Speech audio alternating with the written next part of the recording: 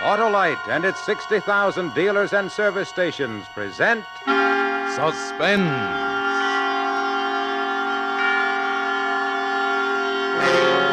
Tonight, Autolite brings you Bob Hope in Death as a Shadow, a suspense play produced and directed by Anton M. Leader.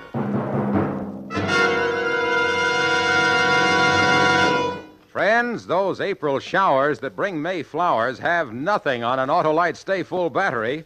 Why, the extra water in an Autolite Stay Full battery makes those April showers look like a drought in the Gobi Desert. Why, an Autolite Stay Full battery needs water only 3 times a year in normal car use. Yes, sir, an Autolite Stay Full battery needs water only 3 times a year in normal car use.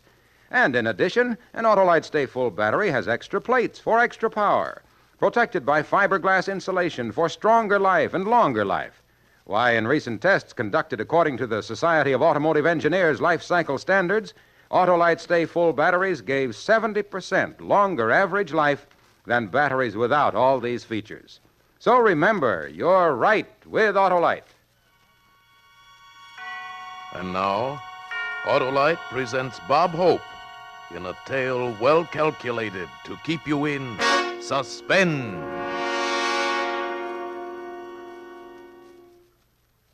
Don't ever answer a telephone just because you've got nothing else to do, just because you're curious.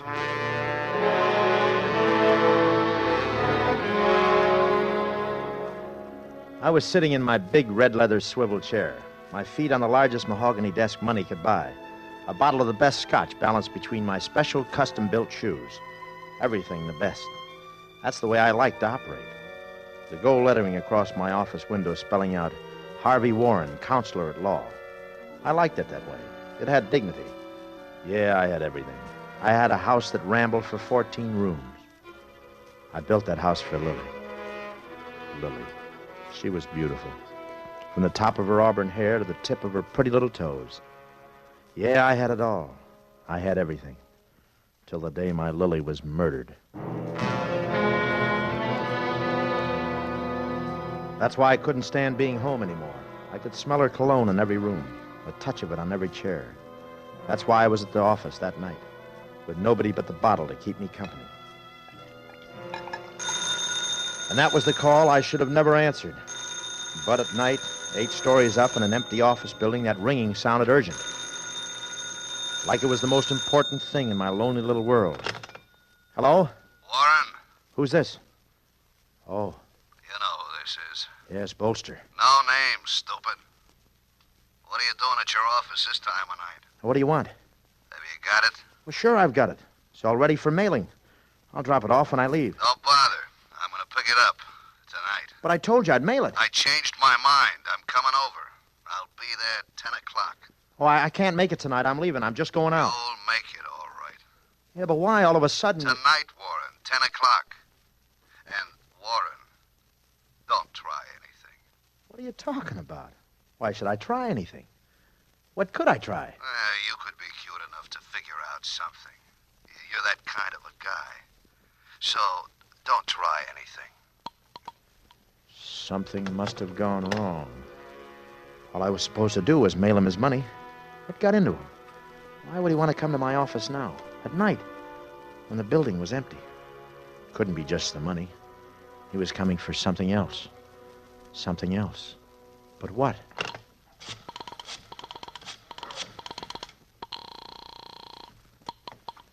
Police Department, Johnson. Get me homicide. Now, hold on.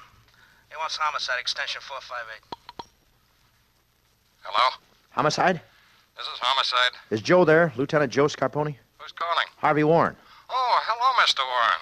Hope you've been feeling better. Oh, thanks, Mike. I don't have much time. Would you get me Joe? Well, he ain't here, Mr. Warren. Well, where is he? I don't know. I've got to get to him.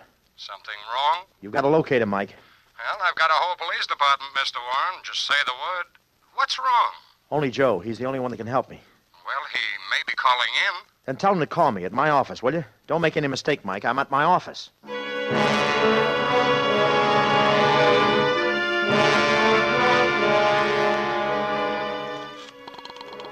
couldn't get it out of my mind. What had made Bolster switch like that? What had gone wrong? He must have figured it out and was coming over for just one thing. To kill me. Lion Apartments. Lieutenant Joe Scarponi, please. One moment.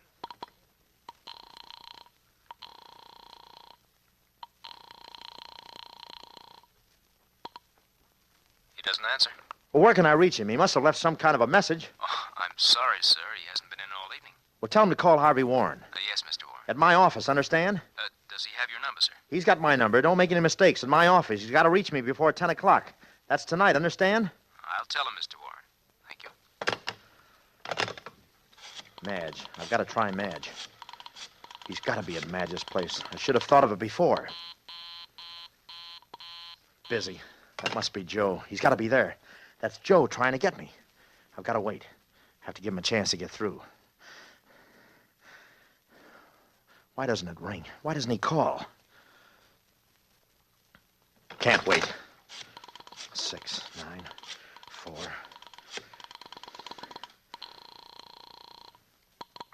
Hello? Madge, baby?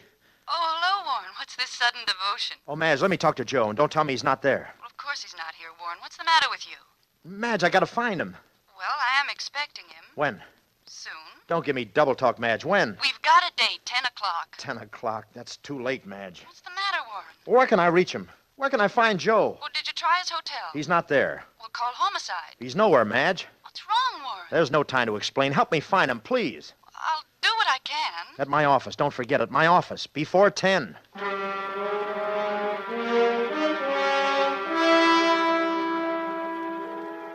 I kept on calling. Everywhere. Every bar he'd ever had a drink. His favorite restaurants. Even the Turkish bath where he played handball and got his rub down. Joe was nowhere. I looked at my watch. It said 9:31.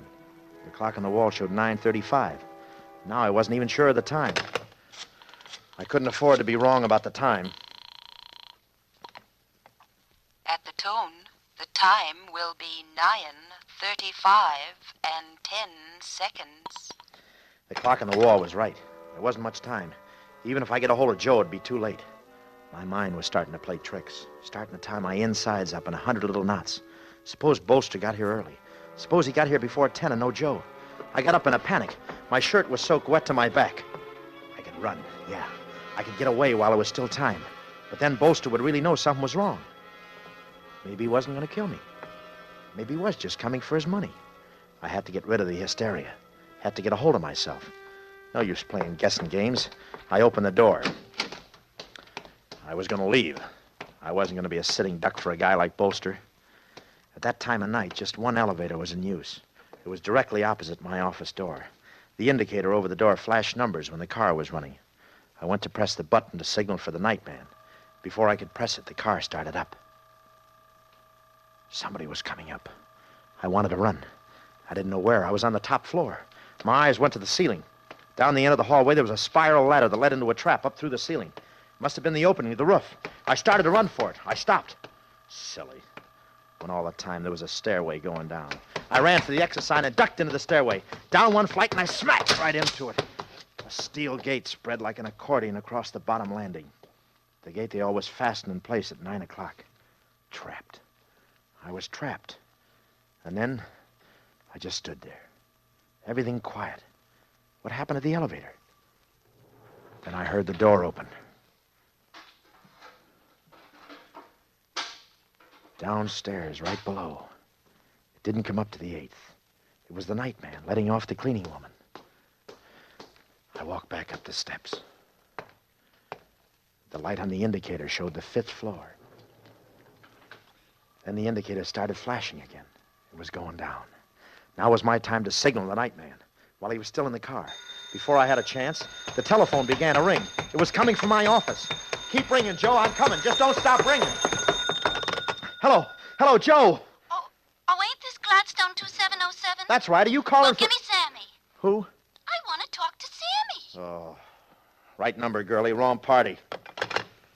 I looked at the clock. It was no use. Too late. Even if he did call. I started to go. I saw the bottle on the table. I had to take another drink. I felt a little better. Now I had to get out. Hello? Hello. It's me again. Look, girlie, there's no Sammy at this number. I know, but you sounded forget it, will you? Don't tie up my phone, understand? Sure, I know. You waiting for a call, too? Get off my number. I don't want this phone tied up. Sure, I understand, but just in case, why don't you take my... I started to go and wasn't going to stop. Not for anything. Then I realized it might be too late. Suppose he was on his way up. Suppose he was watching the entrance. Why did that girl call back? What did she want? Then I knew it was a trick. A typical hoodlum trick. Bolster was using that girl to check up on me. Playing at cat and mouse. His way of holding me to the phone. Making sure while he was on his way up. A trick. 20 minutes to 10. The clock kept staring at me. The minute hand beating its way around the circle. 20 minutes to 10. That girl again checking up on me. Who did Bolster think he was kidding? He knew I had to answer that phone. Hello. Warren? Joe, you don't know how I've been trying to get you all night. Yeah, I know. Your line's been busy. Oh, come right over, Joe. What's the matter? There's no time to talk. Just get here.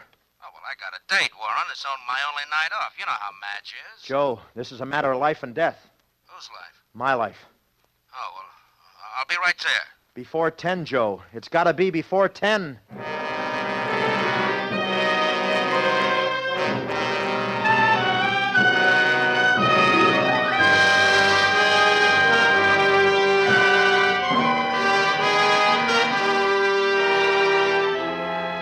For Suspense, Autolite is bringing you Bob Hope in radio's outstanding theater of thrills, Suspense.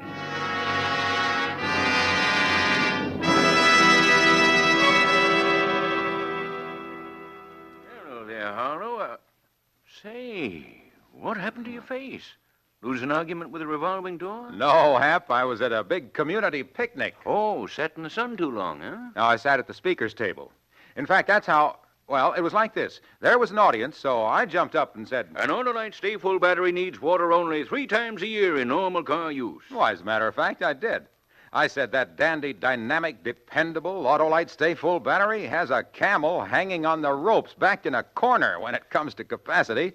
Yes, sir, an Autolite Stay Full battery needs water only 3 times a year in normal car use. But, Harlow, your face... I told him an Autolite Stay Full battery has extra plates protected by fiberglass insulation for longer life and stronger life. You said this during the picnic supper? Not only that, I told him in addition how in recent tests conducted according to the Society of Automotive Engineers life cycle standards, Autolite Stay Full batteries gave 70%, yes, 70% longer average life than batteries without all these features. And when I got through, do you know, Hap, they crowned me with a garland of leaves. Yeah, but that doesn't explain about your face. Oh, I huh? forgot to mention the leaves were poison ivy. Oh, and I forgot to mention, here's Suspense.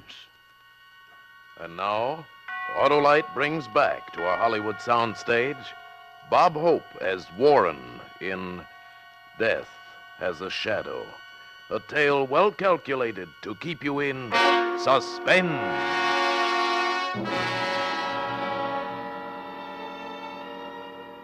My eyes were drawn to the clock again.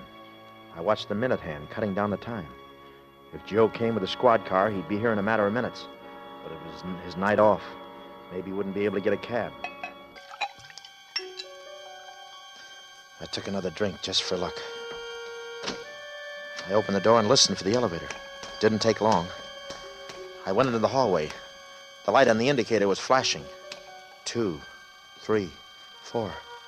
Maybe it wasn't Joe. Maybe it was Bolster. How was I to know?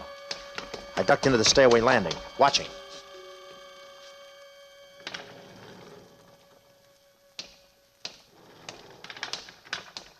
Joe! What? Warren, are you nuts? Oh, I've never been so glad to see you, to see anybody. You know better than that, coming up from behind a guy. Say, you look terrible. What's wrong? Well? Don't close the door, Joe. Why? When he comes, we can hear the elevator.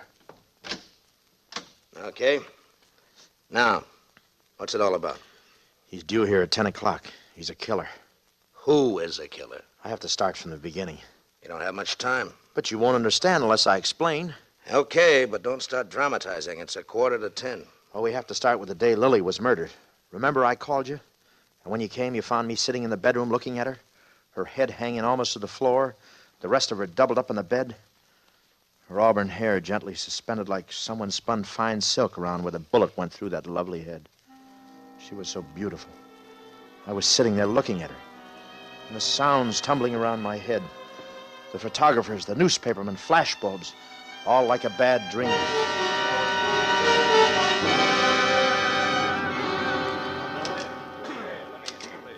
Look, can't you take the hair away from her face? I'll cut your head off if you touch that body. Let's see the gun.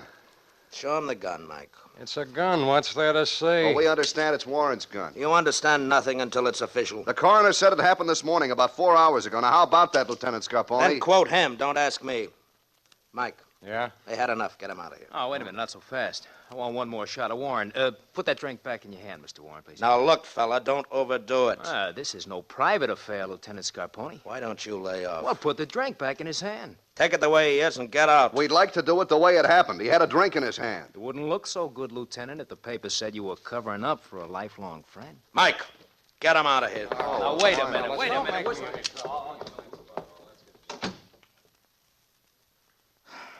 Well, this is some mess, Warren. Yeah. How did it happen? Oh, I loved her, Joe. You knew how I loved her. More than anything in the world. Now look at her. Yeah. You know we've been fighting. Last night was the worst that ever happened. So I ran out of the house. What time? Well, right after dinner. I went down to the Silver Grill and had a couple. You can check on that. Uh-huh. Then the Biltmore and had a few more. Then I remember calling a cab on 7th and Hill. And then, so help me, Joe, that's all I remember. What do you mean that's all you remember? Well, that's all. I drew a blank. We've known each other all our lives, Joe. Did you ever know me to black out? Oh, that's not like you, Warren. But that's what happened. I don't remember anything. Until when? Until I woke up and called you. And where did you wake up? Right here in the bedroom. In bed? No, in this chair. Just like I am now. I saw Lily. Just like she is now. Blood on the floor. I know she's done for. My beautiful Lily. Then I get up to get a bottle. And I sit down again in this chair. I take one good long drink. I reach for the phone on the night table. I call you. I've been sitting here since. With a bottle. Mm-hmm. And, the gun. Is it yours, Warren? You know that gun is mine. It was on the floor. It's the gun that killed her. Joe, do you think I did it? Well, I don't have to tell you how it looks. I know how it looks. What I want to know is, do you think I did it? I'll have to book you, Warren. Oh, I couldn't have killed her, Joe. You know I couldn't. I loved her too much. I couldn't have killed her, Joe. Before we get to trial, Warren, for your own good, you'd better start remembering.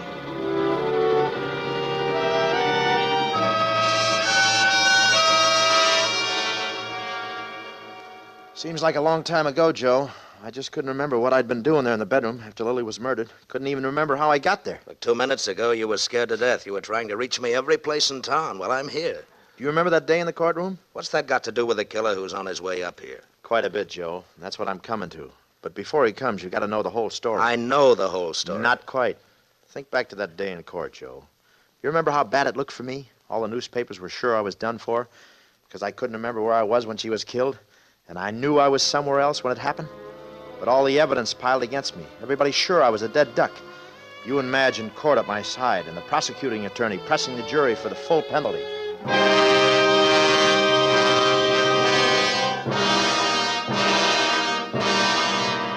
the only defense offered by the accused is that he doesn't remember. He pleads not guilty, claiming temporary insanity. Forgetfulness as so conveniently happening to the accused cannot be construed as insanity. The state must therefore ask that the full penalty according to the law... Madge. Here, get me some water. Hey, pass out. The poor man, he just couldn't take it that. This court will keep order. Order! You all right now, Warren? You feel better? Joe, I didn't do it. Yeah, sure. Joe, I remember now. I remember. I didn't do it. I was out of town when it happened. I was out of town.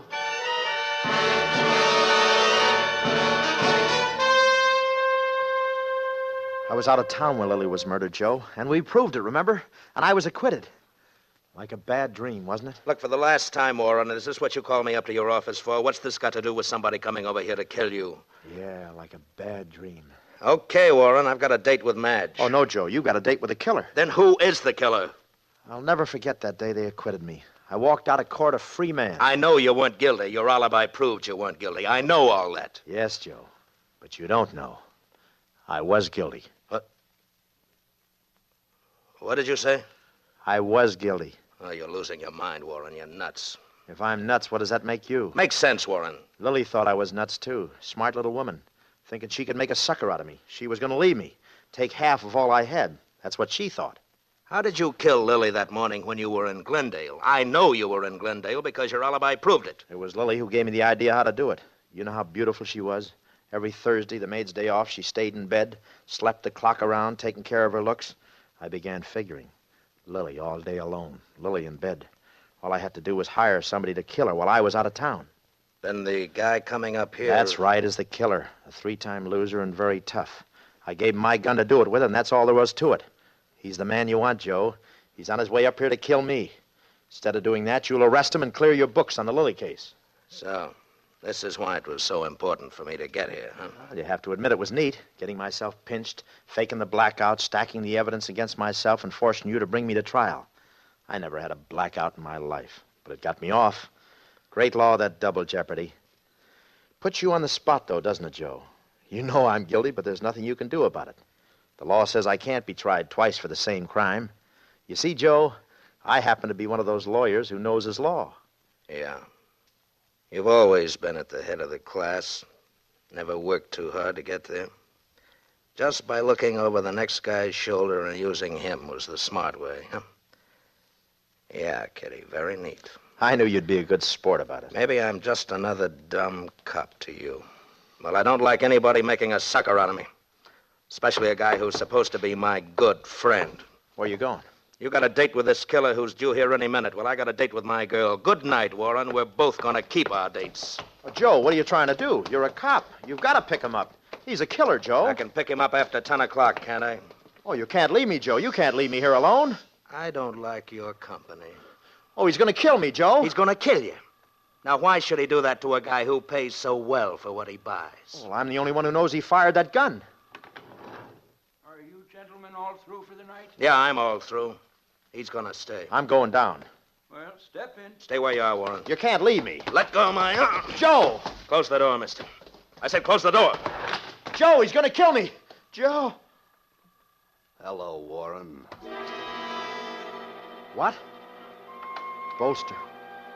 It was Bolster standing there and leering at me. Joe, he's here! Joe! Shut up. Now, don't do that again. Well, where did you come from? Well, you don't think I'd ever use a front door, do you? They build these places with fire escapes, you know. Now, into your office. I started walking. I had to do something. Him right behind. Then I made a break for it, into the office. Then I saw the butt of his gun smash through the window. And then Bolster's hand reached through and unlocked the door.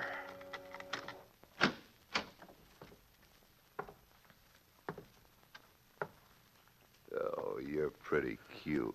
Bolster, you're not going to do anything. You want your money. Don't you want your money? Oh, yeah. The money comes first. Well, it's in one of these drawers. You know, you told me to do it with your gun. I don't remember which drawer. I couldn't figure it out why a guy should want me to plant his gun. That's strange. I was sure. Warren, where's the money? I'm trying to find it. Don't stall. It was a white envelope. You know, I didn't figure until you went to trial and they acquitted you. That's when I began to worry. So many white envelopes. But I still wasn't sure until tonight, when I got here, when I see what you've been up to. Find that dough. I'm trying. I misplaced it. And then it hit me. You was free, and I was liable. No more tricks. It should be. Find that dough. Here it is. On the desk. Lay it down. Yeah. Now, turn around. Oh, don't you want to see if it's all here? Turn around. And like a dumb 6-year-old kid, I turned around. It was the funniest sensation. Hearing the shot, feeling the panic. But nothing happened. I turned around. Bolster's eyes started to roll. His mouth opened like he had something to say. And then he dropped. No,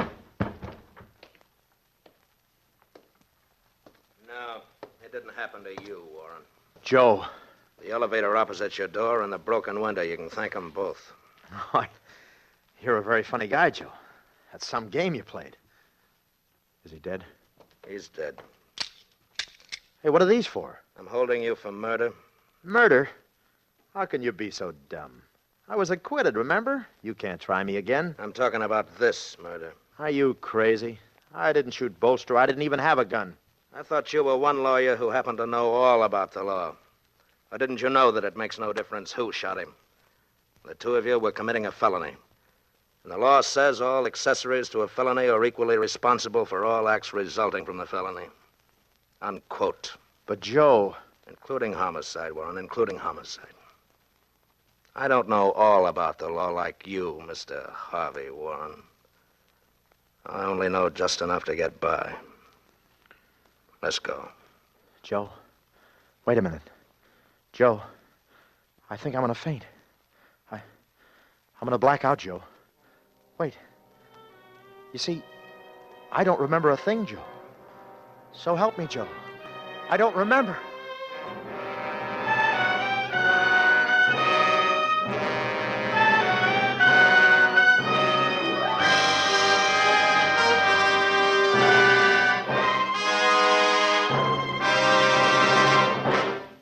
Thank you, Bob Hope, for a splendid performance. And thanks for the memory. Suspensefully you sat while I have been at bat. And now it's time to talk about our product, and that's that. Skinny Wilcox, you sing, too. Well, I swan.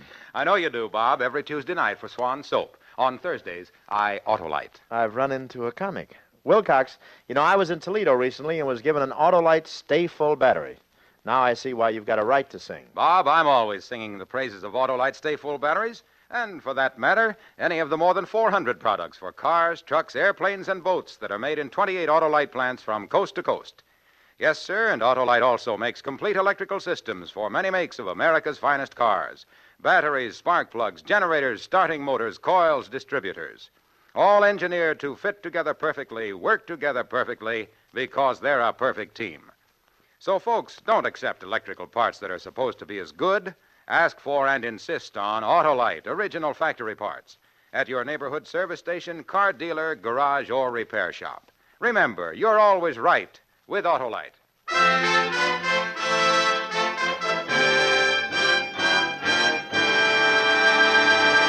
Now here again is Bob Hope. My thanks to Tony Leader for letting me be a villain for a change.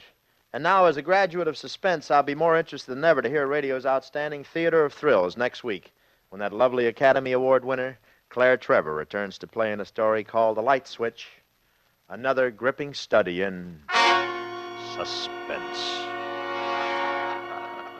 Bob Hope will soon be seen in the Paramount picture Sorrowful Jones. Tonight's suspense play was written by Joe Pagano with music composed by Lucien Morawek and conducted by Lud Gluskin. The entire production was under the direction of Anton M. Leader. In the coming weeks, Suspense will present such stars as James Stewart, Joan Crawford, Frederick March, and many others. So make it a point to listen each Thursday to Suspense, radio's outstanding Theater of Thrills. And next Thursday, same time here, Claire Trevor in The Light Switch. You can buy Autolite Stay Full batteries, Autolite resistor spark plugs, Autolite electrical parts at your neighborhood Autolite dealers. Switch to Autolite. Good night. This is CBS, the Columbia Broadcasting System.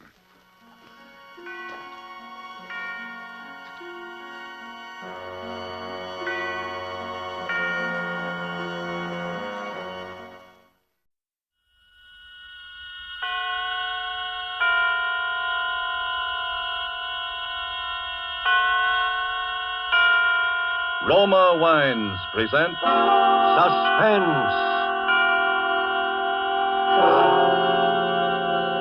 Roma Wines, made in California for enjoyment throughout the world. Salud. Your health, senor. Roma Wines toast the world. The wine for your table is Roma Wine, made in California for enjoyment throughout the world.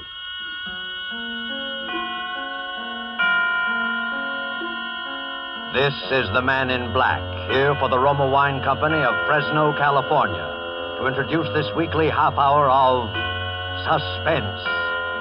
Tonight from Hollywood, Roma Wines bring you as star Miss Lucille Ball, who appears tonight as a Broadway lady, whom you may have often seen if you are a devotee of musical comedy.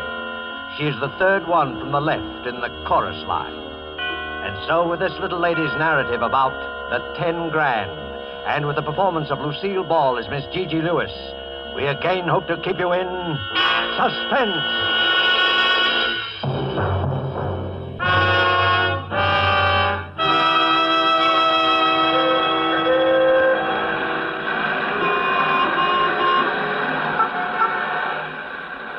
Well, on this particular night, I'm standing in front of the Broadway Lindy's with my nose practically pasted against the window. It's late and I'm hungry. I've been pounding the pavements all day doing the rounds of the manager's offices. You'd think a good hoofer like I ought to be able to land something with all the shows on the big street.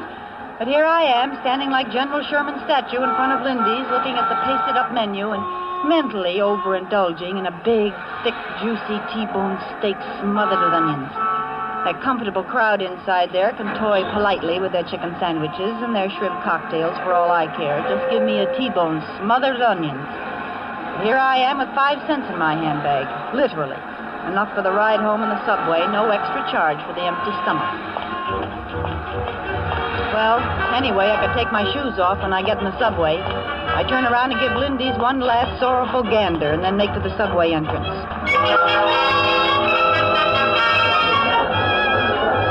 It's just the time the shows are letting out. Plenty of people from the taxi set are taking the subway home these nights, being short on tires and gas. So I get in that Times Square jam that looks like 5 o'clock p.m. and feels like a Russian pincers movement on the Polish border. I'm getting shoved toward the turnstile, so I quick try to get my handbag open to reach for that lonesome nickel. All of a sudden, I feel something jerk out of my hand. My bag is gone. I try to yell, "Stop! Hey, stop!" I twist around and see somebody, a little guy with short bow legs, running toward the stairs. "Stop that guy! Stop that guy! He's got my purse!" Hey, look! Trying to break out of the mob and after the purse snatcher, but I'm like the ace of spades being dealt off the bottom of the pack. When I'm finally in the clear a little, I see a tall guy running after that little guy who has my purse. They both disappear around the corner and up the steps.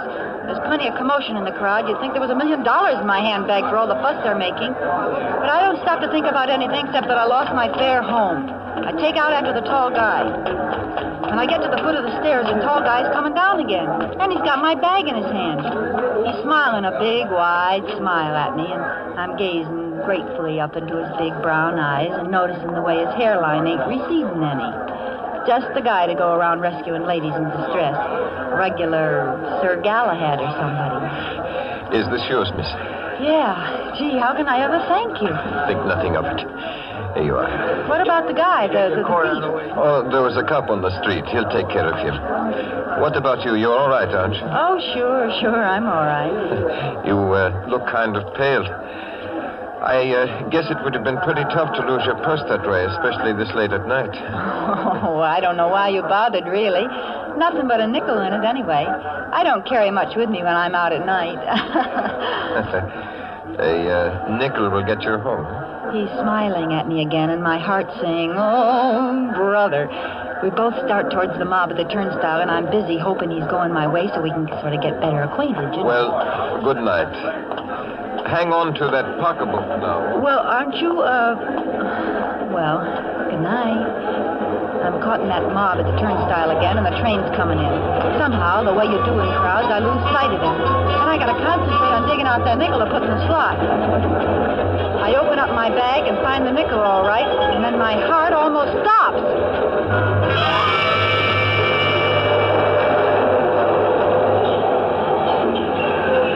There in my handbag sits a great big wad of bills, folding money, cash.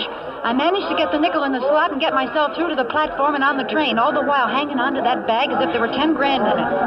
$10,000. Gee, it could be that much. The roll is big enough. My head's going around in crazy circles. The doors close behind me and everybody in the car is rushing to find a seat. Over the noise, I hear some contented soul whistling. I grab a seat next to a fat man who's taking up most of it. I sit there hanging onto my bag, not daring to look inside. I tell myself I'm dreaming. There's not really a big roll of bills in there. Extreme hunger is giving me the DTs. How would I get a bankroll as big as your fist? What am I doing with money? Then I remember the purse snatcher. He must have put it there. But why? The fat guy next to me tries to drum up a conversation. Nice night, ain't it? Yeah, cold. You the young lady what got her purse snatched? Yeah. Lucky thing you got it back, ain't it? Yeah, very lucky. I always say it ain't good for a young lady, especially a nice-looking dame like you, to carry a lot of money around when she's out nights. Huh? What makes you think I got a lot of money? Well, the way you carried on when that fella snatched your purse. Oh, yeah. I'm showing this fat palooka by my attitude that I don't go for conversing. I'm sitting there looking straight at the wall ads, and the one across from me is a big photo in natural color of Miss Subway in 1944. A Brooklyn girl, all dressed up and dripping with furs, and probably wearing Chanel No. 5. Money. All the money I need. No more pounding the pavements and waiting in outer offices for some two-bit job in a show that's due to close opening night. Clothes. A fur, maybe. Chanel No. 5, maybe. An apartment downtown with a switchboard to announce people instead of a fifth-floor walk-up in the Bronx. Food. T-bone steaks smothered in onions. Just walk right in and order it. Fun. Maybe go to a nightclub.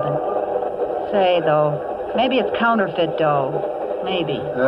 See those guys coming through? They're cops. How do you know? They might be the Rover boys. I can spot a plainclothes dick in a minute. They all look alike. They all got a certain purrs and noise. Well, that don't prove they're dicks. I don't know. Maybe it's the way they part their hairs. Plain clothesmen. Looking for something, Hot money, maybe. So, suppose I'm found with it. How am I going to prove somebody planted it on me? I can see them laughing at that one now. That's a good one. Ha, ha, ha. She didn't steal the dough, honest. She just found it in her purse. Ha, ha. That's a good one. Lock her up 25 years. Well, good night, little lady. I'm getting off here. This your stop? No, thanks. I go further uptown. Well, good night. I'm certainly glad you found your purse. Good night, fatso. The Rover boys pass on through, and I decide to sneak another look at my bag. I open it up very carefully. The bankroll's there, all right. Some of the bills are in big denominations, too. There could be 10 grand, and it looks like the real thing. But there's also something else, something I didn't see before, a piece of paper stuffed into the roll. I reach in and get it, looking around to see if I'm being watched. All I see in the car is sleepy people, so I unfold the paper and read what's scribbled on it. Get off at 161st Street and follow Yankee Doodle. That don't make sense. What's Yankee Doodle got to do with it? I get up and I'm making for the door when I hear it. And then I remember I've been hearing that whistling right along and didn't notice it.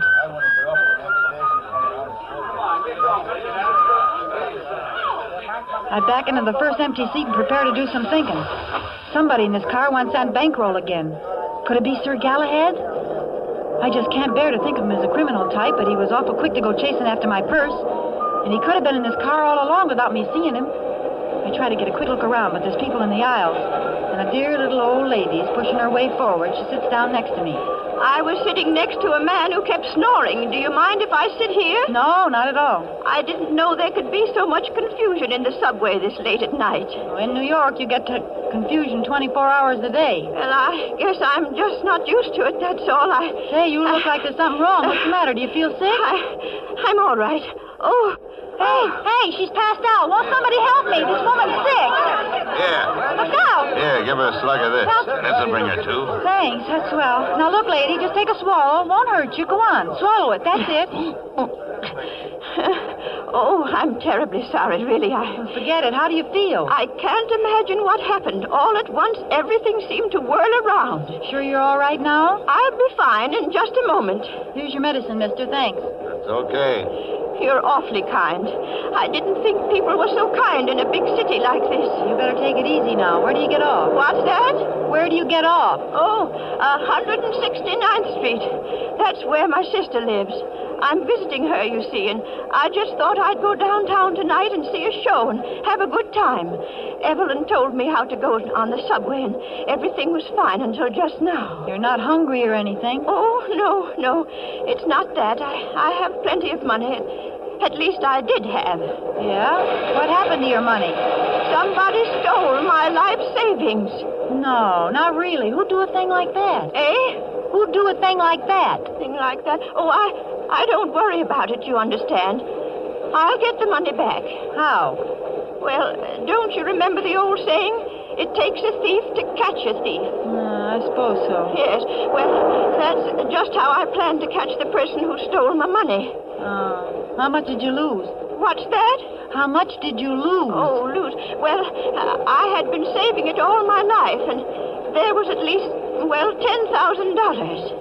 Gee, that's too bad. Well, am I going to give it back to her if it turns out to be her money? How do I know she's not pulling a fast one? I remember that in shows, it's always the dear old lady who fakes a faint to get sympathy when she's really the brains of the mob. Yeah. I noticed she got a big gulp from the bottle while she had the chance. Well, supposing she is on the level, would I give her the money when I have it here? 10 grand? And me practically in the lap of luxury? Would I? Oh, my. Listen, do you know how to whistle? What a strange thing to ask me. As a matter of fact, yes, I do. Well, I'm awfully fond of whistling. Yeah? Are you? Well, I was judged the champion whistler of the Ladies' Auxiliary at church back home. Oh, isn't that nice? Yes. Won't you whistle something for me? Oh, well, I couldn't. Not here. People would turn around and look at me. Well, you already caused quite a stir when you fainted. Oh, did I? Mm-hmm. Well, then, what would you like to hear? Yankee Doodle. Well, I'll try.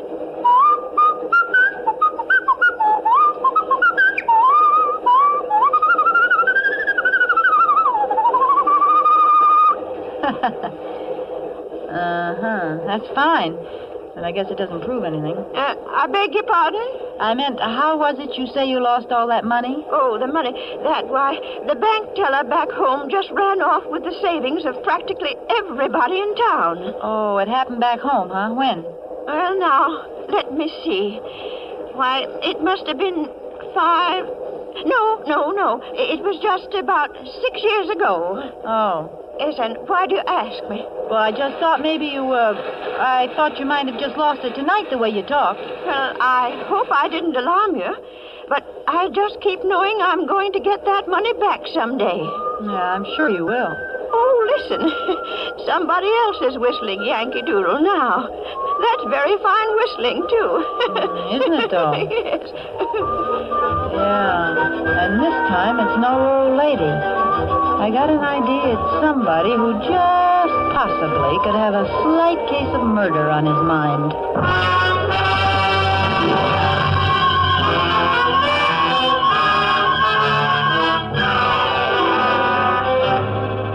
Tonight for Suspense, Roma Wines bring you as star Miss Lucille Ball, whom you have heard in the first act of The 10 Grand by Virginia Radcliffe. Tonight's adventure in Suspense.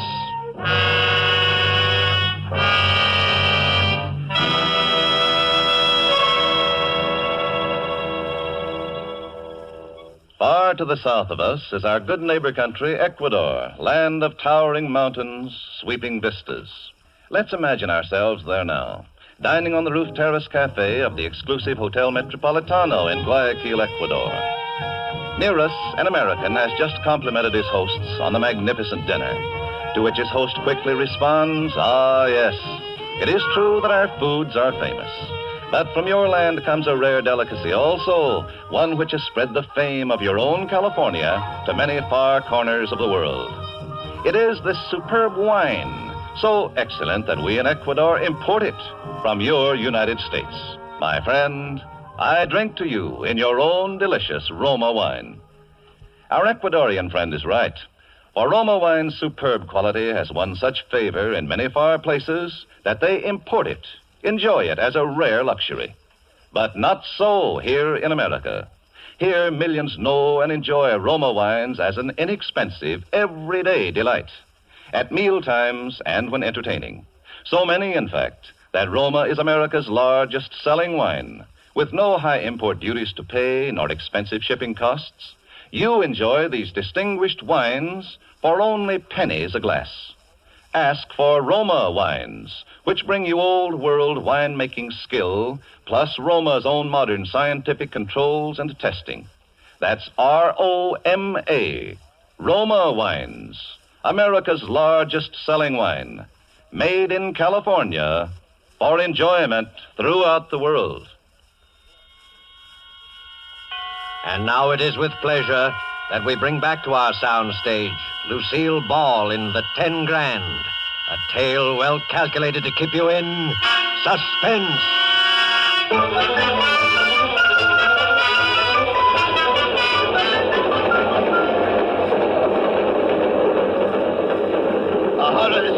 Street. 161st Street. Well, this is it.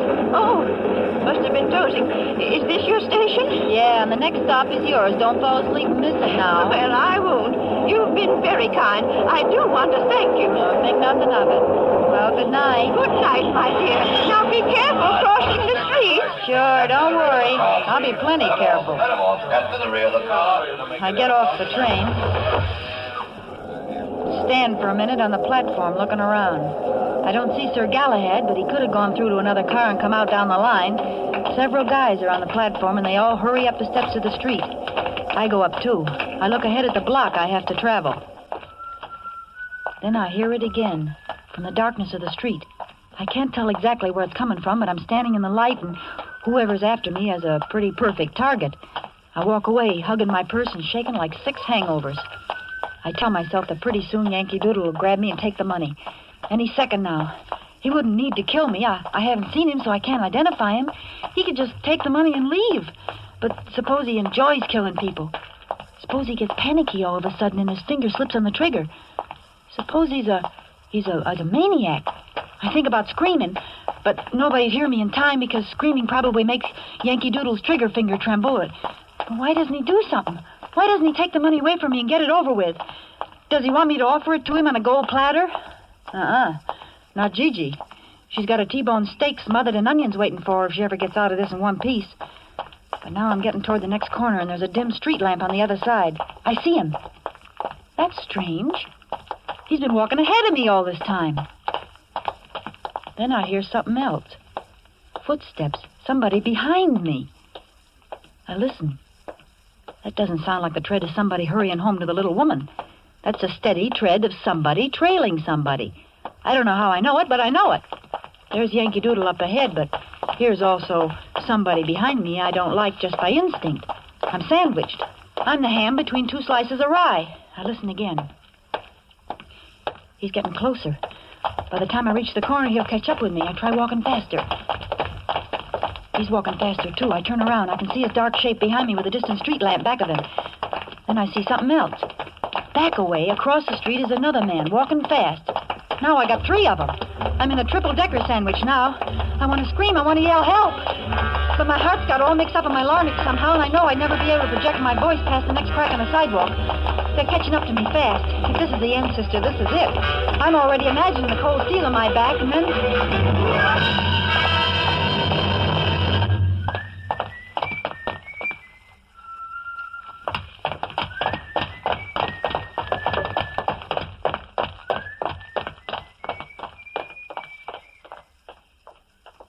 The 2 boys walk right on past me. Don't even give me a tumble. They're making time, and as the one on my side gets ahead of me, I see him nod to the one across the street. They're not tailing me. They're after Yankee Doodle. They heard him whistle, and they'll be catching up with him any minute now. I heave a big sigh of relief and consider a quick exit back to the subway with my 10 grand. I can just barely see the 2 of them as they come close to the next street lamp. They could be plainclothesmen, but I don't think so somehow. In that case, they got an illegal desire to get something they think Yankee Doodle's got. Or maybe Yankee Doodle's the illegal part of the deal. Suppose he turns out to be Sir Galahad. It's pretty confusing, and I ain't happy about it either way. But something, I don't know what, makes me take after the 2 Rover boys instead of going my own way while I got the chance. I look up ahead. Yankee Doodle's a block away now, and he stops for a second under a streetlight. He's listening, I can tell that, even though he's too far away for me to tell if he's Sir Galahad. Then quickly he disappears into the shadows again. I'm trying to keep my heels from clicking too loud, but they sound like drum beats, so I take my shoes off quick. The Rover boys are up on the corner now, but I'm making it by the time they're halfway down the next block. The street lamp must have burned out along here because it's blacker than a Schiaparelli dinner dress. If only a police car would come by or something. Maybe Winchell would be cruising with the boys, yeah, and then he'd give me a plug in his column and it'd be easy for me to get a job. Oh, what am I thinking about things like that for now? Besides, there ain't a car on the street. There hasn't been one since I got off the subway. Suddenly, out of the blackness, a hand grabs my arm, another covers my mouth. Be quiet. Don't scream. It's me. Here, let's get down on the stairway where they can't see us against the light. Now. You didn't need to choke me. They'll come back this way in a minute. As soon as they found out they'd lost me. How'd you get here? I thought you was way ahead of them. I was. I ducked in here and let them pass. Are you with me? Why should I be? It's my life or theirs. So what? I got your purse back for you. Yeah, Sir Galahad. You got my money. It could be their money. Yes, but it isn't. Wait, they're coming back. I got an idea. I'll step out and say something, and you... All right. Get up there quick. They're coming. Well, hiya, boys. Fancy seeing you here. Nice night, ain't it? Never mind, sister. We ain't got time to chat. Well, you needn't blind me with that flashlight. I just wanted to pass the time of day. Well, it ain't that time of day, so step aside and let... Hey, what... Oh. Hey, he was trying to get up. Let's make sure they're really out. Are you kidding? They're both out farther than the 12-mile limit. Then let's get away from here fast. Come on. Wait a minute. What's the matter? You don't want to be picked up around here, do you? Well, I got to put my shoes on first, don't I? Say, do you know I broke my heel on that heel?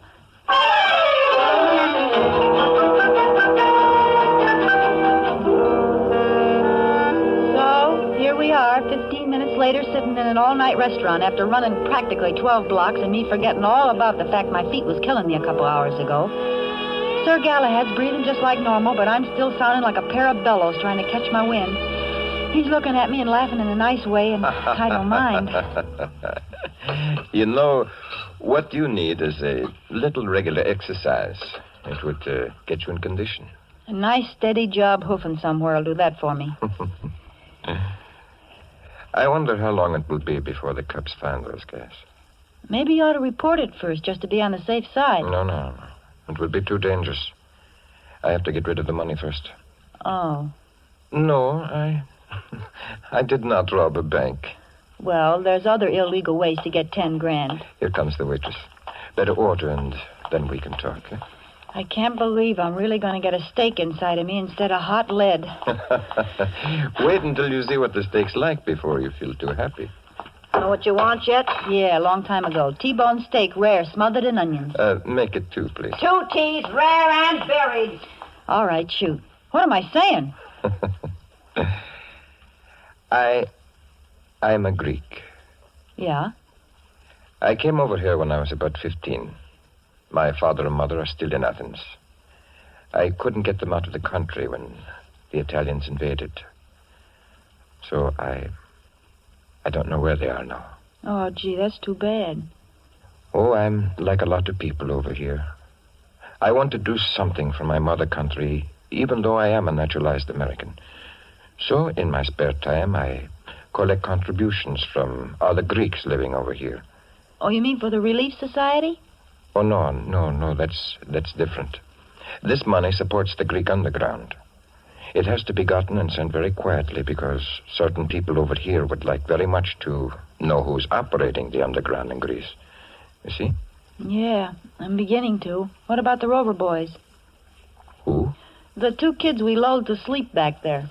Oh, well, I can't prove it yet, but I think they're Axis agents. They've been following me ever since I left home this morning. Today was my day off, and I've been making the rounds, collecting. You did pretty well. How much is in that bankroll? $10,415. Oh, boy, you're quite a salesman. I've got a good product to sell. Anyway, I thought I could shake those guys in the subway. But then when you got your purse lifted, I did a little quick thinking and decided the money would be safer with you for a while.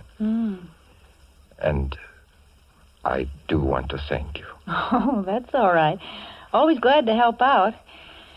Well, I guess you'd like to have your 10 grand back now, huh?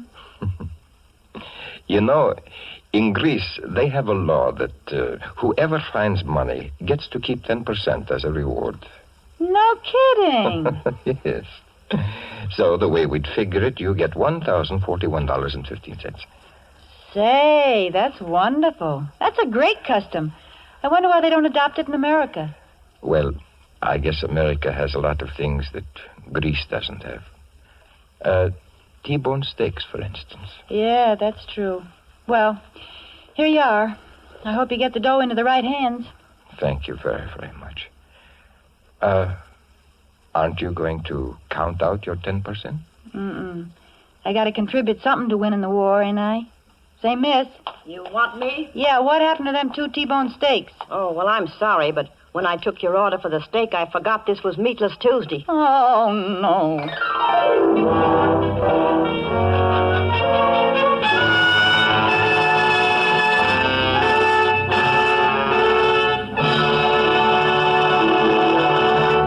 And so closes the 10 Grand, starring Lucille Ball. Tonight's tale of Suspense.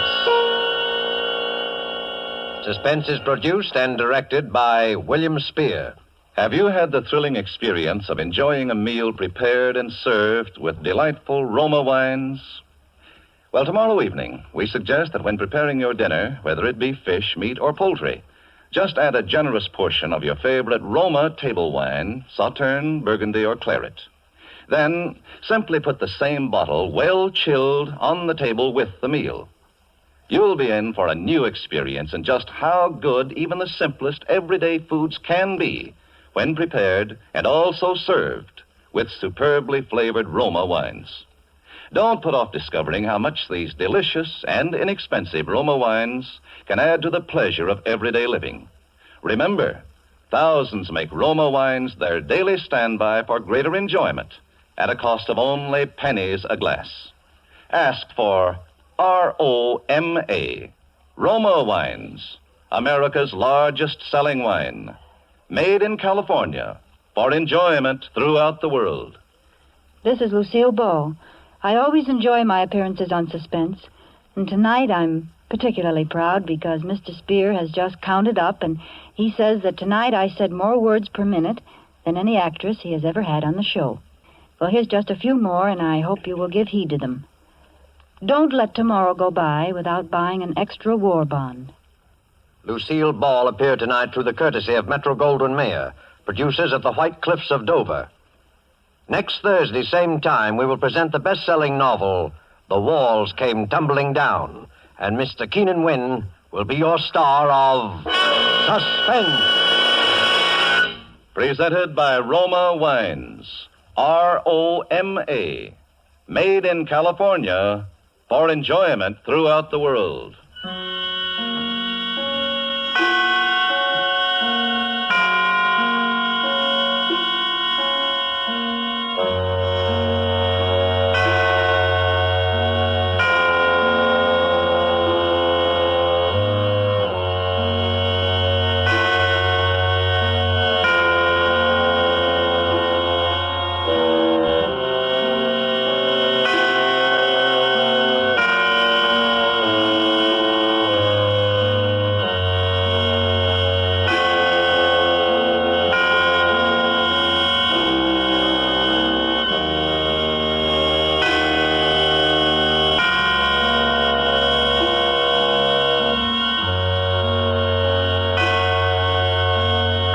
CBS, the Columbia Broadcasting System.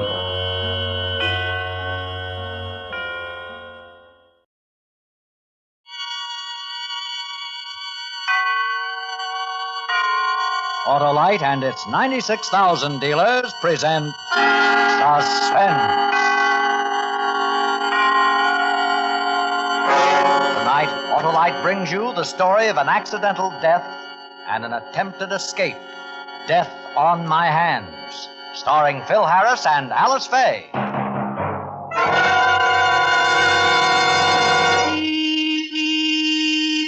Hi, Harlow. Well, flood my carburetor if it isn't Oscar the orating Otto. What's up? My hood, Harlow. It's been nearly 5,000 miles since my last spark plug check. And you're set for a session with your Autolite spark plug dealer, eh, Oscar?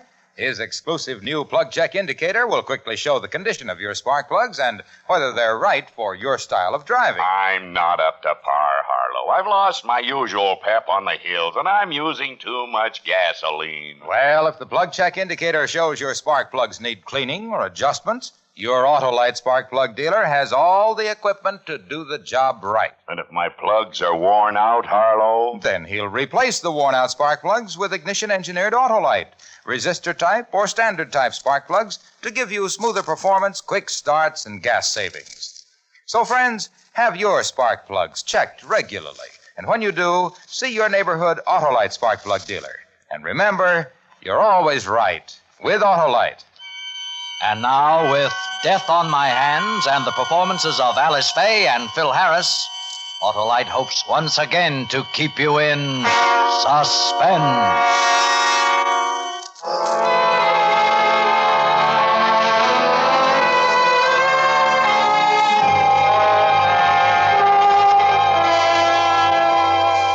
I won't mention the name of the town. It won't help any. I don't think I'll even tell you what part of the country it's in. It's just a place in a long valley with 100-year-old elms and hills you can't stop looking at. And the people? Well, maybe they're not much different than anybody else. 2,500 of them. The kids went to schools with big lawns and long walks. And the men walked up Oak Street from the mills right after the 5 o'clock whistle. Some stopped for a beer at Mike's or the Green Rooster or Eddie's Tavern, and some went right on home. Sounds wonderfully ordinary, doesn't it? That's what I thought. Until they tried to hang me.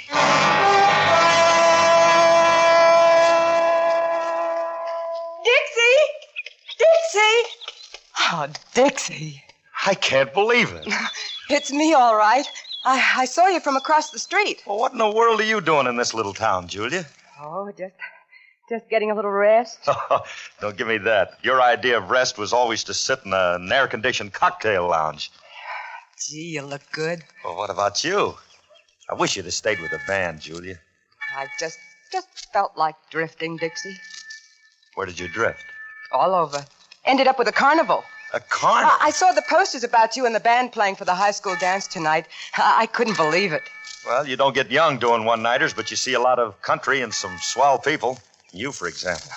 Well, how are all the boys? Well, I'm the only one of the original bunch left. No. Yeah. Chigger Thompson went with Kenton. Bill Candoli joined the circus in Cleveland, married a snake charmer. Oh, no. Yeah. And then Squeak Hanley lost himself up with the law in Virginia. You know how it goes. I got all new sidemen now, just kids. Yeah. Things change, don't they? Yeah, they do. Hey, look, Julia, why don't you drop in at the dance? They'd think I was an old science teacher. Nah, you'll knock 'em dead. No. No, look, Dixie. I want to talk to you.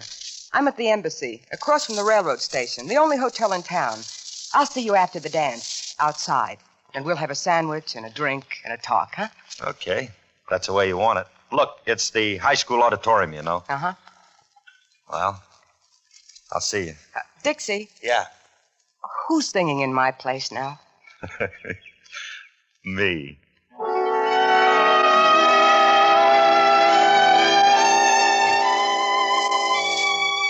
We walked opposite directions and caught each other looking back a couple of times. She looked good. But then she always had. There'd never been anything wrong with how Julia looked. That night at the high school dance, I played like I hadn't played for weeks. Man, that band caught fire. You should have seen the faces of those kids dancing by the bandstand. They looked at me as if I invented music. And me, a third-rate clarinet player. Trouble was as far from my mind as Carnegie Hall is from Bop City. It was backstage after the dance that the bubble blew up in my face. Here's the loot, boss. Look at it. Big, coarse notes. Yeah, what does it come to, Teddy? Well, the cashier says 1,200 round simoleons, but I'd count it myself. That's not bad for this town. Listen, it's a lot better than standing on Vine Street waiting for a recording date. I'll take this kind of loot any day in a week. Yeah, I better put this in my bag. Hey, that bag must be loaded by now. I got 2 weeks' take in there. But I'll drop it in the bank when we get to Kansas City. Hey, you still carrying that gun for protection? Yeah, Ted. Right here. I wouldn't know how to use it, though. Loaded? Every chamber. See? Oh, those things give me the creeps. Hey, what else you got in that bag? Just some publicity pictures of me. I'm going to get some new ones, though. Get 'em while you're young. When they start camouflaging those age lines in your face, the cost goes up by leaps and bounds. Yeah, no. Teddy, tell the boys I'll be at the next stop tomorrow. Oh? Who'd you tie up with? Julia. She here? Well, I'll be darned. Small world, huh? What's she doing now? I'll tell you tomorrow. We got about 6 years talking to do in 8 hours. Now get on out of here, huh? Yeah, right, boss. Come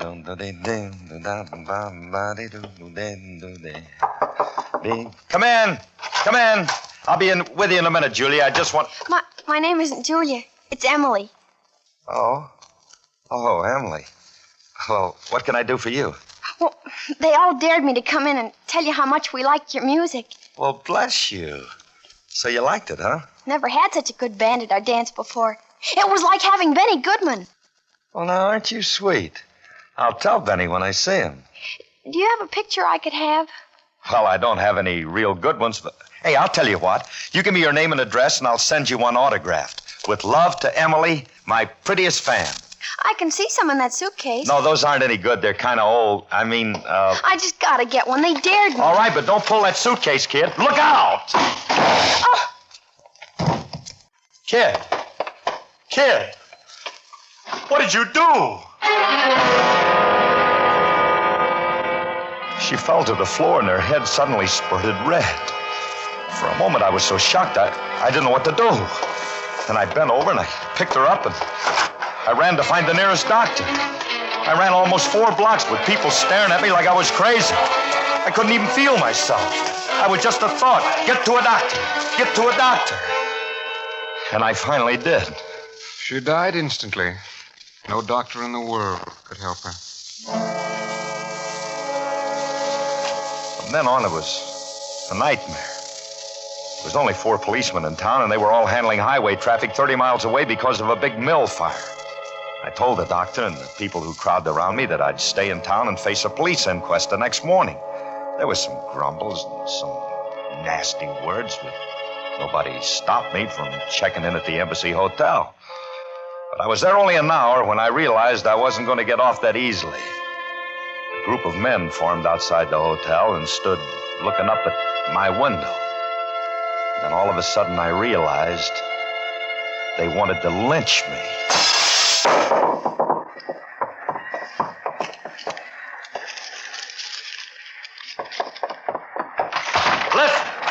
Listen down there. I know you're there. You don't need no rocks through no windows. You don't need any lousy notes. I know why you're there. How long are you waiting, Dixie? How tight the rope's gonna be? You're never going to use a rope on me, never. Do you understand? Never. Who is it? Who is it? Julia.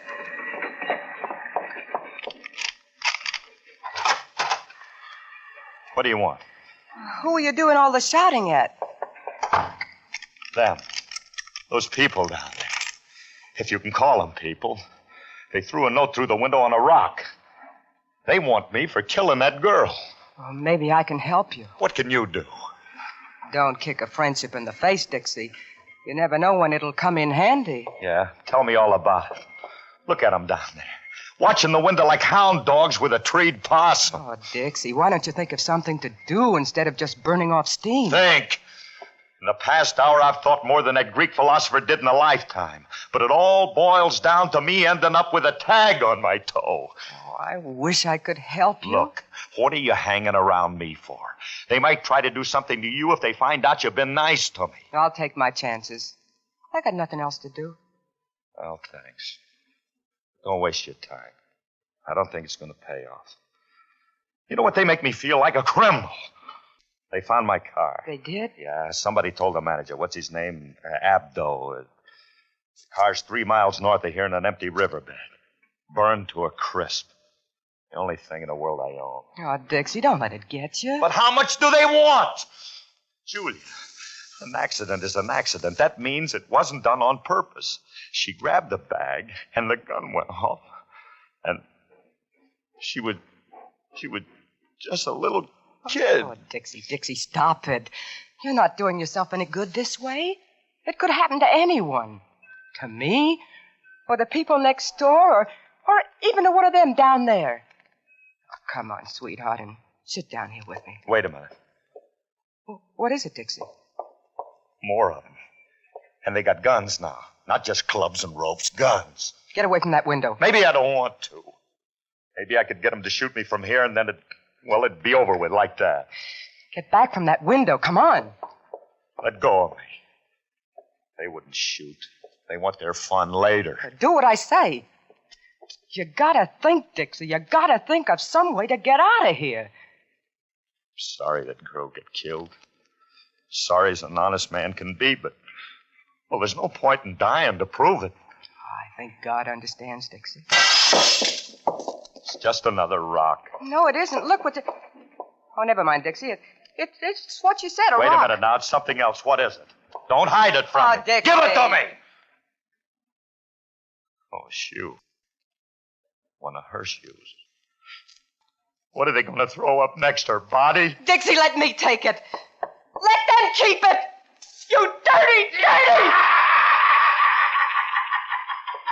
Oh, Dixie.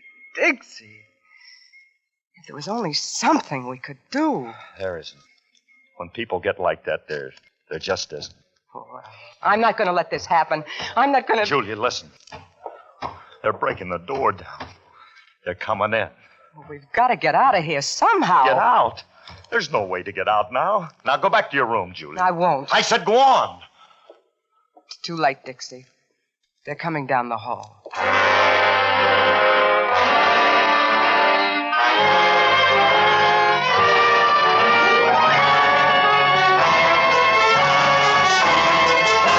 Autolite is bringing you Phil Harris and Alice Faye in Death on My Hands.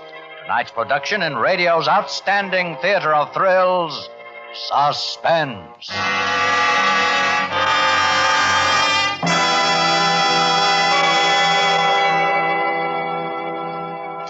Yippee! Why the loud levity, my loquacious limousine? I just visited my neighborhood Autolite spark plug dealer, Harlow. Did he check your spark plugs with the nimble nemesis of nefarious spark plugs, the Autolite plug check indicator? Yes, sir, Harlow, and it showed that my plugs were not functioning properly. So he replaced those worn-out spark plugs with the matchless magic manifested by the multiple magnificence of ignition-engineered Autolite spark plugs. Eh, Oscar? Right, and now I'm giving smoother performance, quick starts, and gas savings.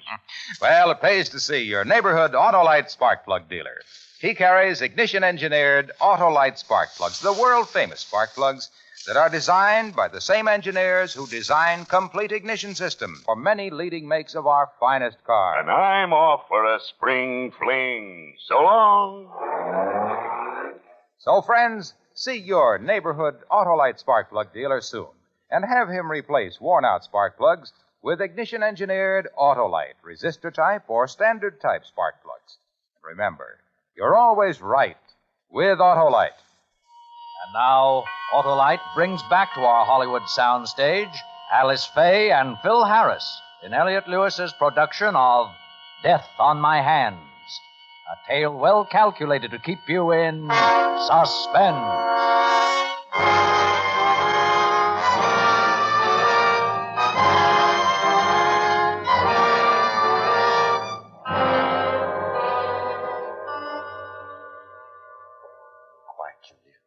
Don't make any noise. It only sounds like one person. One person can carry a gun. Couldn't be them, Dixie. They wouldn't knock. Who is it? At the hotel owner. Let me. All right.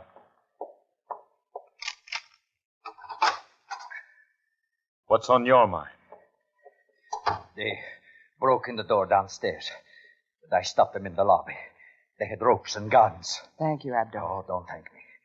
I told them that they couldn't come in after you, but that you would go out. You don't mean that.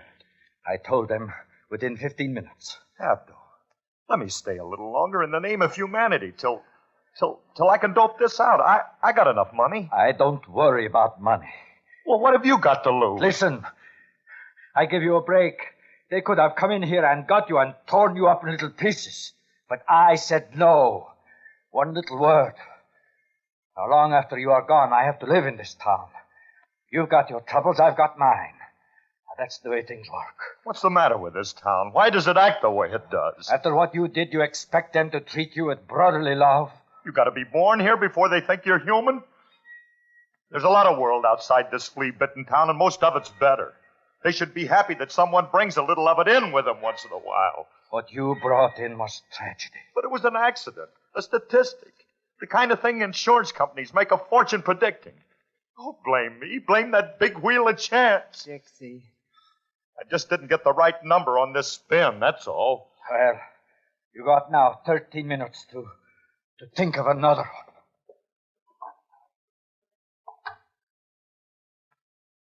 What can I do for you, Dixie? Tell me something. Just let me alone. Well, I'm gonna do something anyway. Did you turn on the radio? I turned on the radio. Turn it off. I'm not going to. Turn it off! I'm not going to. What do you want music for? Because I want to dance. Are you crazy? Oh, come on, Dixie, dance with me. Come on, it used to take your mind off things. Oh, I know, but I... Come on, that's it.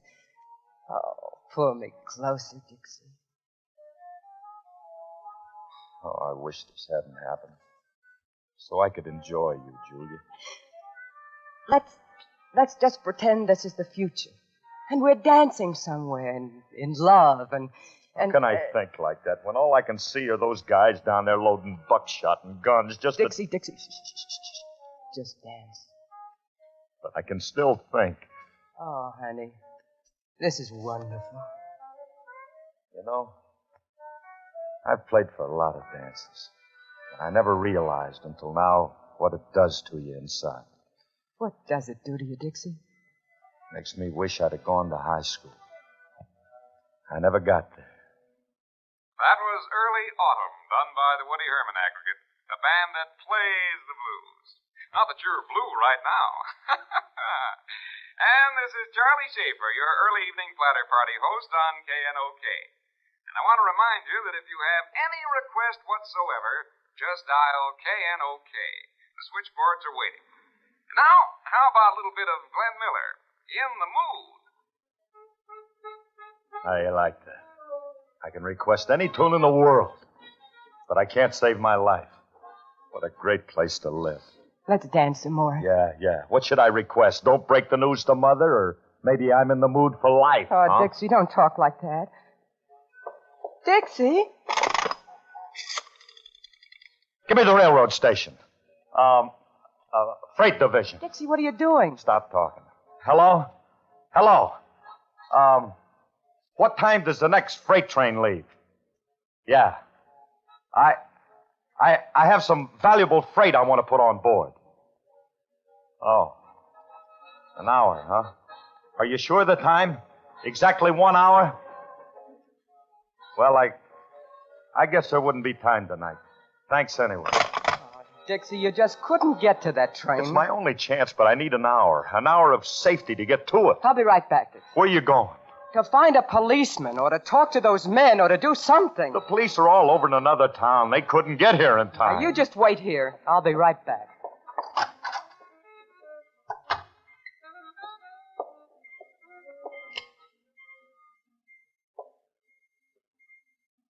Emily, if anybody caught me on my knees like this talking to you, I suppose they'd think I was crazy. But I'm not. Emily, you know it was an accident. Pure and simple. It wasn't my fault. Only nobody really believes it.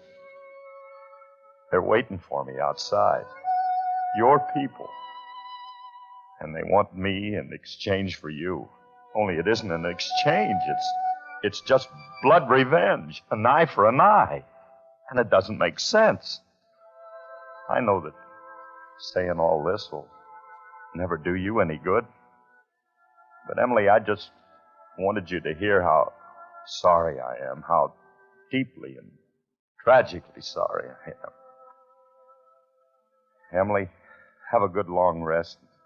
Maybe someday I'll meet you in person again and we'll talk about it. And that someday might be today.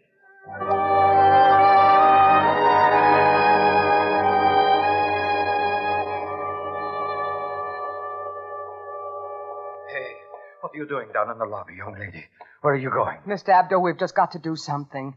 Get some police or get rid of those men out there. I have long ago sent somebody for the police, but I don't expect them to get here. Why don't you let him stay here longer? Because I can only hold these men a while. After that, they come in. I don't want to see it. Why do these men want him? I don't want to talk anymore. Well, I'm going to find out. Where are you going, lady? I want to ask you why you want Dixie. That ought to be plain. He didn't kill that girl. It wasn't his fault. You must have a better reason. Whose little girl was it? Yours? Or yours? Whose? Is that why you want him? Because it was one of your children? Lady, you'd better go on about your business and leave ours to us. We got our own reasons for getting that skunk.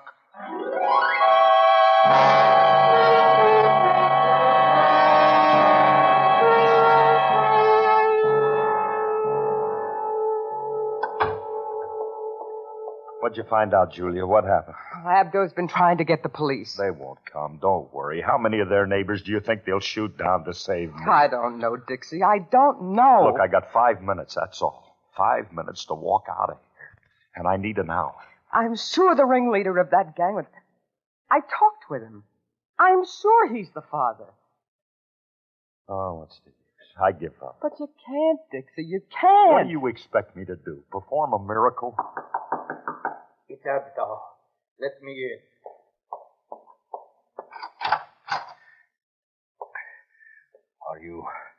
Are you ready to go, son? No, I'm not ready to go. I still got 5 minutes. You must have made a mistake with the time. Your time is up. It is like... Look at this watch. Look at it. Still better than 4 minutes. I'm sorry, but now is the time.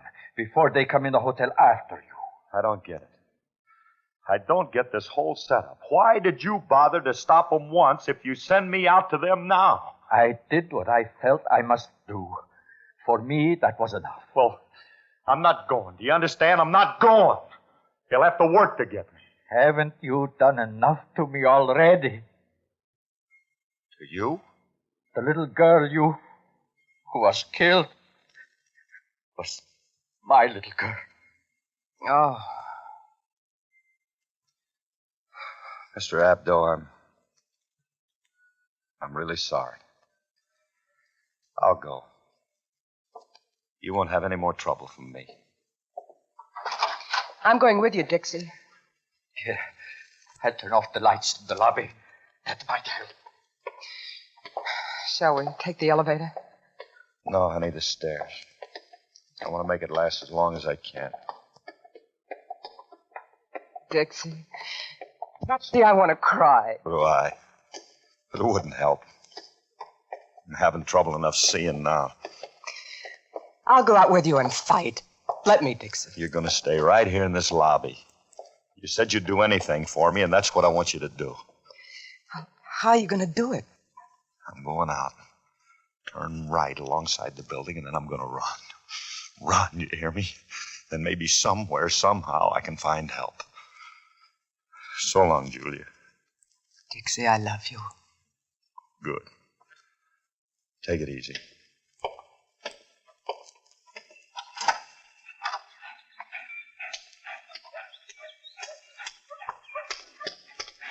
Hold it and stay right where you are. Why should I? Shut up. Now, if you know what's good for you, walk over to that car and make it fast. Take that gun out of my face. Do what I tell you and stop talking. Hey! All right, everyone, stay where you are. Hey, what do you think you're trying to do? I said stay where you are. I'll put a bullet through the face of the first man who moves. Are you going to let a guy get away with a crime like that? Baby killing? Well, we're not. Come on, guys. The next one will go through somebody's head. I want you to notice this badge on my coat. You people pay me to protect you and everybody against lawlessness in this town. And I'm going to earn my money whether you want me to or not. Some more police will be here in 2 minutes, and anybody standing around will be arrested. Now go on home. Break this up. All the fun is over. Can you drive? Thank you, officer. I said, can you drive? Well, I could yesterday, but I don't know now. My knees... Well, try. I got to be ready for anything. Where do I go? To jail. Oh, that's all right, mister. You'll be safe there.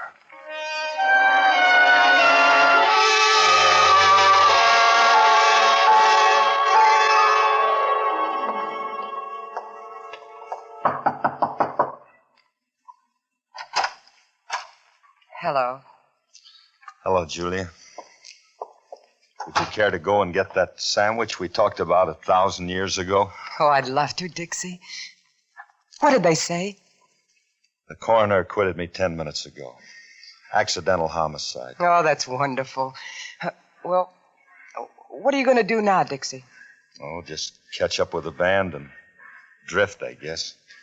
Dixie, I don't suppose I could... Go back with the band? Well, just singing, that's all. You could do a bigger job than that if you want to. You mean it? Sure. Look, here's your wedding ring. You know, I never threw it away.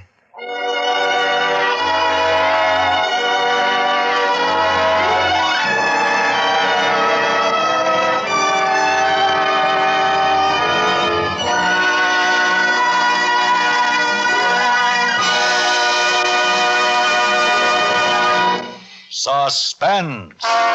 Presented by Autolite. Tonight's stars, Phil Harris and Alice Faye. Friends, this is Harlow Wilcox again to remind you that Autolite is the world's largest independent manufacturer of automotive electrical equipment. Autolite makes over 400 products for cars, trucks, tractors, planes, and boats in 28 plants from coast to coast. These products include world-famous ignition-engineered Autolite spark plugs, which are carried by your neighborhood Autolite spark plug dealer. See him soon and have worn-out spark plugs replaced with ignition-engineered Autolite resistor-type or standard-type spark plugs for smoother performance, quick starts, and gas savings. And remember, you're always right with Autolite. Next week on Suspense, our star will be Mr. Charles Boyer in Another Man's Poison. And in weeks to come, you will hear such famous stars as Jeff Chandler and Dick Powell on Suspense. Suspense is produced and directed by Elliott Lewis, with music composed by Lucien Morawek and conducted by Lud Gluskin. Death on My Hands was written for Suspense by John Michael Hayes and E. Jack Newman. Included in tonight's cast were Joseph Kearns, Herb Butterfield, Barbara Whiting, Byron Kane, Franklin Parker, and Gil Stratton, Jr. Alice Faye and Phil Harris may be heard on their own radio program every Sunday over another network. And remember, next week on Suspense, Mr. Charles Boyer in a tale we call Another Man's Poison. You can buy world-famous Autolite resistor or standard-type spark plugs, Autolite stay-full batteries, Autolite electrical parts at your neighborhood Autolite dealers. Switch to Autolite. Good night. We want to thank the National Safety Council for choosing Autolite for the Council's Public Interest Award of 1950. This award is presented in recognition of exceptional service to safety. Autolite is proud to have been chosen as one of the leaders in this important field and pledges continued efforts toward accident prevention on the highway. This is CBS, the Columbia Broadcasting System.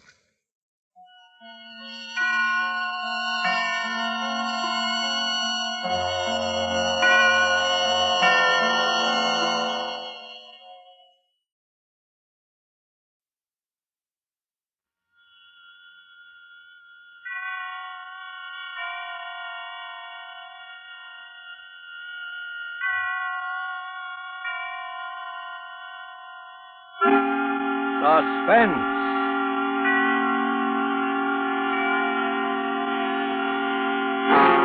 Produced, edited, and directed by William Spear. Suspense, radio's outstanding theater of thrills, presents the last of a special series of Friday night performances at this hour. Tonight from Hollywood, we bring you a most unusual broadcast, starring a famous radio couple who have never before appeared in a story of this kind. Mr. Ozzie Nelson and Miss Harriet Hilliard. You are accustomed to hearing our stars in their own comedy show. But tonight, Ozzie and Harriet appear for us as a couple who are driven to the plotting of murder in Too Little to Live On by Robert Richards, a play well calculated to keep you in suspense.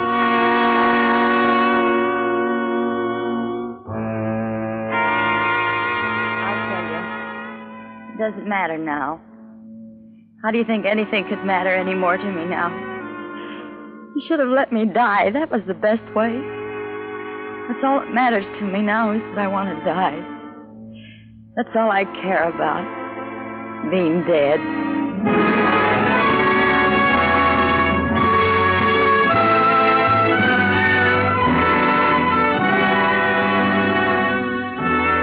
I don't know whether we ever thought about it before this morning or not. It might have crossed our minds sometime, one or the other of us, I don't know. But we never talked about it, never. Never before this morning. And then this morning, everything just seemed to come to a head. Every little thing that had happened all those months and years just seemed to pile up at once. It just seemed as though this morning was the last straw.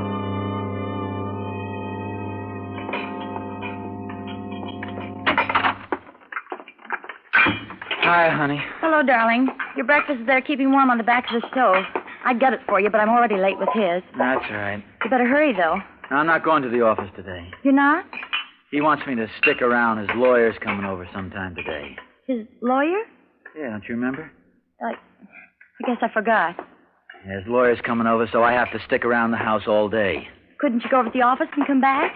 No, that's not the way he wants it. He says the lawyer's coming, but he doesn't know when. At least that's his story. Well, maybe he really doesn't know. Oh, he knows all right. Not that it matters much. I don't have any appointments today anyway. People around here wouldn't have their teeth fixed if you paid them to. Well, they can't help it if they're poor, Dave. I didn't say they could. I just said they can't afford to go to the dentist. I'm the dentist they can't afford to go to. I know. Oh, darling, if we could only move to another neighborhood, then at least you could start building a decent practice. Sure, how? With what? I know. With Uncle Ed's money when we get it. At least that's what we've been telling ourselves for the last 3 years. But couldn't we talk to him? Couldn't we make him see He likes to see us have it tough. Likes to have us dependent on that money. That's all he lives for, and he'll probably live to be 100. We've just got to be patient, Dave. Oh, there he is. He's up. I've got to hurry. I think at least he'd spend enough dough to have some decent tires put on that wheelchair of his so it wouldn't bump around over our heads like a 10-ton truck day and night. Well, I suppose we ought to be thankful he doesn't spend his money. In a way. Have you seen him this morning? Uh-huh. How's he feeling? About the same, I guess. He made me bring his lemon juice and water down and heat it up again. Said it wasn't hot enough. Willie almost bit me again. That mutt. Well, the dog's getting old. I suppose he can't help it. Any more than Uncle Ed. They could both help it. He wants it that way. He gets a kick out of it. Now it's got so we even have to kowtow to a snarling little mutt. He sits there and laughs. We've just got to be patient, Dave. One thing, when we get that $30,000, we sure will have earned it. Dave. Yeah? What about the lawyer? What about it? I mean, what do you suppose it means? What should it mean? He's always getting that guy over here every 3 or 4 months and going into some kind of a huddle. But why should he want you here? He probably needs us both as witnesses to something. You know, he's been talking an awful lot lately about that orphanage over in Brooklyn. Sure, and last winter all he could talk about was some foundling home for stray dogs down in Pennsylvania. He's just cracking the whip, that's all, to see us jump. Oh, Dave, if he was to change his will now after all we've been through... Oh, don't worry, he won't. Oh, there he goes. He's something for his breakfast. Coming right up, Uncle Ed. Let's see. I hope his eggs are right. Get the coffee off the back of the stove, darling, while I get a cup. Okay. Take it easy. It's all right, honey. It's only a cup. I know it. Sometimes it makes me so nervous I feel as though I was going crazy. Take it easy, dear. Here, let me get the tray. No, I'm all right now. There's a pan of milk warming on the stove. Fill this bowl about half full and break up a handful of those little dog biscuits in it. Okay. Sugar, salt, pepper, cream. All right, come on. Open the door for me, will you, darling? Here, I'll carry the tray. No, he likes to have me bring it. What's the difference? Oh, don't ask me, Dave. Oh, the paper for him. Oh, you've got it. Well, I haven't read the paper yet myself. You can read it later. Come on.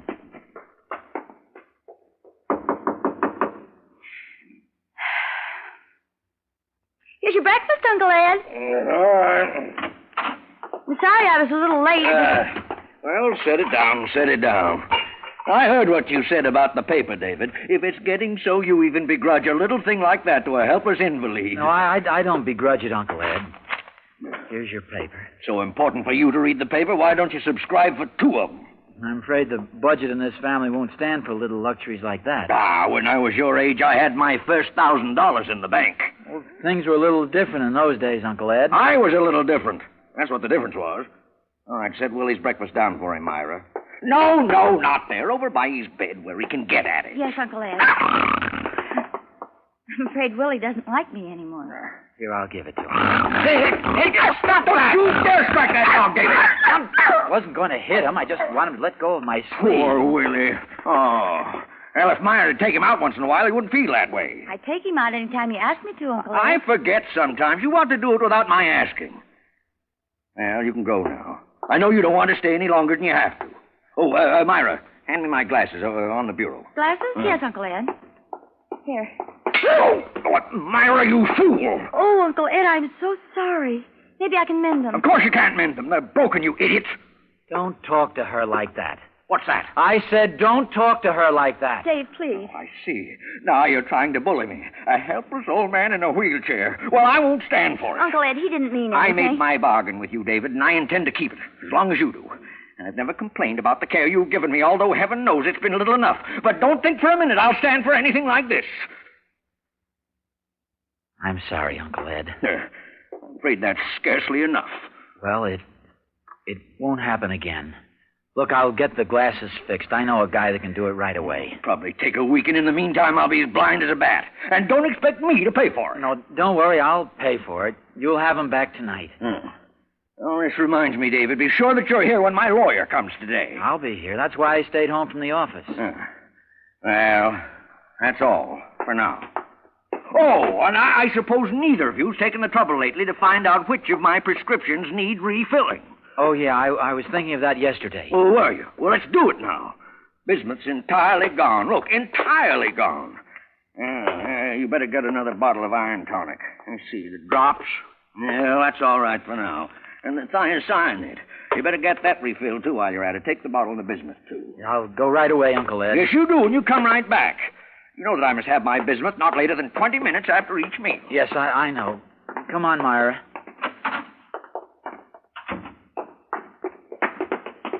I hate myself. Oh, take it easy, dear. It's all right. It's all right now. Oh, Dave, I've tried, but I can't go on like this. Oh, take it easy, honey. It won't be much longer. Oh, we've been saying that for 3 years. We're like prisoners. We can't go out of the house together because somebody has to be with him. We can't have friends in because they disturb him. Oh, Dave, we can't even have a baby. I could kill him. Sometimes I could kill him. Dave, don't. I mean it. When I see what he's doing to you, when I see him making a slave out of you, making a nervous wreck out of you so you can't even call your soul your own. No, Dave, please. Please, I'm all right now. Sure, we made a bargain, like he said. But not this kind of a bargain. Oh, darling, I know it's just as bad for you as it is for me. It's just that I'm here alone with him all day. I'm sorry. I shouldn't have let myself go that way. Oh, I hate myself, Myra. If I'd known I was going to be like this. It's not your fault, darling. I knew what we were doing. I'm not even a man anymore. I let him sit there and say things to my wife that a man wouldn't take from anybody on earth, but I take it. I take it and smile. Oh, Dave, it's not your fault. Oh, it is my fault. If I was any kind of a man, I'd do something about Well, it. there's nothing to do, don't you see? I should never have acted like this. We've just got to be patient and wait, that's all. Wait. Maybe another 3 years, maybe 10 more years. Oh, honey. Oh, what's the use of kidding ourselves? How do we know how long it's going to take him to die? Sometimes I don't even think he's sick. Sometimes I think he's just putting it on to make us wait on him. But the doctor says... He could fool the doctors. It's been done. Even when he does die, how can we ever be sure? Dave, you don't... I think he's just that mean, yes. Snatch the money away at the last minute and die laughing at us. But he said it was a bargain. He said he You promised... think promises mean anything to him? Well, could he do it without... with... Do what? Change his will? Well, sure he could do it any time he wanted to. Without even telling us? Nothing that says he has to tell us anything. Oh, Dave, the lawyer. Yeah, I know. Today. Why does he have to come today of all days? After I broke his glasses and you hollered at him?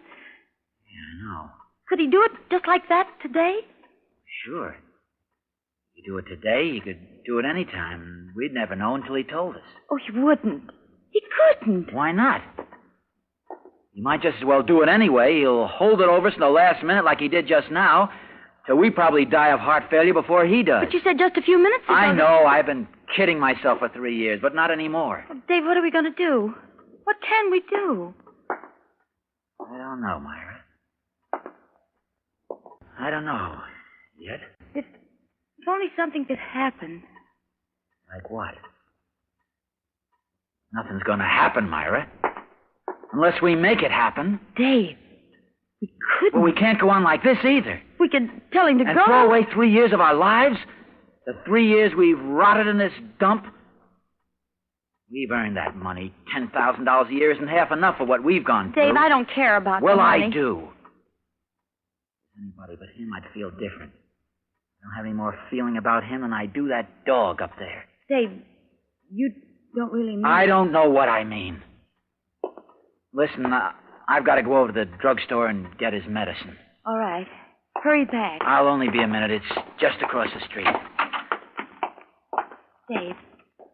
Yeah? What about the lawyer? What about him? What if he should come now? Yeah, well, keep an eye out for him. But what if he comes? I don't know. I've got to think. Stall him off. Tell him something. What should I tell him? Tell him the old man's sick. He can't see him. Sick? Yeah, sick. All right, Dave. Oh, Dave, have you got his glasses? Yeah, I'll give them to Mr. Herman at the drugstore. He knows an oculist right here in the neighborhood. He wouldn't mind sending them over. All right, hurry.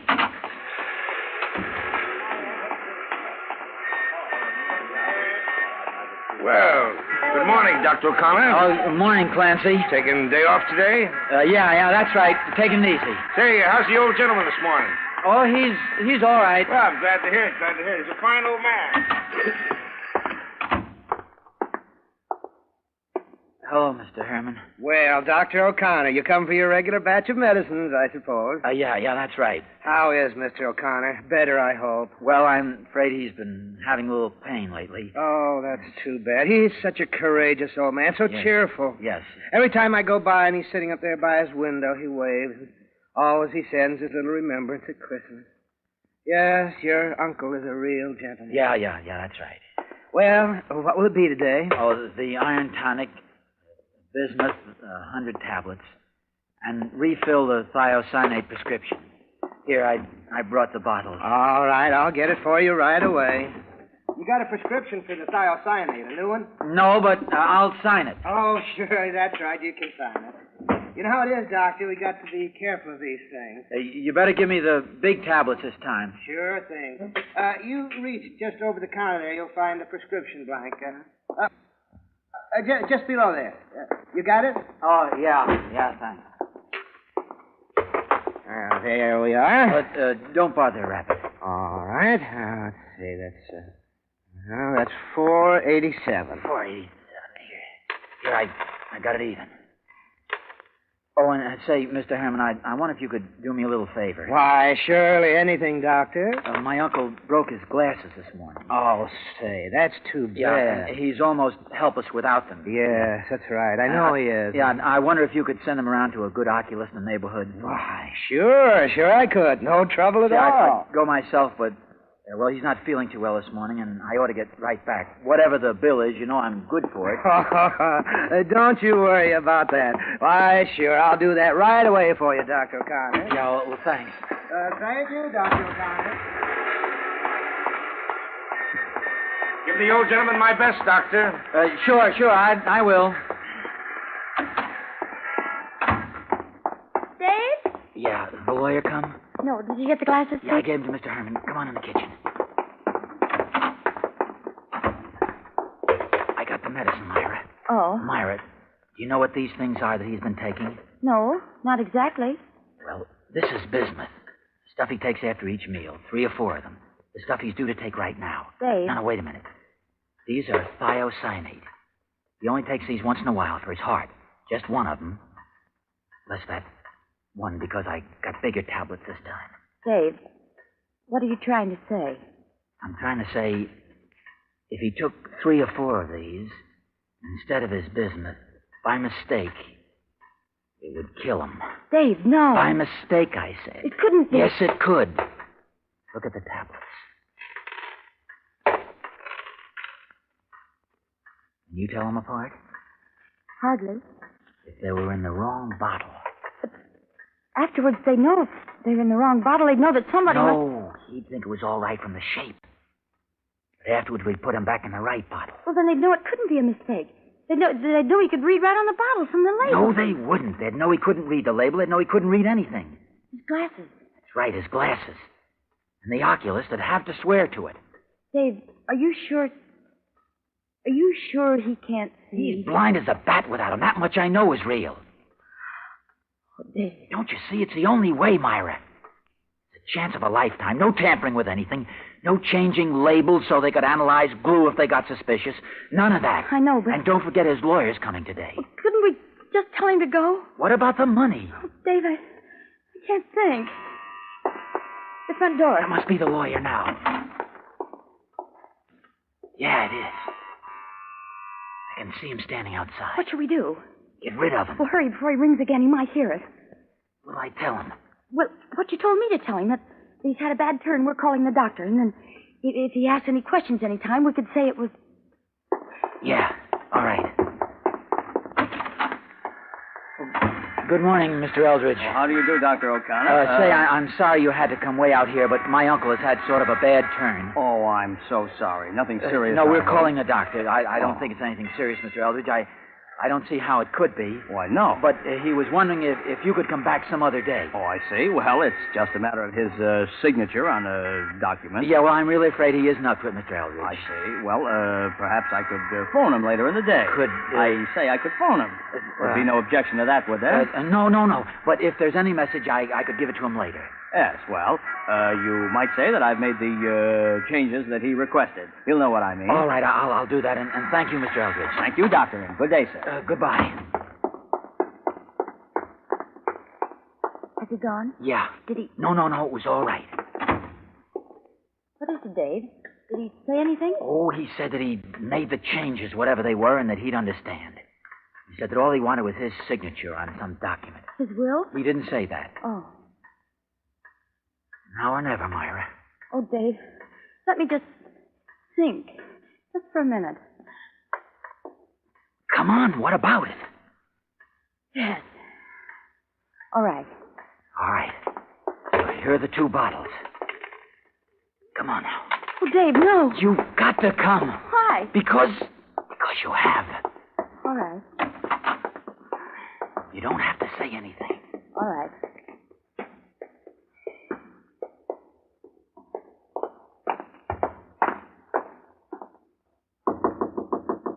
Yeah? I hear someone at the front door. No, there hasn't been anyone here. Has there, Myra? No. Oh, I thought it might have been Mr. Eldridge.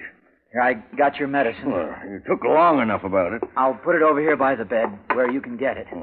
Well, what do you want, Myra? I just came to get your tray. Didn't Willie like his breakfast? Oh, it was too hot, of course. I'm going to give it to him now. Have you got water for your pills? Yes. What about my glasses? Oh, they'll be ready this evening. Oh, all right. You show Mr. Eldridge up here the minute he arrives. Yes, I will, Uncle Ed. Yes. Want me to take the tray? No. I got it.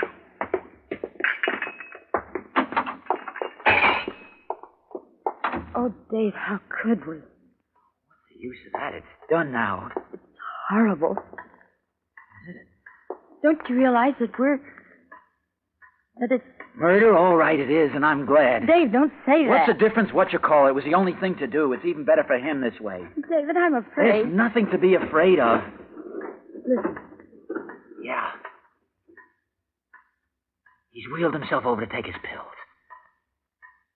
Dave, will it take long? At his age, and if his heart is anything like what the doctor says it is, no.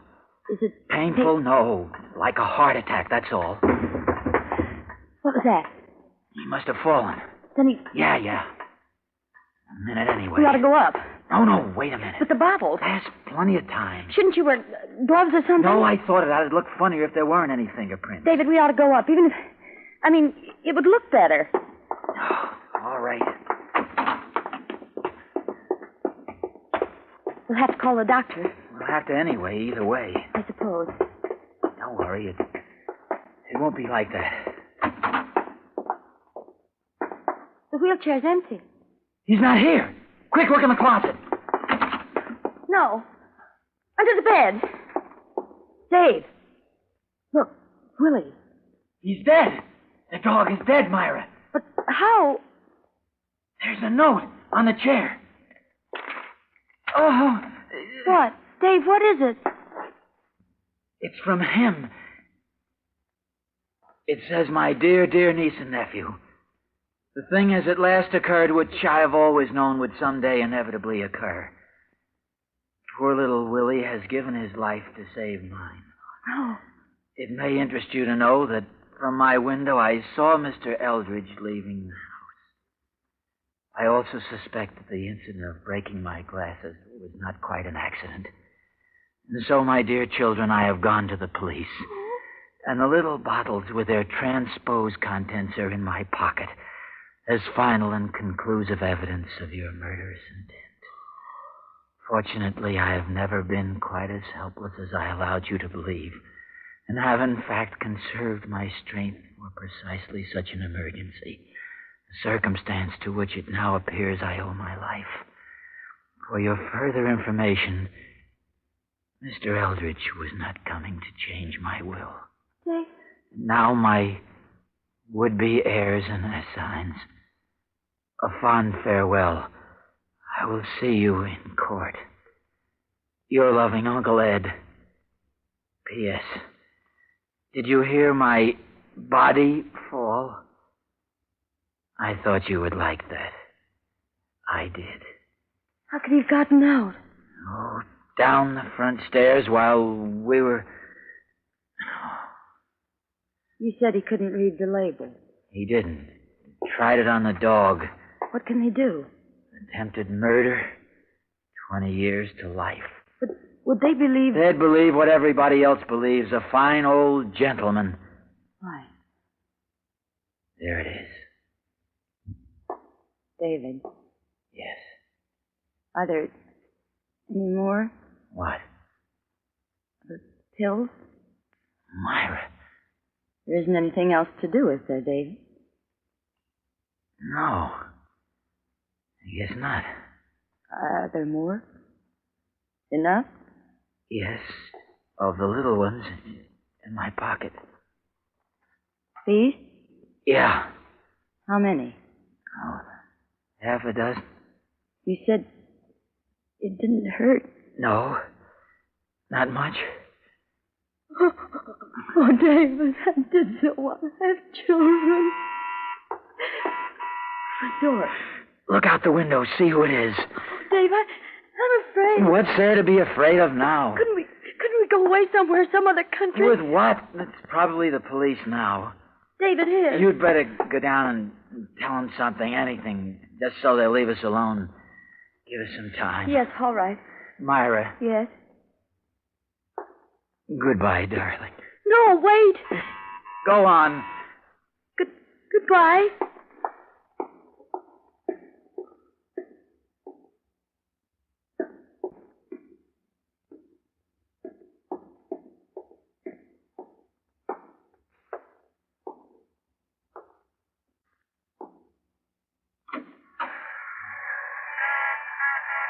Yes, officer? Good evening, Mrs. O'Connor. I'm sorry, but... Yes, Clancy, I know.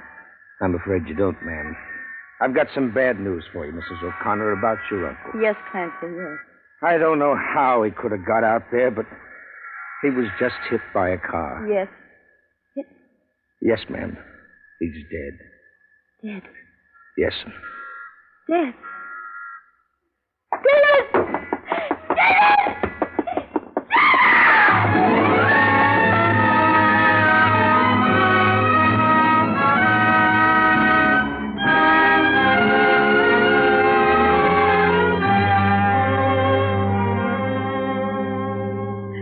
That's all. I tried, but they stopped me. David had died before I got there. That's all. I just wanted to have children. I wish I was dead.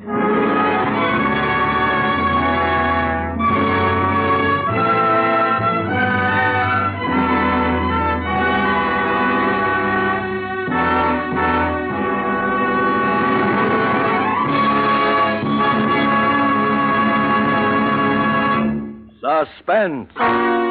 Produced, edited, and directed by William Spear. Tonight you heard Ozzie Nelson and Harriet Hilliard as stars of Too Little to Live On. Now, Mr. Spear joins our stars at the microphone. Ozzie and Harriet, may I tell you sincerely that you are great. Well, thank you indeed, Bill. You really mean it? I certainly do. Well, thanks. It's been a real experience to do a show of this kind, Bill. I don't know about Ozzie there, but I never plotted a murder before. And we had such a fine accomplice in the control booth, too. I'm blushing attractively. Incidentally, I'm told that you inherit this broadcast time next week. Yeah, that's right, Bill. Next Friday night at the same time, Harriet and I will be acting like ourselves again in our own show.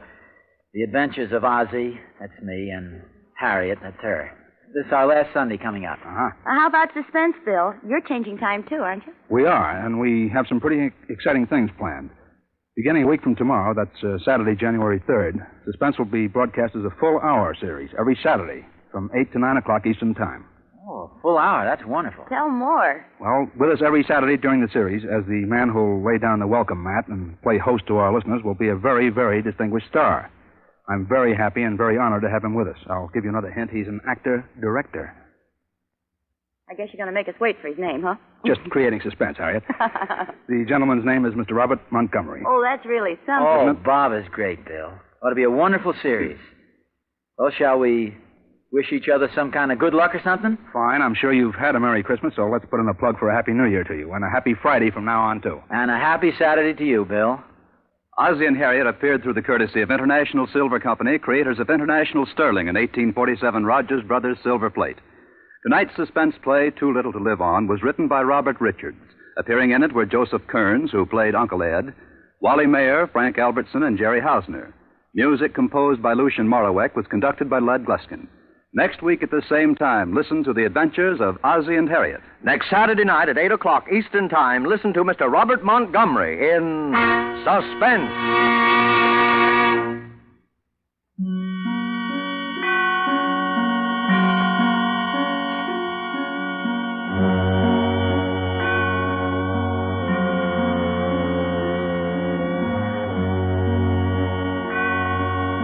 This is CBS, the Columbia Broadcasting System.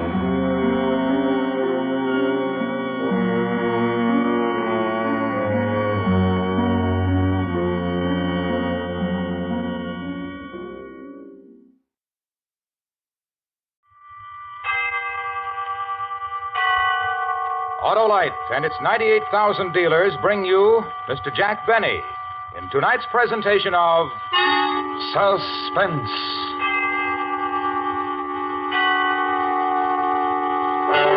Tonight, Autolite presents a story about a man who worked for 30 years to prepare a most unique personal retirement plan. The story is called A Good and Faithful Servant. Our star, Mr. Jack Benny.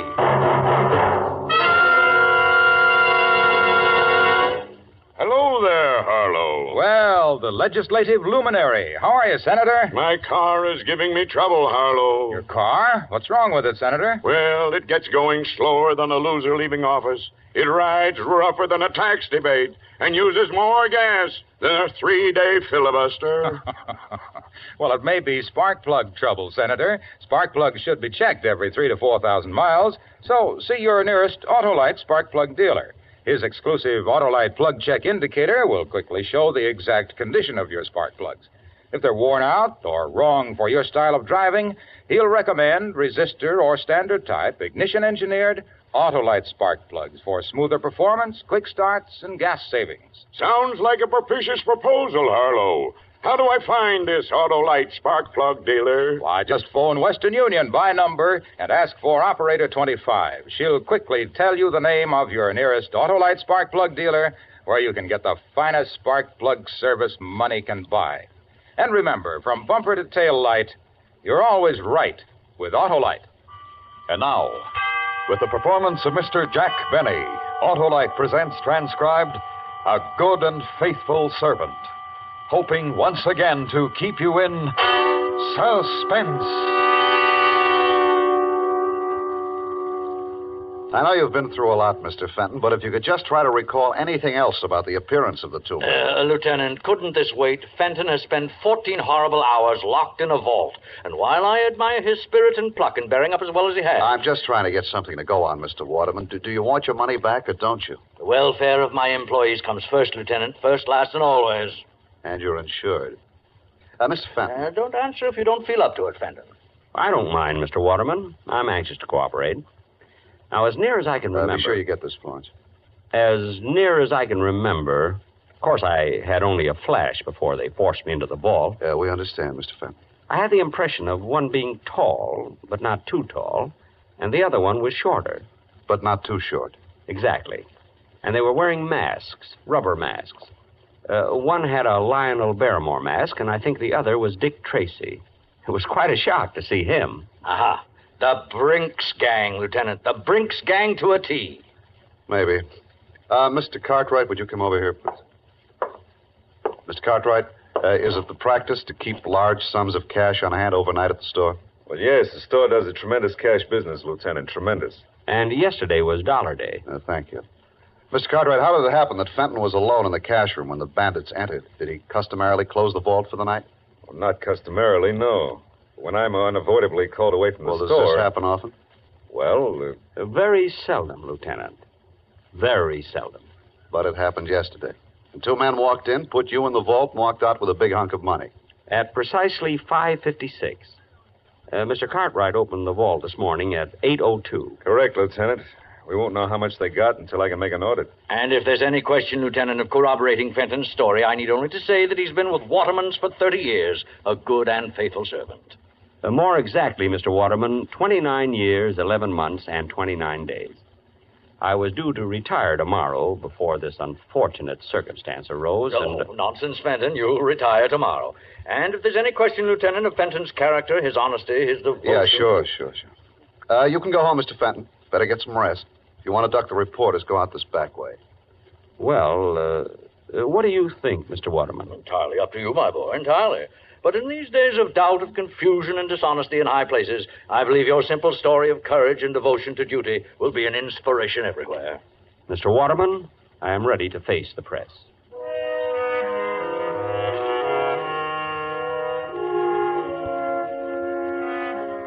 They were all very nice to me. The reporters, the police, Mr. Cartwright, and especially Mr. Waterman. All that money missing.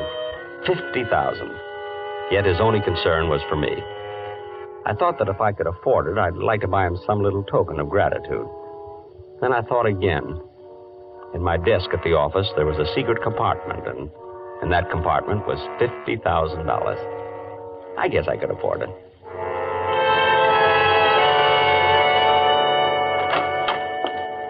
Yoo-hoo! Mother, I'm home. Good morning, Harold. I hope you haven't had breakfast. I've kept it hot for you. You're not going to ask me how it went, Mother? Oh, I heard over the radio. But I wish there'd been some way of doing it that it wouldn't have kept you out all night. Oh, I wasn't out all night, Mother. I was in a vault. I know you were, Harold. And if you keep on, you're going to end up with that same sinus strip your father used to have. Oh, Mother, it was a perfectly dry, warm... Oh, never mind. Eat your cereal, Harold. You'll feel better. Mr. Waterman told me to take the day off, Mother. I'm not going in until tomorrow. That was certainly big of him, after all you've done for them. How much did you get? $50,000. It's in my desk at the office, in the drawer with the false bottom. In your desk? Will it be safe there, Harold? Well, no one will be looking for it. Harold, you don't think you'll have any trouble getting the money out of your desk? I think things will work out all right. See, according to my plan, Harold, you see, I told you from the beginning you weren't strong enough for this type of thing.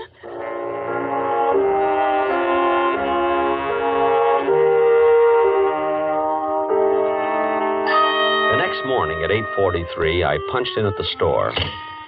Figuring 308 working days a year, that made 9,240 punches. It was a little strange to think of this being my last. I walked through the store to the elevator, past lingerie, ladies' gloves, and perfume the way I always went. But this morning was different. People looked up when I passed. They spoke to me. They knew who I was. Even the brunette in perfume smiled at me. I almost stopped, but I couldn't think of anything to say. In the elevator, one of the girls asked me how I felt. Still scared, I said, and they laughed. They wouldn't have laughed any harder for Mr. Waterman. I got out at 8, my floor, and as I went into my office, Miss Prentice, Mr. Cartwright's secretary, looked at me. 23 months and 2 days she'd been looking at the top of my head. But this morning, she looked at me. And she smiled. I guess I smiled back. Good morning, Mr. Fenton. Good morning, Miss Prentice. It wasn't much, but I felt it could have been a start. I was almost sorry this was my last day. Fenton, did you hear me? Yes, Mr. Cartwright. I heard you, Mr. Cartwright. All right. A big workload piled up yesterday when you took off, and we haven't anyone new coming in till tomorrow. Not that I want to overload you on your last day. An honest day's work for an honest day's pay, Mr. Cartwright. Oh, good. I'm still trying to find out how much was taken in the holdup, so you're on your own. I think I can tell you almost to the penny, Mr. Cartwright. I'll make my own check. And how about the work Oh, good morning, Mr. Waterman. I was just, Well, Fenton, back at the old desk, eh? Well, I just didn't feel right away from it, Mr. Waterman. Hey, I got a surprise for you this afternoon, Fenton. Going to make a little ceremony out of your retirement. A ceremony? Good for store morale. Right, Cartwright? Oh, absolutely, Mr. Waterman, absolutely. And about that request of yours you made last week, Fenton, I wouldn't be a bit surprised if we can swing it. Oh, you're too kind, Mr. Waterman. Oh, my boy, when you work for Waterman's 30 years, you've got something coming to you. No. Really?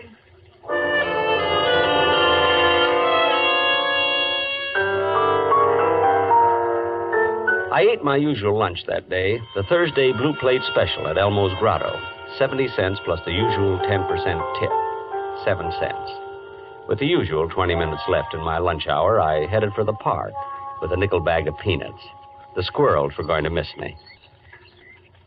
No, Mr. Waterman. You've had 3 already. Give Mr. Cartwright a chance. Sit up, Mr. Cartwright. Sit. That's it. That's it. Excuse me. Would you mind if I join you, Mr. Fenton? Why, Miss Prentice. Of course. Of course not. Sit down. Thank you.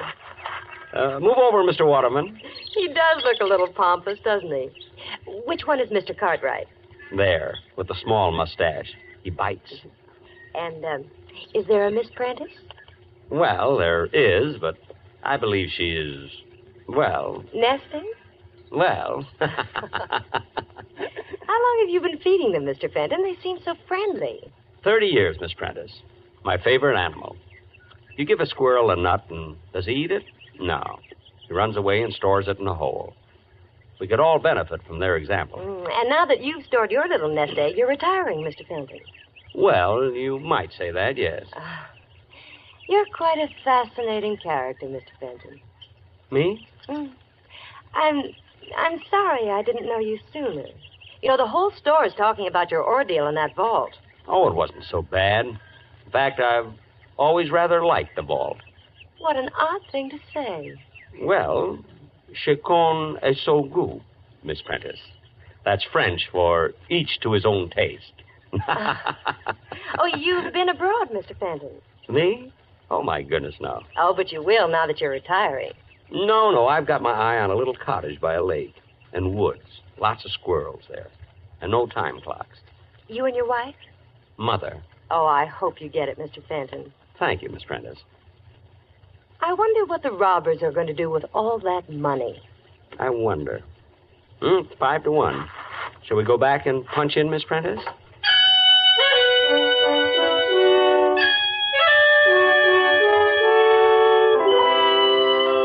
She let me walk all the way back to the store with her. And in the elevator, Mr. Bixler, Sporting Goods, winked at me. Funny, for 10 years I'd had the feeling Mr. Bixler didn't like me.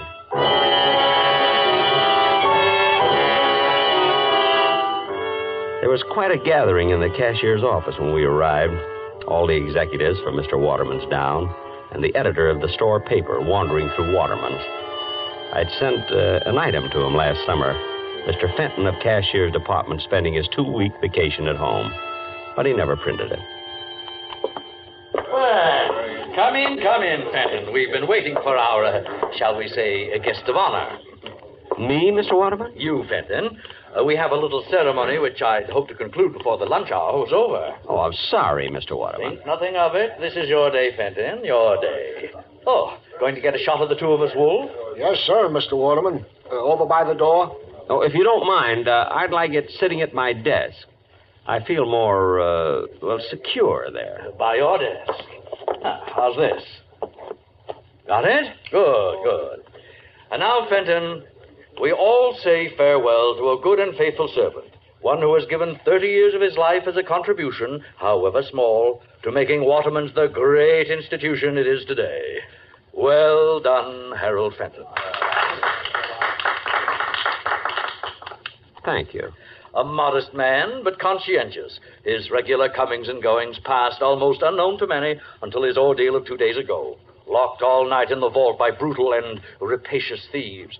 A night in which, in his own words, he relived each and every day of his 30-year service to Waterman's. Oh, greater devotion hath no man. Oh, it was nothing, really. And now, his labor's done, his burden borne, Fenton will live out the rest of his days in ease and comfort, because he has arrived at the retirement age of the Waterman pension plan, by which he will receive... $31.68 a month. $31.68 a month for as long as he lives. Thank you. And now, a little surprise for Harold Fenton. A week ago, in a letter to me, our good and faithful servant asked that on his retirement he be given permission to purchase for his home his old desk. Well, actually, Mr. Waterman, I don't know what I'd do without it. Oh, frankly, I put in a lot of thought on this simple request. I weighed the factors in my mind. On the one hand was Fenton's 30-year service. On the other... Mr. Waterman. On the other, he was already receiving his pension of, his pension. However... Please, Mr. Waterman. However, Fenton, my boy, I decided to go you one better. One better? Not a new desk. Nothing so unsentimental. Fenton, instead of allowing you to purchase the desk, I'm giving it to you. Phew. All right, boys, right in here. Take the desk wherever Fenton here wants it. And now, back to work, everybody. Month-end clearance today. Whoops. Easy, men. Don't drop it. Easy. Fenton, my boy, in the years ahead, when you're seated at your old desk, think of us, won't you? I certainly will, Mr. Waterman. I certainly will.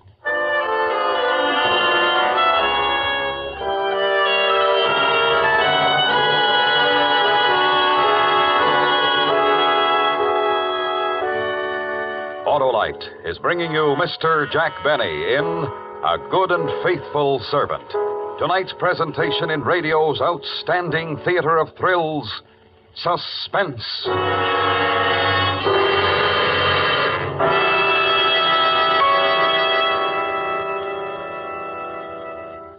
Well, Senator, did you take my advice? Why, yes, Harlow. My Autolite spark plug dealer turned my worn spark plugs out of office and elected a set of ignition-engineered Autolite spark plugs. A wise move, Senator. Those Autolite spark plugs are designed by the same Autolite engineers who designed the coil, distributor, generator, and all the other important parts of the complete ignition system used as original equipment on many leading makes of our finest cars, trucks, and tractors. They're world famous for quality and performance. And my Autolite spark plug dealer nominated Autolite resistor spark plugs for my car, Harlow. Ah, you're on top now, Senator, because Autolite resistor spark plugs represent one of the greatest advancements in spark plugs for automotive use in the past 20 years.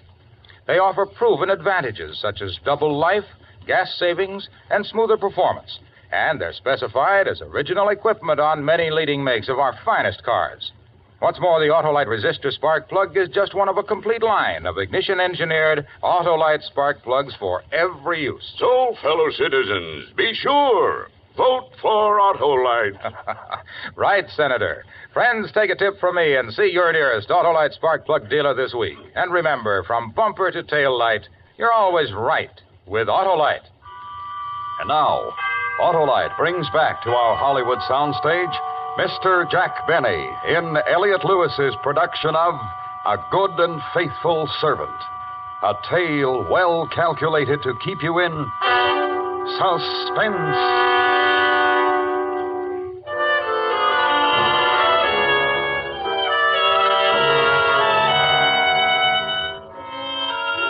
Retirement agreed with me.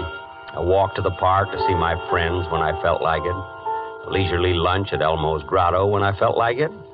And when the need arose, a little gardening. Mother and I were very happy. You've done enough for one morning, Harold. Your back will go out again. All through, Mother. Just cleaning off the spade. What were you planting this morning, Harold? Mother, if anything should happen to me, knock wood, Knock wood. right in between the beets and the radishes, there's a very rich patch of dirt. Son, aren't we going to get our little cottage by the lake? I have to go in town today, Mother. I might just inquire around. Oh, good. You know, Mr. Waterman is really a very sweet man. The Waterman pension plan. I just wish I could tell him how happy it's made me.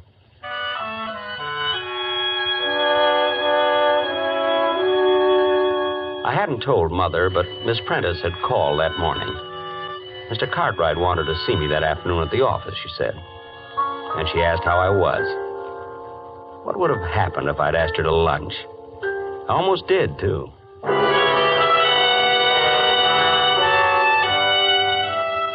In the cashier's office at the store, Miss Prentice smiled when she saw me, and I smiled back. In fact, we struck up quite a conversation. Oh, Mr. Fenton, how are you? Fine. Just fine, Miss Prentice. Retirement agree with you? Yes, indeed. Fine. You notice we haven't filled your old job. No? Oh, yes, indeed. Haven't been able to find another man of your type.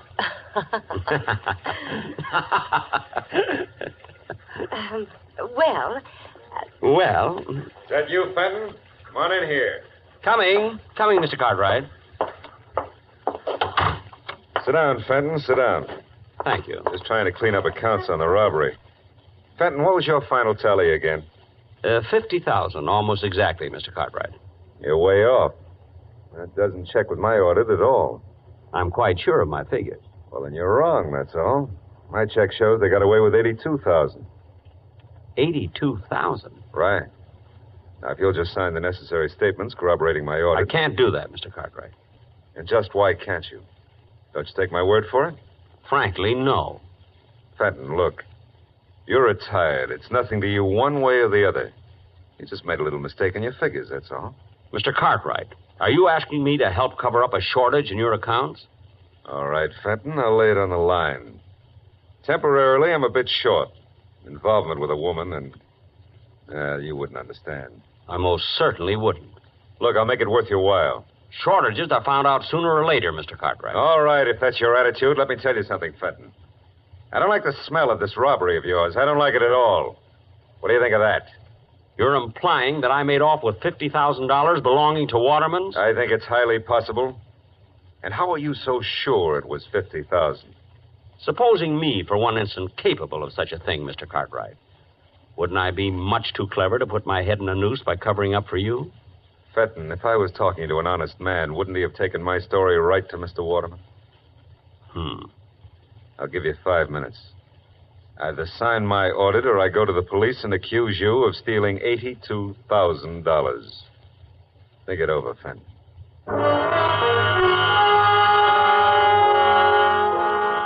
No question about it, Mr. Cartwright's dishonesty might be a bit awkward for me. My instinct about the man had been thoroughly sound. I had disliked him for 16 years. Well, there was only one safe way out of it. Well? Mr. Cartwright, if you need money... Yes? Why don't you rob the vault? Actually, it isn't hard at all. Well, how do I get away with the money? I'm sorry, I never reveal professional secrets. Well, then you'll have to help me, Fenton. Lock me in the vault and you get away with the money. Me? Sure. Then we're both in the clear for good. Help me out, Fenton. You mean I'm going to clear out the vault a second time? You'll never regret it. Regret it? The fact is, I'd rather enjoy it.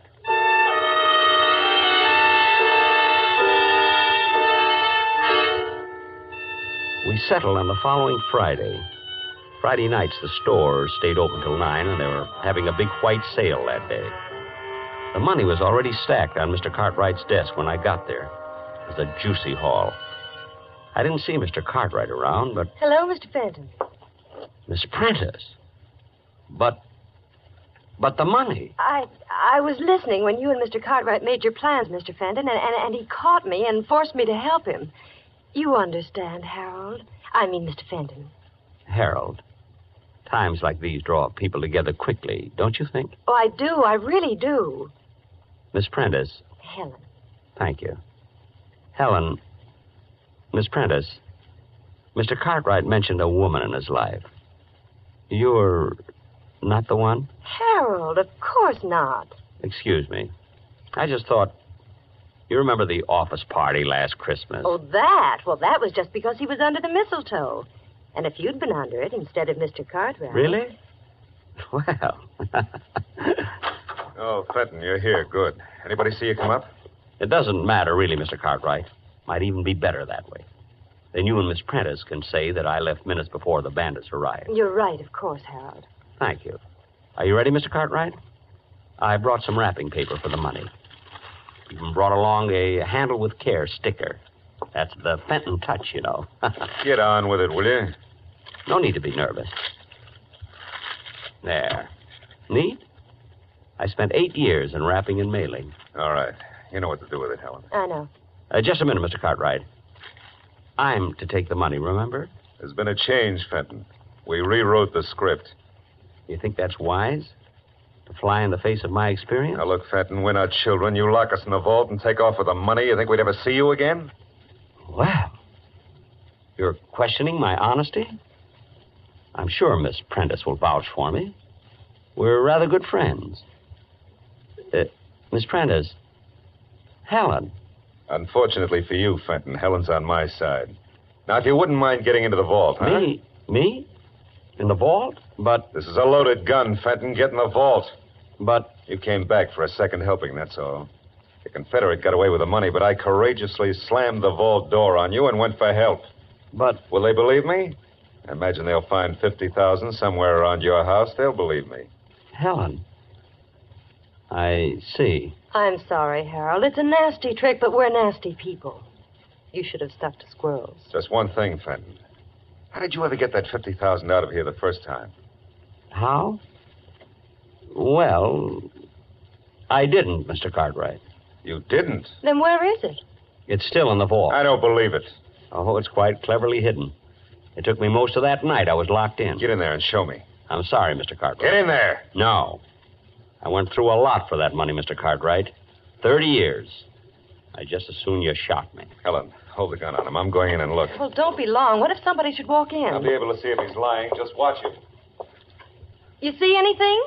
Not yet. I don't think it's possible that... Open the door so I can get some more light. Must be true. Crime changes people. I had never lied, yet I lied to Cartwright. I had never used violence, yet I got behind Helen and... Hey! I guess I'll go home. Mother will be wondering what's happened to me.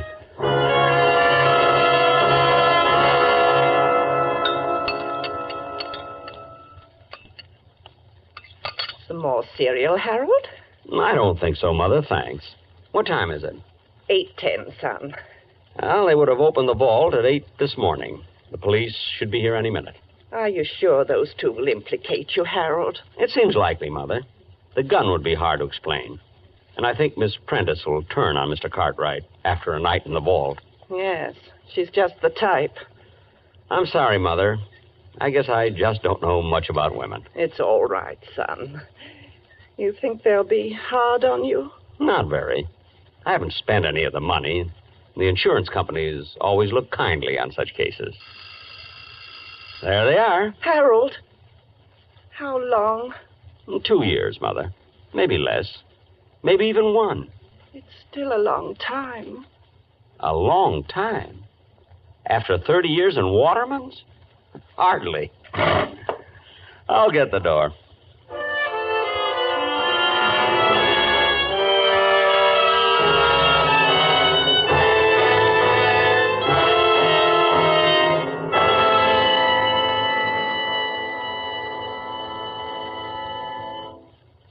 Suspense, presented by Autolite. Tonight's star, Mr. Jack Benny. This is Harlow Wilcox speaking for Autolite, world's largest independent manufacturer of automotive electrical equipment. Autolite is proud to serve the greatest names in the industry. They are members of the Autolite family, as are the 98,000 Autolite distributors and dealers in the United States and thousands more in Canada and throughout the world. Our family also includes the nearly 30,000 men and women in 28 great Autolite plants from coast to coast and in still other Autolite plants in many foreign countries, as well as the 18,000 people who have invested a portion of their savings in Autolite.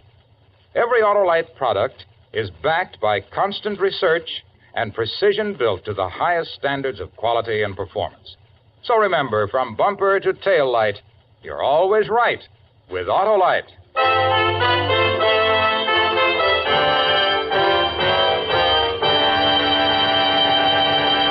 Next week, a story of revenge. The desperate effort of a murderer to destroy the man who had committed him to prison. The story is called Concerto for Killer and Eyewitnesses. Our star, the director of Suspense, Mr. Elliot Lewis. That's next week on Suspense.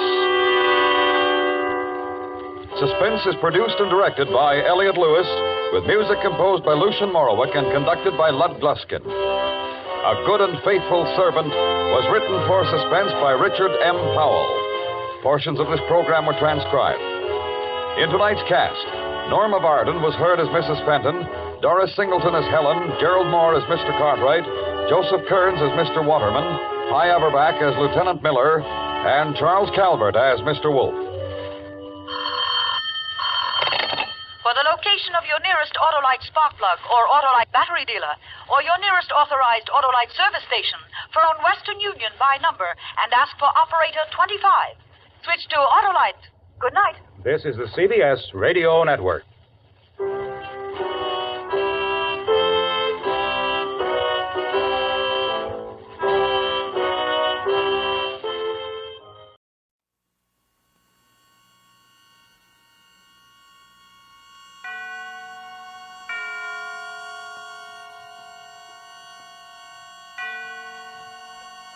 And now, Autolite and its 60,000 dealers and service stations present... Suspense.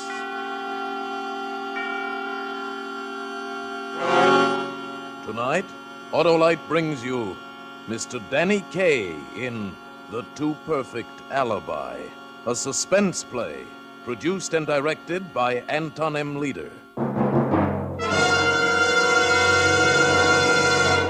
Friends, friends, Autolite resistor spark plugs, the spark plugs with a built-in resistor, are fast becoming the most popular plugs in America. And no wonder, for when you replace your old narrow-gap plugs with wide-gap Autolite resistor spark plugs, you can tell the difference in your car. Your engine will idle smoother, you'll have better luck with lean gas mixtures, actually save gas dollars. What's more, thanks to this built-in resistor, Autolite resistor spark plugs cut down spark plug interference with radio and television reception. And remember, friends, only Autolite offers car owners and truck owners everywhere the sensational advantages of resistor-type spark plugs. So be right with Autolite. Switch to Autolite. And now, Autolite presents Danny Kaye in a tale well calculated to keep you in suspense. Prince Charming. That's what Jack called me. And when he said that, something clicked inside of me. I remembered how in fairy tales the good prince always married the princess. And they lived happily ever after. Yes, happily ever after. Except that first there was the ogre that had to be taken care of.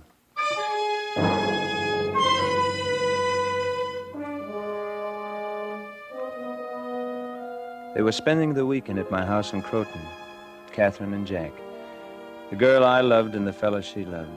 Oh, I admitted I was stupid to let myself in for it, but I just couldn't help myself. I had to have Catherine near me. She was the loveliest thing on God's earth, slender and blonde, with flecks of the purest gold in her hair, and eyes just as green as the sea. Jack was what the girls call a beautiful hunk of man, a one-time football hero. But now he was a clerk in a sports shop, a nobody. And why Catherine was so mad about him, I'll never know. After dinner Saturday night, we sat out on the terrace and looked out on the Hudson a half-mile away. Everything was quiet, peaceful. Jack, shall I tell him? After all, he is our best friend. Sure, honey, might as well. Tell me what? We're getting married Monday, Sam. Married? Hey, I'm the one who should look like he's going to face a firing squad, not you, Sam. Oh, I'm sorry, kids. It was just such a surprise, that's all. How about it, Sam? Will you be the best man? Sure, of course I will. Oh, good. And congratulations, both of you. Thank you, Sam, dear. You know, you're the sweetest, kindest, nicest, best-hearted person I've ever known. Well, she means outside of me, of course. Well, I do not, Jack Stewart. If it weren't for you, you big lug, I might even be marrying Sam on Monday. Hey. Say, I just thought of something. You like my place up here in Croton, don't you? Like it? We love it. Well, then it's yours. Wait a minute, Sam. I'm giving it to you for your wedding present. Oh, Sam. You always pick up the check, don't you? What do you mean, Jack? Everything you do makes me look cheap. You give Catherine a job and pay her twice what I make. You give us free theater parties, free dinners, and free weekends in the country. Now you want to give us a free house. Now, look, Jack, you've got me all wrong. I just want to give you kids a good start, that's all. I want you two to be happy. Just like in the fairy tales, eh? The prince and the paupers, and good old Sam as Prince Charming as always. Well, no thanks. That was when I got the idea. When he called me Prince Charming.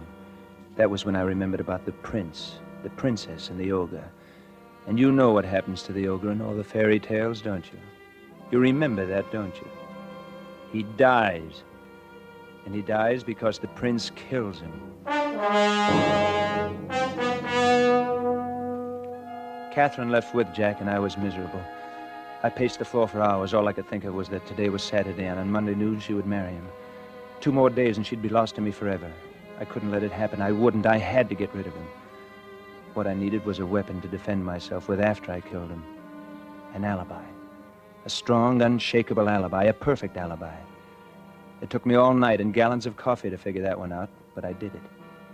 And the first thing Sunday morning, I phoned Jack in New York. I persuaded him not to hang up on me. Well, what do you want? Jack, ever hear of the Allegheny Sporting Goods? Did I ever hear of J.P. Morgan? Well, a friend of mine owns Allegheny. So? And he needs a sales manager. I've arranged an appointment for you first thing tomorrow so you can get the job before you get married. What? It pays $20,000 a year. And you can buy your own wedding presents. Are you serious? Does he know I'm only a clerk? Well, it's just a matter of selling yourself, Jack. But I... If you're free tonight, I'll be glad to give you a few pointers on the best way to approach him. Well, that's Look, great. look, Jack, I'm going to a party in town tonight. And if you can meet me around 10. Well, Sam, Here's the address, Jack. 3365 East 56th. I'll wait for you near the corner. Okay, thanks. Just one thing, Sam. Don't tell Catherine about this, will you? You see, in case I get the job, I'd like her to feel I got it on my own. You understand, don't you? Sure. Of course, Jack. Oh, thanks, Sam. See you tonight at 10. My hands were shaking so hard I could barely reach up to wipe the perspiration from my forehead. I was scared stiff. I was frightened because I had intended to ask him to keep it a secret from Catherine. Instead, he'd asked me. Everything about my alibi was working out perfectly. I drove to town. I went to the State Street ticket office and bought a ticket for the Staten Island ferry. Then I went uptown to my apartment. I had lots of time, so I decided to treat myself. There was a nice, thick, juicy steak in the icebox, and I'd fixed it just right and rare. As I sat at the table enjoying the steak that cut like butter, I got an idea. A good idea. Just the thing. Eventually, it was time to go to the party.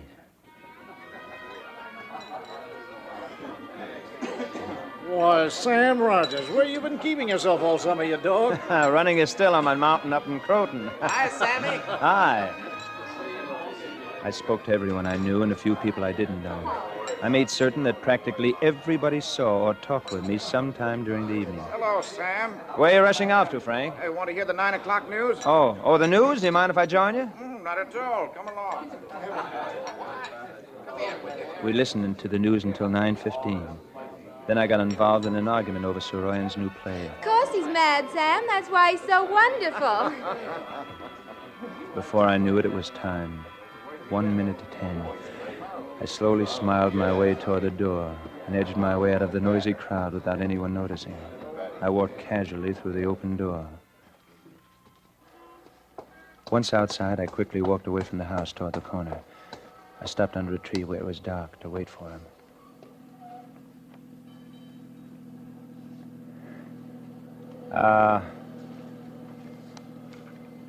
Well, I was just in time.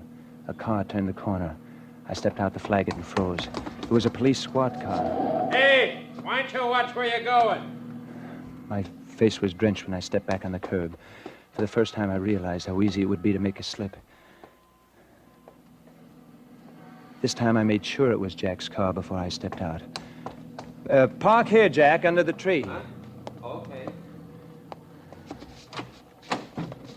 Sorry I'm late, Sam. The ferries were jammed. And on top of that, I had an argument with Catherine. And... Oh? What about? Oh, the usual, you know. First, she brought up your house again, and then she was jealous about some girl I kidded with on the beach this afternoon. Didn't mean anything, but you know Catherine. We practically had a slugging match in the restaurant. She'll be over it by morning. Which reminds me, Sam, I'm awfully sorry about the way I blew my top last night. Oh, that's all right. You're still going to be my best man at the wedding, aren't you? Oh, sure, Jack. I'll be your best man. Oh, that's wonderful. Catherine was right, Sam. You are the nicest, sweetest guy we've ever known. Oh, forget it, Jack. Now, suppose we sit in the back seat of your car and talk about your new job. Okay? Get in. Okay. And do you know that was the last word he ever said? Okay! There he was, lying in the back of his car, and sticking up out of the middle of his back was my favorite steak knife.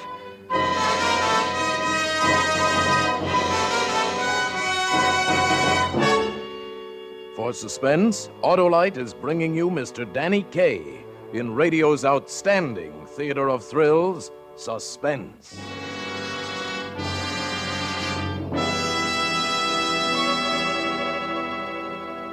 Say, Hap. Yeah? Let me read you a wonderful Christmas thank you note I got from my Aunt Susie in Maine. Why, I didn't even know you had an Aunt Susie, Harlan. Well, you just listen to this, pal. Dear Barlow. Huh? She never could get my name straight. Thank you so much for those wonderful Autolite resistor spark plugs you sent me for Christmas. Oh, no, you didn't. Listen now, Hap. She says, Cousin Charlie, he's your third cousin once removed on your mother's side, you know, told me that Autolite resistor spark plugs are those popular new spark plugs that have a built-in resistor. And he said they have an extra-wide gark spap. What? She means spark gap, of course, that helps make your car run slick as a kitten on skis. I see where you inherit your famous figures of speech, Harlow. Let's see. So Cousin Charlie replaced my old narrow gap plugs with my new wide gap Autolite resistor spark plugs, and right away I could see what makes people rave about them so much. I declare my car idles smooth as silk, runs better than a scared jackrabbit with a tailwind. And honestly, Barlow, I've been saving gas. Wow, Susie's got me woozy. So, friends, when it comes to spark plugs, be smart, be choosy. Take your cue from Susie and mosey on down to your nearest Autolite dealer tomorrow and get your car a brand new set of those wide gap Autolite resistor spark plugs. Remember, you're always right with Autolite. You said it, Harlow. And let's get back to Suspense. And now, Autolite brings back to our Hollywood soundstage Mr. Danny Kaye as Sam in A Too Perfect Alibi. A tale well calculated to keep you in suspense. After I stabbed him, I watched him slump to the floor of the car. And that's all there was to it. The ogre was dead. And now the prince and the princess could live happily ever after. I pushed his feet into the car and slammed the door. I locked the car with the keys I found in the ignition and put them in my pocket. Then I eased myself back into the house. I picked up the thread of conversation just as if it had never been broken. Well, that's the name of the game, kid. Gin. You never should have held on to those two kings, Johnny boy. Okay, Sam. Suppose you stop kibitzing and play this card shark yourself. He's got those things hypnotized. Well, just step to one side, John, and I'll show you a few tricks an old yogi named Gunga Jin once taught me. I can do it. I played gin all evening with Frank Bostwick. And though I never did like him very much, somehow I felt warm and friendly towards him now. Good night, darling. Then around 12-ish, the party broke up. I waited till practically everybody else left. Then I bid my host good night, got into Jack's car, and drove off. I got to the Staten Island ferry slip just before 12:30. I was lucky. Traffic was still heavy. Nobody would notice me. I took out the ticket I bought in the afternoon and drove aboard.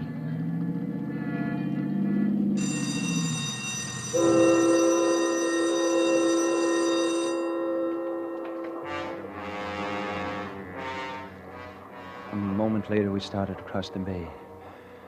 I could breathe again.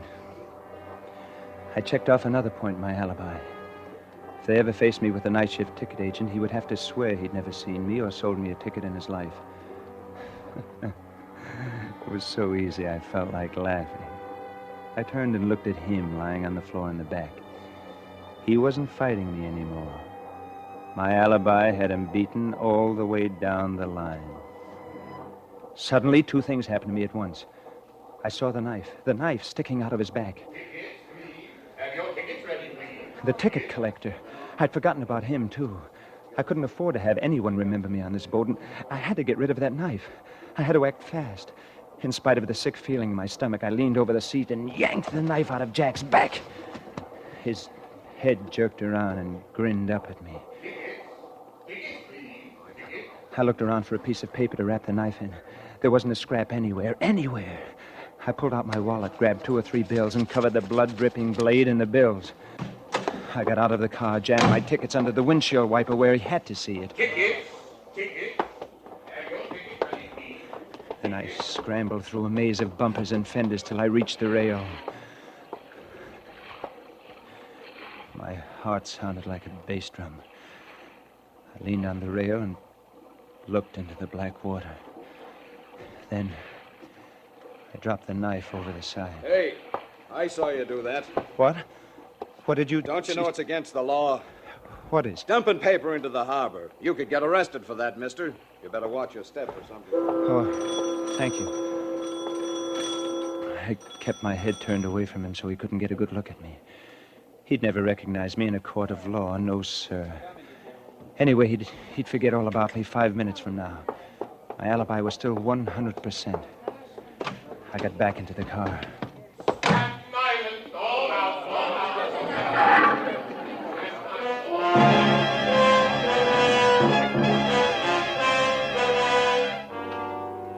When we landed, I drove a few blocks inland. I left the car in front of a house and walked back to the ferry. By the time I got home an hour later, I'd lost all my fears. I felt wonderful again. I went right to bed and slept soundly for the first time in weeks. I slept so soundly, in fact, that they stood there ringing my bell for 5 solid minutes before they woke me up. I opened my door and saw 2 detectives standing there with an invitation to visit Inspector Vanelli of the New York Homicide Bureau. Then I remembered about last night. Inspector Vanelli was a slender, swarthy man who looked more like a successful businessman than a police officer. You know Jack B. Stewart, Mr. Rogers? Certainly. Why? He's been murdered. His body was found at 9 o'clock this morning in a parked car on Staten Island. What? I can't believe it. This was his wedding day. He and Catherine were going to be married. Mr. Rogers, what was your relationship with Catherine Gilpin? Inspector, I think I ought to tell you right off that I'm probably your best suspect. You are? Yes. Catherine turned me down for Jack. That probably gives me the best motive in the world for killing him, doesn't it? Well, supposing you let me decide who had the best motive. Okay, Mr. Rogers? Okay. All right, now the best place to begin is at the beginning. He kept me there hour after hour while the police stenographers crammed their pads with notes. Finally, late in the afternoon, one of the detectives hurried in and whispered something to him. Inspector Vanelli's hard face broke into a rocky smile. Okay, Mr. Rogers, you're clear. But I don't mind telling you now, I was sure it was you. Really, Inspector? Why have you changed your mind? Well, we have 35 affidavits from responsible people swearing that you were at a party between 9:30 and 11:30 last night. And that's when Stewart was murdered. That settles it. You've got a perfect alibi. I could hardly believe it. It had been so easy. Only yesterday, the girl I loved was miles away from me, unattainable. Today, she was mine for the asking. No more rivals, no more competition. Gradually, she would forget Jack and turn to me. It would take time, I knew that. But I had plenty of time. I could wait. Catherine phoned me the next morning. And suddenly, I didn't have any time at all. Sam, they've arrested me for Jack's murder. They've what? They've arrested me. But they can't. It's just a stupid mistake, Catherine. Look, I'll call my lawyer and we'll get you out of there right away.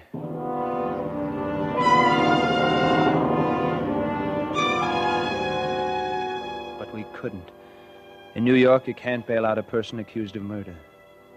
What could they possibly have on her? It was ridiculous.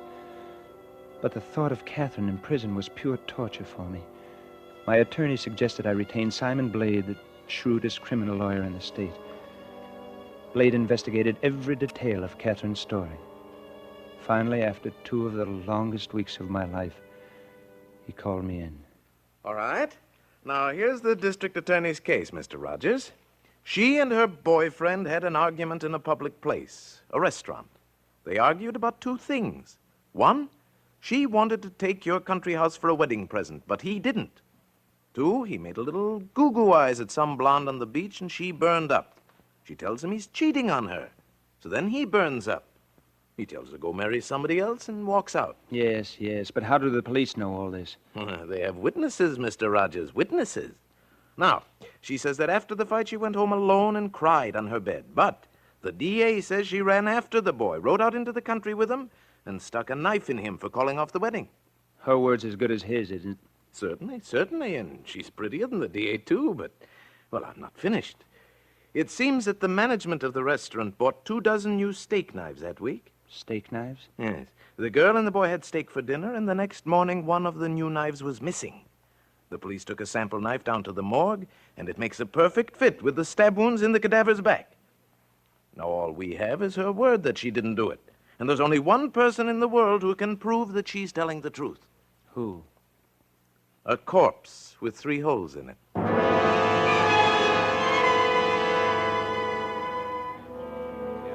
On the day of the trial, I sat with Simon Blade and waited for them to bring Catherine in. And when she came in, she looked so young and so lost. I had all I could do to keep myself from jumping to my feet and telling them the truth. Then she saw me. Her eyes lit up and she smiled. And I smiled back. And somehow I felt sure it would all come out right, just as I had planned it. Simon Blade was wonderful in that courtroom. One moment wringing sympathy from the jury for Catherine's pale face. The next frankly exploiting her sex with a knowing eye. And when he strutted before a terrified witness, his barbs always hit the bull's eye. And how did you know, sir, that the knife was missing from your restaurant? We counted. We counted them and found one was missing. You count your silver, huh? Yes, sir. What's the matter, Demos? Don't you trust your customer? Blade forced Demas to admit that customers walked off with knives, forks, and spoons every day, that several persons had stake that night, and that anyone might have taken that knife. Everything was going along fine. And then, the district attorney exploded a surprise in our laps. Do you recognize this handkerchief, Miss Gilpin? Yes, sir. It's mine. It's yours. And would you please tell the jury what made these stains on your handkerchief? Blood. Blood? They're blood stains. But you mustn't Blood. think... Whose blood? Jack's. It's Jack's blood. But I'm not guilty. Order! Order in the court. If there are any more such disturbances, I shall order the courtroom cleared. Proceed, Counselor. So, Miss Gilpin, you admit this is the blood of Jack Stewart? Yes, he had a nosebleed. He always had them when he was excited. I loaned him a handkerchief. A very convenient explanation. Shall I tell you, Miss Gilpin, what I think the real explanation is? I think you stabbed Jack Stewart. No. Then in your jealous rage, you struck again and again. No. Then, calmer, you noticed that your hands were covered with blood. His blood. No. You wiped them on the handkerchief. This handkerchief, Miss Gilpin. No. And went to dispose of the body. No, no, no!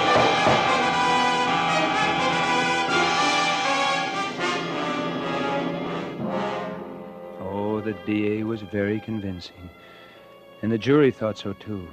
Because when they came in after 11 hours, they found Catherine guilty of murder in the first degree. We appealed the case and lost. I pulled every string I could to get a commutation from the governor. It was hopeless. I had to face it finally. I had killed Jack so I could have Catherine. But I couldn't have her now, and I didn't want to go on without her. I went to the DA and told him everything. Mr. Rogers, are you trying to tell me that you killed Stewart to keep him from marrying Miss Gilpin? That's right. That's right. Since I can't have her, I might as well confess. Will you arrange to have her released? Look, Rogers, I know exactly what you're trying to do, but I've got no time for heroes. I've got 35 sworn affidavits in my files which prove that you couldn't have killed Stewart. I've got my conviction, and so far as I'm concerned, this case is closed. You wouldn't believe me. And Catherine's execution was only a week off. I went to the newspapers with my story, but they wouldn't believe me either. One of them did send a reporter with me to see the people who were at the party that night. Sam, it's wonderful what you're trying to do, but I can't lie about it, and I won't. That was the kind of answer I got everywhere I turned. Then I tried to find the two policemen who'd passed as I left the house and the man who had seen me throw the knife off the ferry, but it was useless. I couldn't find one person who would believe me, not one. The next day, I made a last attempt to see Catherine. They wouldn't let me. But late that afternoon, I received a note from her. It was heartbreakingly full of all the things we planned now would never do. And what hurt me most was the part where she said, I heard all about it, Sam, and I love you for it. I love you for your foolhardy attempt to save my life at the expense of your own. Jack once called you Prince Charming, but he never dreamed what a prince you really are. even she, Prince Charming, even Catherine wouldn't believe me. And that was harder to take than all the rest. And you don't believe me either, do you, friend? Well, Mr. Rogers, it's very hard to... Shh. Listen.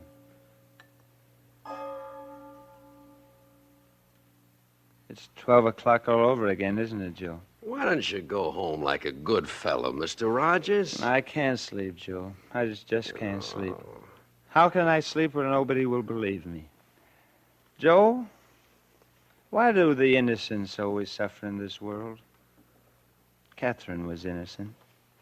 Why did she have to suffer? Oh, you got it all wrong, Mr. Rogers. The innocents don't suffer, but the guilty, they're the ones.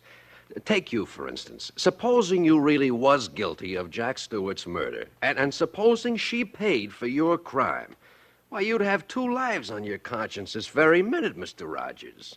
And you'd have been suffering for those 2 lives ever since the night she went to...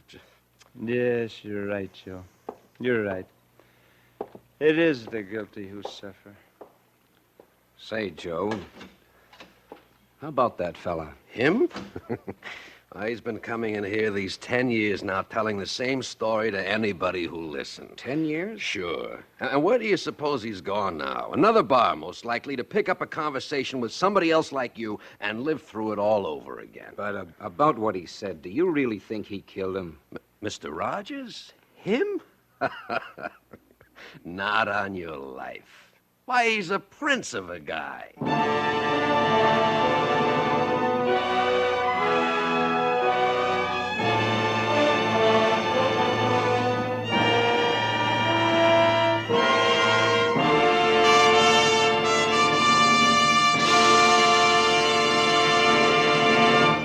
Thank you, Danny Kaye, for a splendid performance.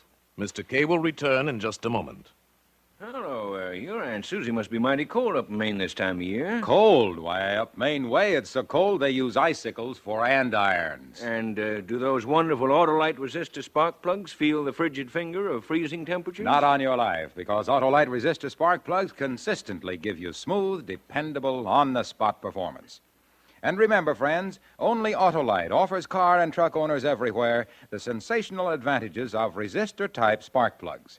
So, with millions of car owners switching to Autolite, why don't you? Because you're always right with Autolite. And remember, Autolite means spark plugs. Ignition-engineered resistor spark plugs. Autolite means batteries. Stay full batteries. Autolite means ignition systems. The lifeline of your car.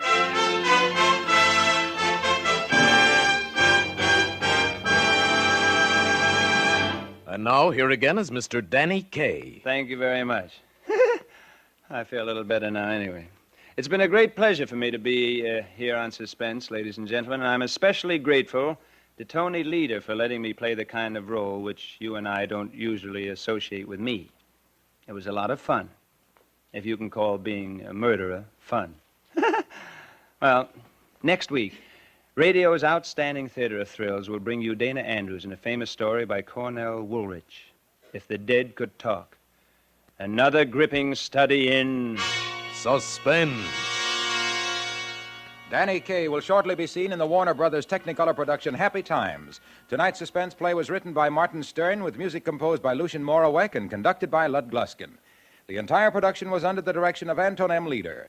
In the coming weeks, Suspense will present such stars as Robert Montgomery, Fibber, McGee and Molly, Ronald Coleman, Jane Wyman, and James Mason. Make it a point to listen each Thursday to Suspense, radio's outstanding theater of thrills. And next Thursday, same time, hear Dana Andrews in Cornell Woolrich's If the Dead Could Talk. Remember, you're right with Autolite. So switch to Autolite. Good night. This is CBS, the Columbia Broadcasting System.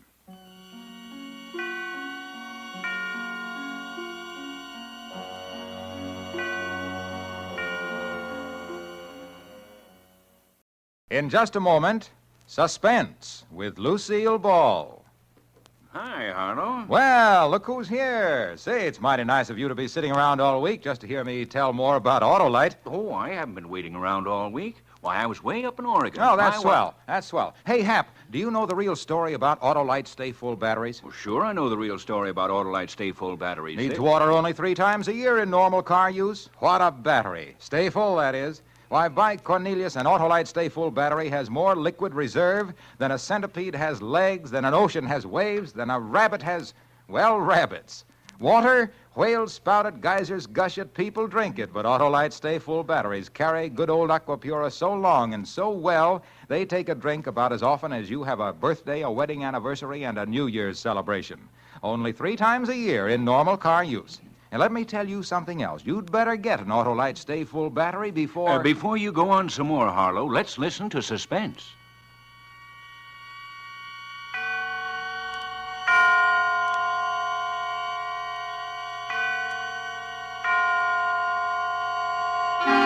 Suspense.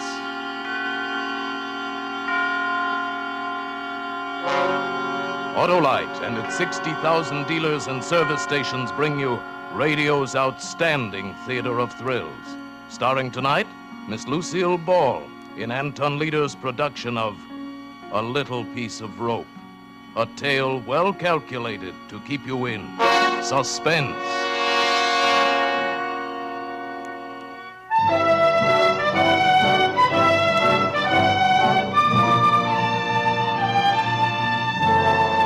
They said I'd never make good here in Hollywood. Everywhere I went, it was the same story. Sure, they'd see me, but the minute they took a look at my baby face, all I'd get was advice and excuses. No job. My last try was for a schoolgirl part. I was too baby-faced to even land that one. I was walking home, still wearing the school uniform that I'd bought to help me get the part, when I got the idea. Then I remembered another thing. It was years ago, reading an old copy of the Police Gazette in Grandpa's attic, printed about 1880, I guess. With their falsely youthful faces, dressed as innocent schoolgirls, these vicious females haunt the vicinity of select young ladies' seminaries, and with their airs of artless girlhood, they entice and trap unwary gentlemen, some from the best of families.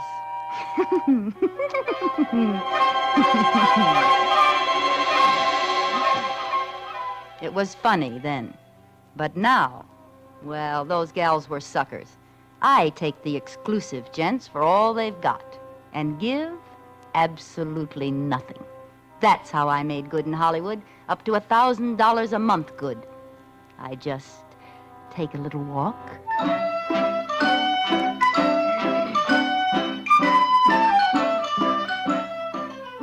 I've got uniforms for all the best schools, and I still have the baby face. So help me, lots of those kids look older than I do. When school's out, I let some old wolf pick me up. They always want to park up in the hills or some other lonely place. I drop my compact. He bends over to pick it up. I let him have it with a special little blackjack I carry.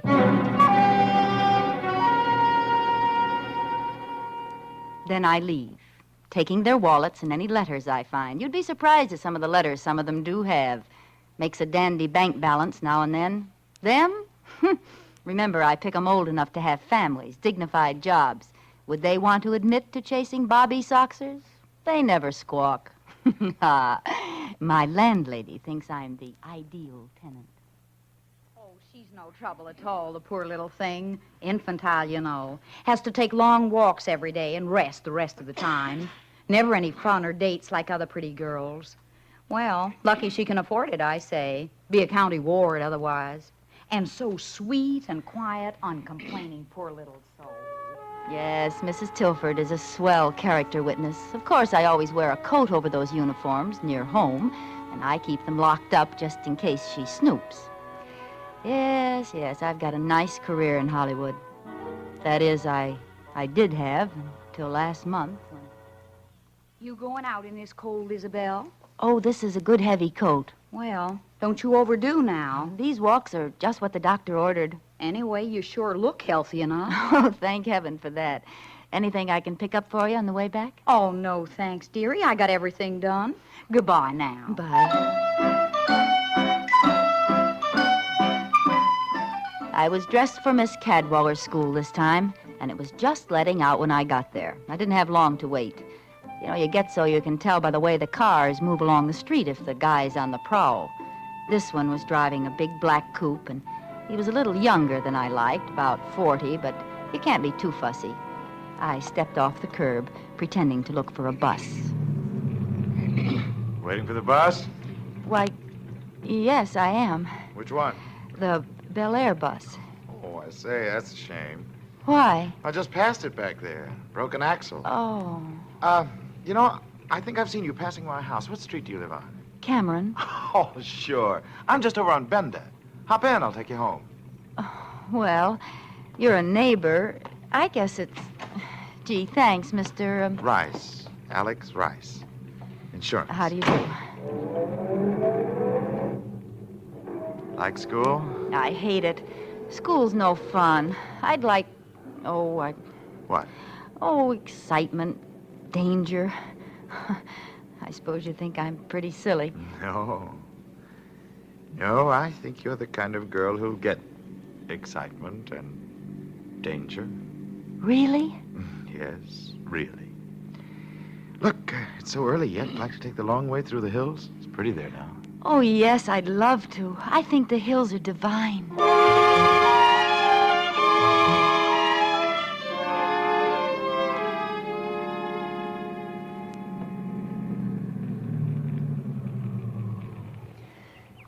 Oh, isn't it just out of this world? Yes. Yes, indeed. Oh, What's the initial on your bag for? the initial? Yeah. Irma? Oh. Inez? Ingeborg? Oh, Ingeborg, you made that up. No, it's Swedish. Imogene? No, Irene. Irene Taylor. A pretty name for a pretty girl. I'll bet. You have beautiful hair and eyes and a beautiful throat. Well, throat. Irene, you're very exciting. Oh, Mr. Rice, I dropped my compact. You don't need it. But it might get stepped on. You won't need it. But I want it now. All right. Don't yell so. Here, I'll get it for you. Oh! Character, huh? Well, here, roll back a little. There. Well, what do you know? Rope. Now, why would a guy carry a piece of rope in his inside breast pocket? Nice wallet. Well, goodbye, Mr. Rice, and thanks for everything.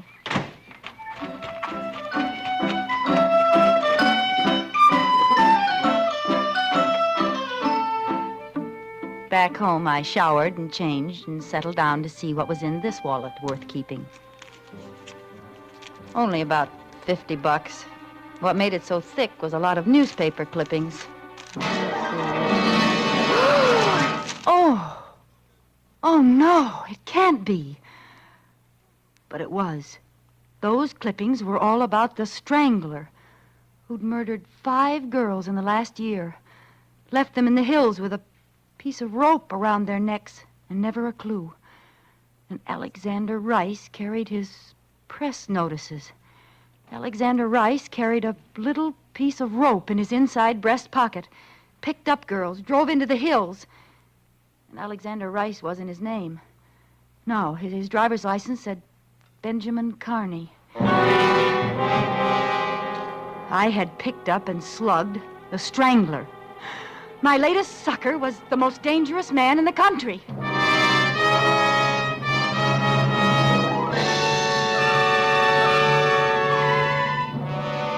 For Suspense, Autolite is bringing you Miss Lucille Ball in radio's outstanding theater of thrills, Suspense.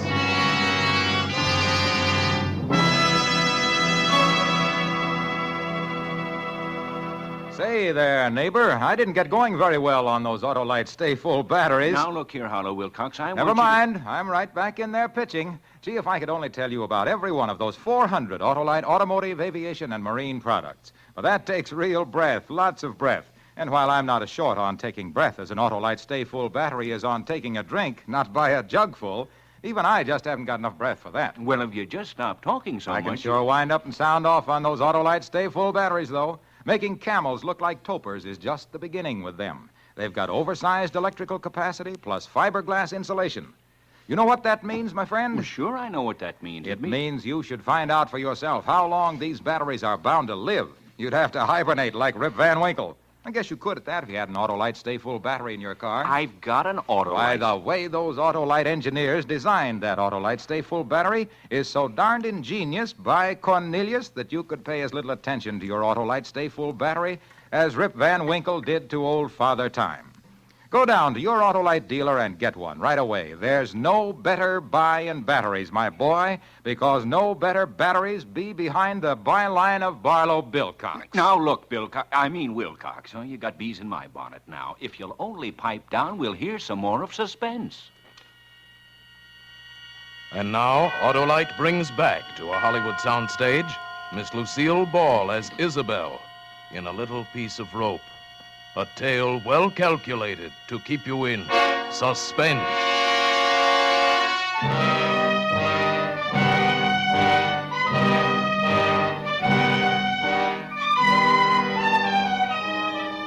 At first, I just shivered over my narrow escape. Why, if I hadn't been out to get him, he'd have gotten me. I'd be number 6 in tomorrow's headlines. Then I suddenly realized I was the only one who could identify him. I can't be silent and let him go on killing. I've got to go to the police station and tell them. I started to go out when it occurred to me I couldn't. I didn't dare go to the police and take the chance of exposing my own racket. If that ever came out, and it probably would, San Quentin, here I come. It seems they're a little stuffy about people who carry blackjacks and steal wallets and sell letters. So instead, I went for a walk. A real one this time, and just tried to think. Pretty soon another thought hit me. He knew I could identify him by now. The Strangler was no fool. He'd have me figured out and know the kind of place and time to look for me. And he'd certainly be looking for me, to kill me, to shut my mouth forever. I had to find a way to...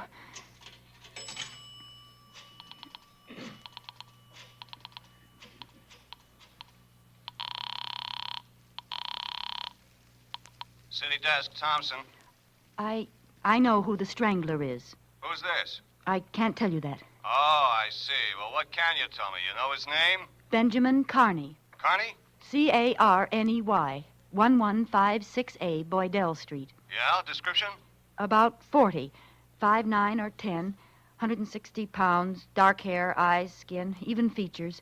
Not ugly, not handsome. Drives a big black coupe, late model. Got it. Any identifying marks? Mustache? No, nothing. And how do you know this guy's the Strangler? I just know. Goodbye. Hey, wait a minute. So you can trace the call?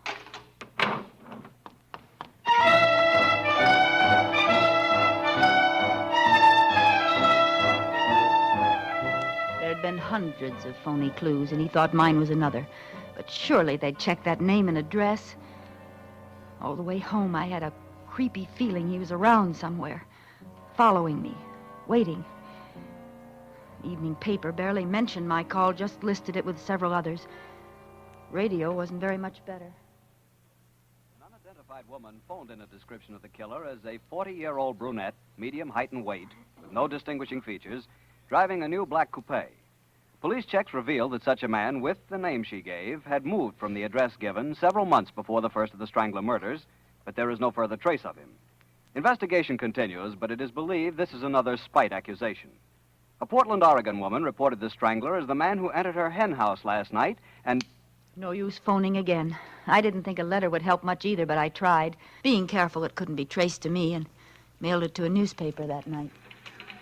Hey, Mike, you going to the courthouse? Take this to O'Shea, will you? Another Strangler letter telling all. Why can't he just strangle letter writers? One more and I'll strangle somebody.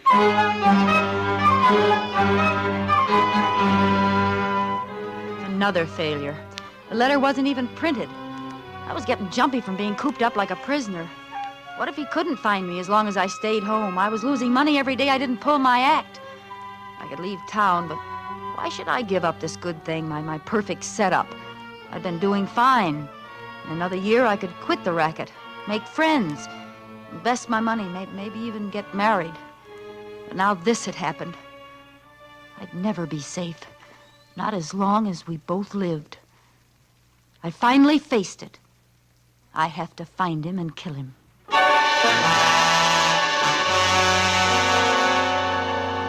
This time I put an ad in the personals column. Would he see it? Well, I'd run it till he did. A.K. Rice can book your rope act for mutual profit. Have immediate out-of-town engagement. Signed, Slugger. Rope act. Mutual profit, huh?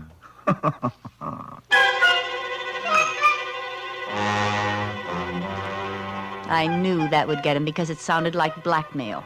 And by pretending to fall for a shakedown, he'd hope to get close enough to kill me. Only it was going to be the other way around. And so our strange correspondence began. He answered right away. Slugger. Interested in offers. Send details, Box 047M298, Rice. I had him hooked. I didn't lose any time writing. Dear Mr. Rice, I have an invention which I think you'll want for Your rope act. It's expensive, but remember, it's completely silent. And yours exclusively if we agree on terms. Signed, Slugger. Completely silent. It's delicious. And expensive. Yes, indeed.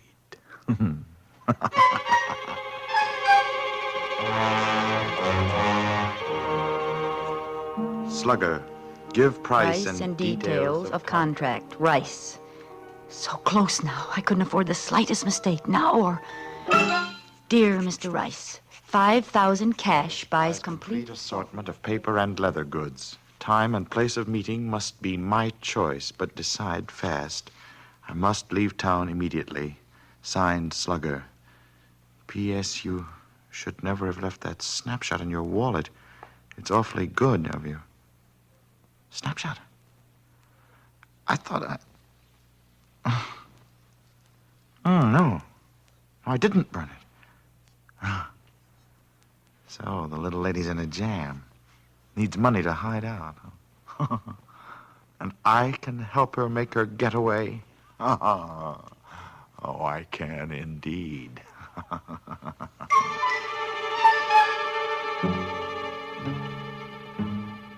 Slugger, price okay. We'll close at your convenience, Rice. I've got him. My plan was as foolproof as I could make it. I packed a suitcase with the kind of clothes I'd hate to be found dead in, and maybe I would be, and told Mrs. Milford I was taking a vacation with friends. Oh, I'm so glad, dearie. I said to Miss Knight yesterday, that child should have country air. City air just don't do the same for you. Yes, I know it'll do me good. And you stay longer if they ask you. Don't worry about me holding the apartment for you. Well, thanks a lot, Mrs. Tilford. It's certainly nice of you. I have to catch that train now. Goodbye. Goodbye. Have a nice time now.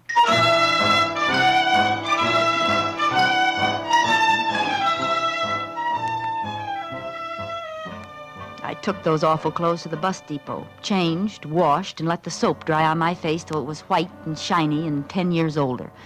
With my hair skinned back tight under an old beret, I saw a stranger in the mirror. Baby face was gone. Good. No one had noticed me, and looking like this, nobody would. Then I walked to another apartment I'd rented by phone last week. It was in a dingy neighborhood.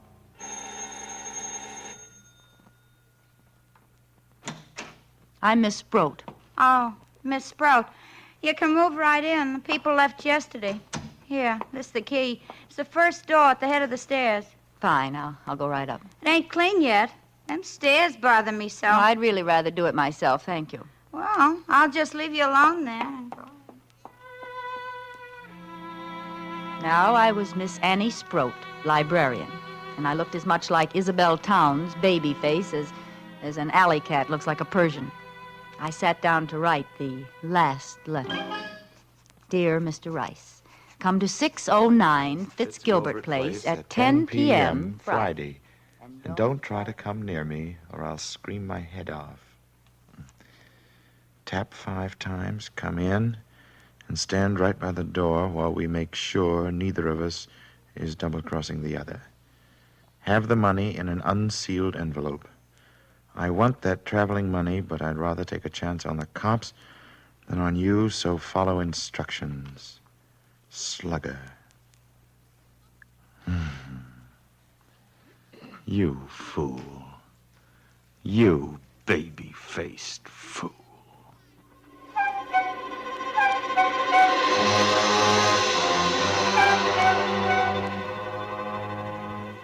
He'd have to make sure the layout was right before he'd dare attack me. And the more precautions I took, the more he'd believe I was on the level.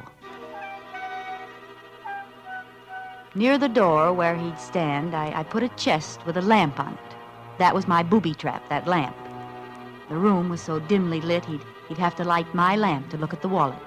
And when he pulled the light chain, he'd shoot himself. I had a gun fixed where the bulb should be, and the chain pulled the trigger. It was set to get him in the chest. Heart, if I was lucky. Dead or not, I'd leave him there for the cops, with his wallet and clippings.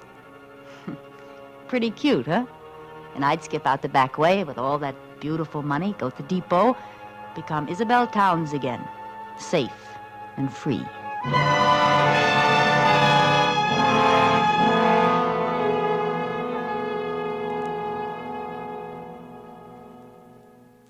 I wore gloves all the time I was there, and the suitcase with Isabel Towns' identity in it was ready by the back door. The hours passed like centuries, and the old house creaked like a sick old man in a squeaky bed. Of course, it might be the house, or it might be someone on the stairs. And then it was 10 o'clock. I was standing at the other end of the room, facing the door. The light was very dim. I heard the feet coming up the stairs, or was it just the creaking of the old house? No. No.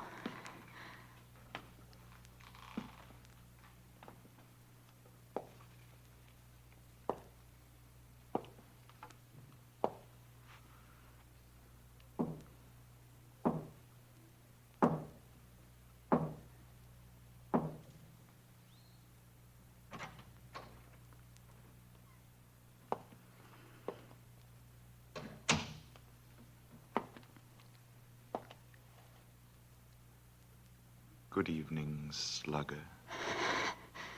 You see, I'm prompt, slugger. Stand where you are.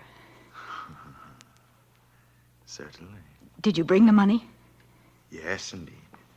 Here. This envelope. Throw it down in the middle of the room, between us. Go ahead, throw it down. It'll stay there while you examine the leather goods. Do you have the wallet here? Yes. Throw the money. I can't reach it from here, you know. It's quite safe. All right. There. The wallet. Where is it? On that chest beside you, by the lamp. Yes. Well, thanks, slugger. Aren't you going to look to see that everything's there? Why should I? I trust you. So long, babyface. See you around. He's gotten away, alive. He must have guessed I'd done something to the lamp. So he was still alive and still dangerous. But at least I had the money, the $5,000. I picked up the envelope and opened it. There was nothing in it but pieces of newspaper cut to the size of bills. Why, you dirty cheat! I ran to the door and opened it. I looked out, but he wasn't in sight. Maybe I could catch him before he got out of the house. Oh, you won't get away with this. I stepped into the hall, and before I could turn, I felt the rope around my neck. His hands were pulling it tight. Oh, baby. I told you I'd see you around. Didn't I?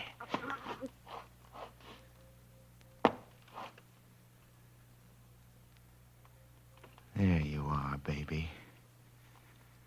You're paid off in full. Now, we'll just go back inside.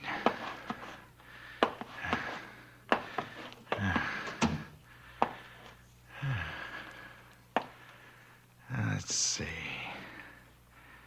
I guess you'll be safe on the floor while we finish our business. Now, I'll take a look at that wallet, baby. You might have held out some of those clippings. I'll just turn on this light.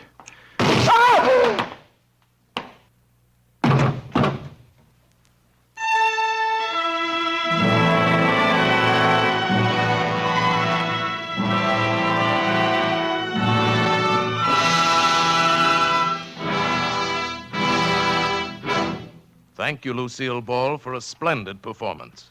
Miss Ball will return in just a moment.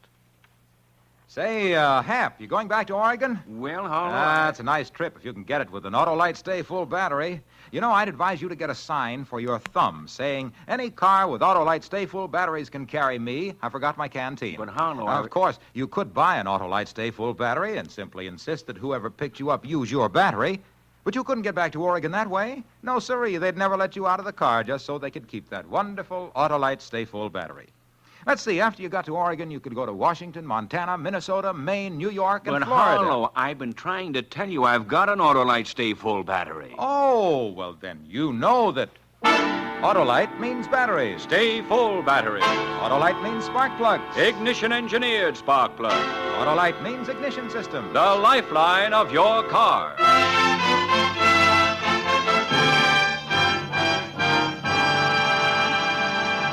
And now here again is Miss Lucille Ball. It's always a great pleasure to appear on Suspense, especially when the part is so unusual and exciting. That's right, Miss Ball. The part of Isabel tonight was very different from your regular radio role on My Favorite Husband. Plug? Why not? Why not? Something like, listen to Lucille Ball as Liz Cougat on My Favorite Husband every Saturday night. Over your favorite CBS station. All right? Wonderful. And I hope all of you will be listening next week when Suspense presents William Powell in a role that's also different from the parts he's been playing lately. He's playing a man who's just stolen $250,000 and then finds out that... But you'll hear about it next Thursday when Suspense brings you Give Me Liberty, another gripping study in... Suspense.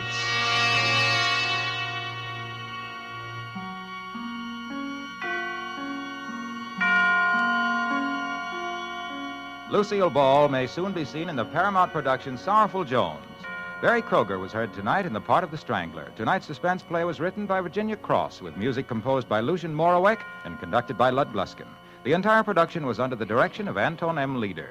In the coming weeks, Suspense will present such stars as John Garfield, Margaret O'Brien, Sidney Greenstreet, Agnes Moorehead, Edmund O'Brien, and many others. Make it a point to listen each Thursday to Suspense, radio's outstanding theater of thrills. And next Thursday, same time, hear William Powell in Give Me Liberty.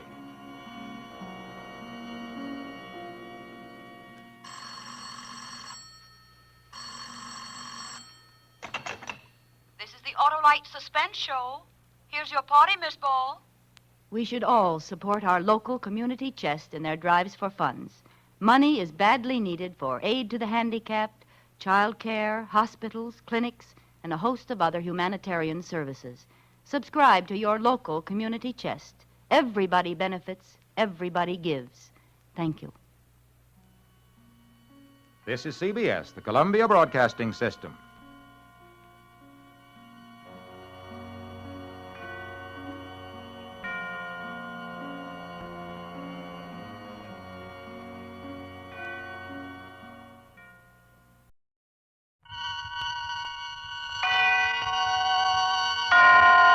Autolite and its 96,000 dealers present Suspense.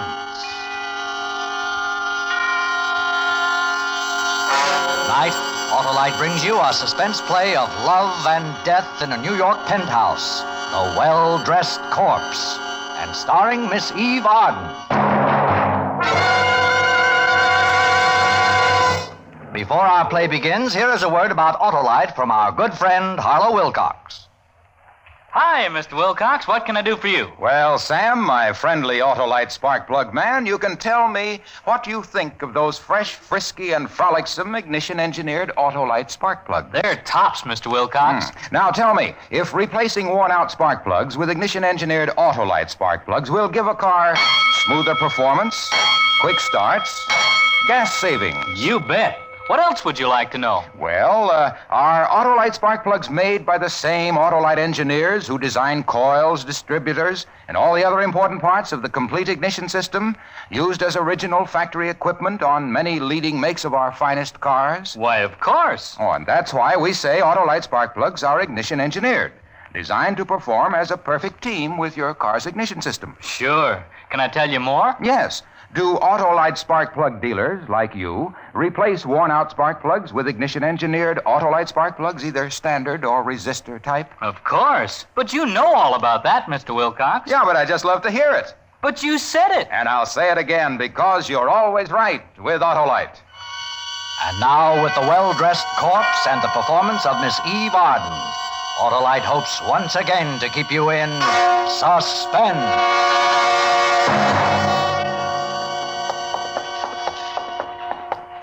She's lying on the couch in my office. Thought I'd just let her alone until you showed up, Captain Rourke. Well, that was considerate of you, Lieutenant.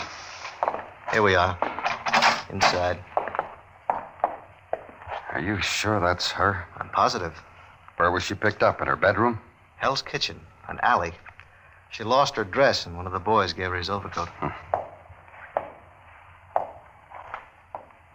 What's your name? My name is Ruth Franklin, How old are you? 33, Where do you live? Pickwick Arms on Riverside Drive. Do you drive a car? Yes, a blue convertible, Mediterranean blue. Did you go to school in this city? Graduate school, Columbia University. I went to Stanford. I worked for the Carrington Green Advertising Agency. My secretary's name is Petey Wright. I'm the murderer you're looking for. Okay. I guess you're Ruth Franklin, all right. I guess I can't blame you for not recognizing me. Did you know that 6 weeks ago I was voted one of the 10 best-dressed women in America? Yeah, I read something about it. I always knew that someday I would be. But when it actually happened, it was just as exciting as if it had been a total surprise. The invitation to the buffet luncheon to meet the press came on Friday. I ran right out and bought the most elegant and expensive dress I could find. And when I swept into the luncheon, everyone was looking at me, including the other 9 well-dressed women. Percy Hamilton of Radcliffe, a little bald-headed man who moved and looked like a startled chipmunk, met me as I came in. Oh, Miss Franklin, I'm so happy to see you. Right this way, please. You're a little late, you know. Percy, baby, you've confused me perhaps with a debutante. I work for a living. I'm going to put you here at table 13. Oh, pardon me, Mr. Mason. That's all right. Mr. Mason, may I present Miss Franklin? How do you do? How do you do? You two are going to be luncheon partners. Well, I'll run along. You, of course, couldn't be anyone else but the best-dressed Franklin. I'm not sure I like the way you said that, Mr. Mason. My tone was not meant to imply a personal indictment, Miss Franklin. In fact, it's a commendation. You play your part very well in this racket. Racket? Racket. Oh. I always draw the most charming luncheon partners. It was undoubtedly something in your childhood. They made you wear Buster Brown collars or velveteen knickers. I wore dungarees. No, it's just that I have the best prima facie evidence anyone ever had that this is a travesty on good taste and artistic judgment. Before I move to another table, Mr. Mason, I'd be utterly amused to hear one sentence telling me why you feel this way. I'd be happy to oblige. You see, I was picked as one of the best-dressed men. Mr. Mason, for the first time, I'm beginning to savor the sweetness of your judgment.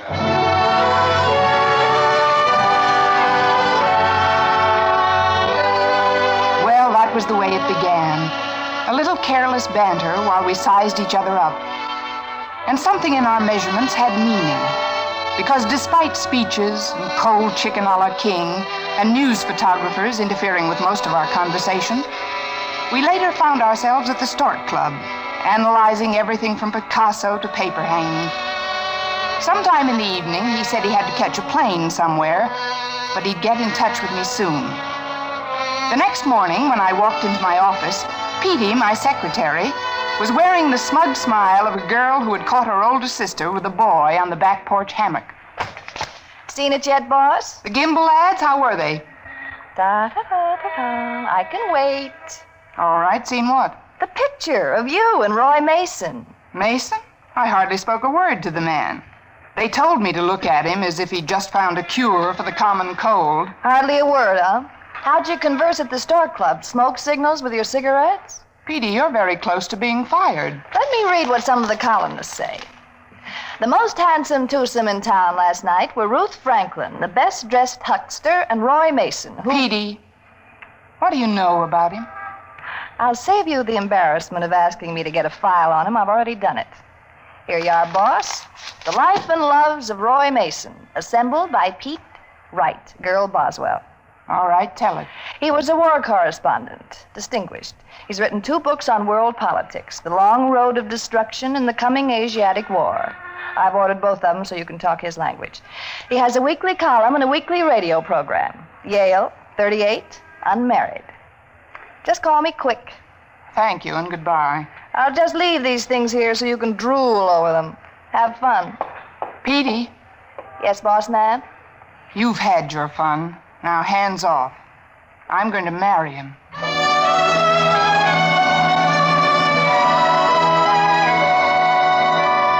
I read those clippings through from beginning to end. And when I went home that night, I took both of Roy Mason's books with me. And the following night, he called me. And then it was practically every evening, and cocktails and weekends and meals and fireplaces and books and talk and talk. I knew, and I let the papers know, that Ruth Franklin finally found a man who came up to her epic requirements. I had him hooked. Now it was time to reel him in.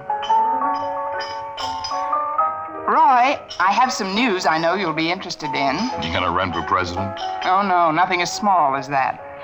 I'm going to get married. You're going to get what? Married. Oh? To whom? A man named Roy Mason. I just decided. Ruth. I'm sorry, I can't. I'm already engaged. Who is it, Roy? A Long Island socialite, Elizabeth Granger. You know her? No, and I don't believe I'd want to. Oh, Ruth, did you think we were going to be married? Of course I did. And so did every newspaper and columnist in town. I never pay any attention to the gossip columnists. Well, a lot of people do. Oh, Ruthie, now, don't take it like this. You must have known I had a life before I met you. I should have known a lot more, I guess, than I do. Ruth, don't lose your head over this. What do you expect me to do? Break down and beg you to change your mind and marry me? I'm sorry, Roy. I'll go home and read an old coward play and get over it.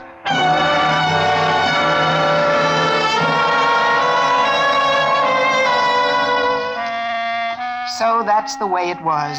I'd saved myself for the one man who had what I had, brains and guts and talent. And I suddenly found out I'd saved myself for what I couldn't have. I went home, threw his books in the fireplace, and sat down to have a long look at me. And all I found was a big, ugly hurt.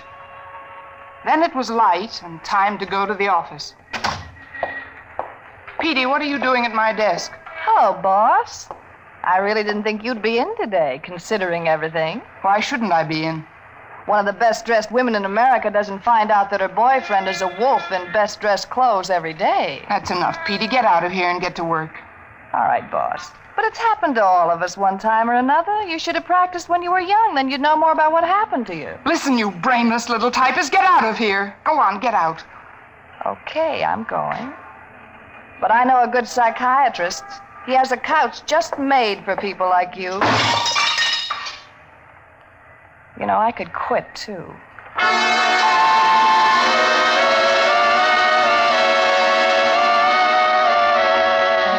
The whole office knew about it. It pleased their tight little minds that I'd been caught off guard. Most everyone, including our 3 vice presidents, found some sort of excuse to come in and see the woman who'd been taken in love. They were disappointed when they didn't find me planning a sudden trip to London or enrolling in Helena Rubinstein's charm school. But the lower echelon was even worse, especially the stenographers. They handed me those grief-sharing eyes, usually reserved for 16-year-old girls who've been jilted by the high school fullback. But by 5 o'clock, I swallowed 2 aspirin and my pride and called Roy. You've had 3 cigarettes and 2 martinis. Any conversation coming up? What is it, Ruth? Newsprint, for one thing. Those nasty little black tracks on those clean sheets of white paper. They came right out and said you jilted me. The same way they came out and said we were a torrid twosome. Oh, yeah. It's my fault. I'll phone them tomorrow and tell them how wrong they've been. You will not. It'd only make me look a bigger fool. Besides, they aren't the only ones. Oh, for heaven's sakes, Roy, ask that strange-looking little man to fill my glass. It's empty. Sure. Waiter? I haven't seen one person today who isn't in high glee over the whole thing. And incidentally, you look a little too smug to suit my taste right now. Ruthie, don't do this to yourself. You're too good a guy. It's easy for you to say.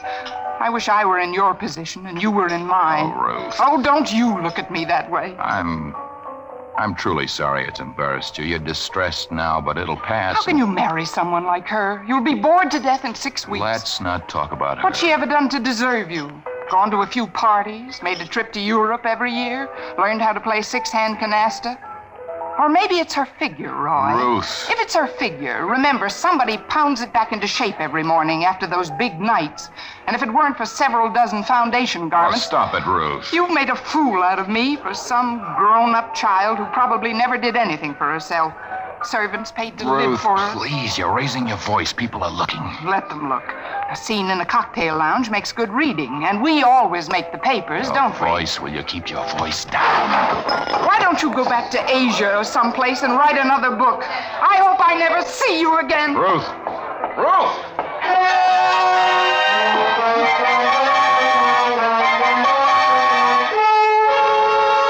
Roy looked foolish shouting after me. I looked even more foolish trying to make a dignified exit through the tears. Oh, leave it to me. I did a good job. I went off stage like a second lead in a little theater production.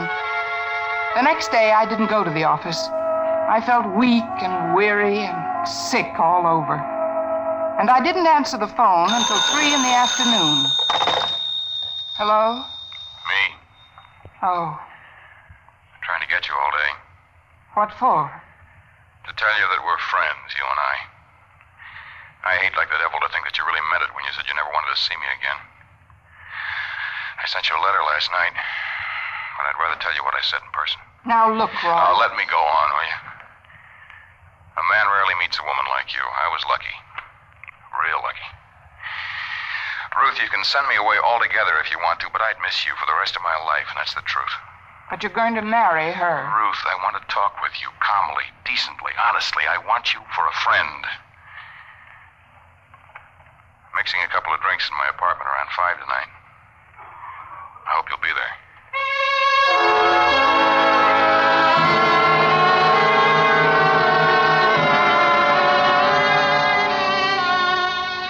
All of a sudden, I saw a way out of everything.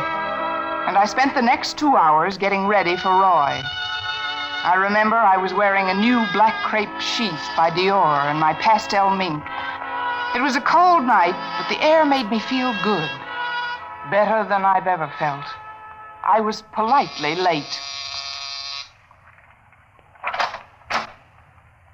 You came. Let me take your coat, huh? It's a little chilly. I think I'll keep it on. Martini? Manhattan? Music, I think. Now a martini. Already had them fixed. I knew you wouldn't pass up a Mason special. You were rather certain in your pretty speech on the phone, weren't you? I meant it. And I am glad you're here, Ruth. All of that highly lacquered veneer you show your public is all right for them, but as for me, I'll take you the way I know you. Oh? Tell me more. Underneath $40,000 a year and being the best dressed, you're quite a gal. One look told me that. This amounts to a hats-off conversation. Now, Ruth, we're ready to talk, you and I. Let's do it, huh? For the first time since we met, I know all about you. I know what makes you work. And I don't like that one bit, Roy. I don't like being ripped open for the public to watch. You don't understand. Don't touch me. Ruth. Yes, it's a gun, Roy. Oh, for heaven's sake, Ruth. Ruth, stop this. You got it all wrong. Put down that gun. Ruth. Get a doctor. We'll say it was an accident. Stay away from me. Phone a doctor. No. No, it wasn't supposed to be this way at all. Ruth. Ruth. I wrote you.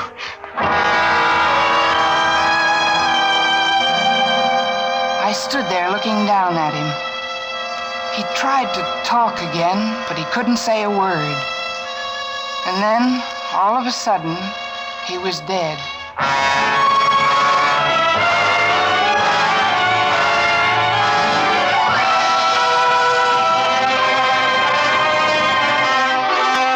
Autolite is bringing you Miss Eve Arden in The Well-Dressed Corpse. Tonight's production in radio's outstanding theater of thrills, Suspense.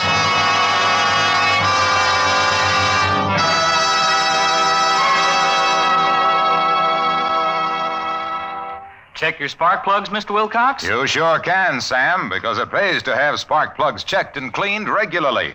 Helps keep a car running right. Sure does, Mr. Wilcox. And it only takes a couple of minutes for an Autolite spark plug dealer like myself. Why, when worn-out spark plugs are replaced with new ignition-engineered Autolite spark plugs, you'll get away in a flash for a ride that's smoother than a gigolo's line. Because you'll get smoother performance, quick starts, and gas savings. He's off again. Ignition-engineered Autolite spark plugs, you know, are installed right on the assembly line as original factory equipment on millions of leading makes of our finest cars and trucks. Money just can't buy better spark plugs for your car than Autolite. You're right, Mr. Wilcox. So, friends, see your neighborhood Autolite spark plug dealer soon and have him replace worn-out spark plugs with world-famous ignition-engineered Autolite spark plugs. And whether you choose the resistor type or the standard type, you can be sure you're right, because you're always right with Autolite. And now Autolite brings back to our Hollywood soundstage Miss Eve Arden in Elliot Lewis's production of The Well-Dressed Corpse, a tale well calculated to keep you in suspense.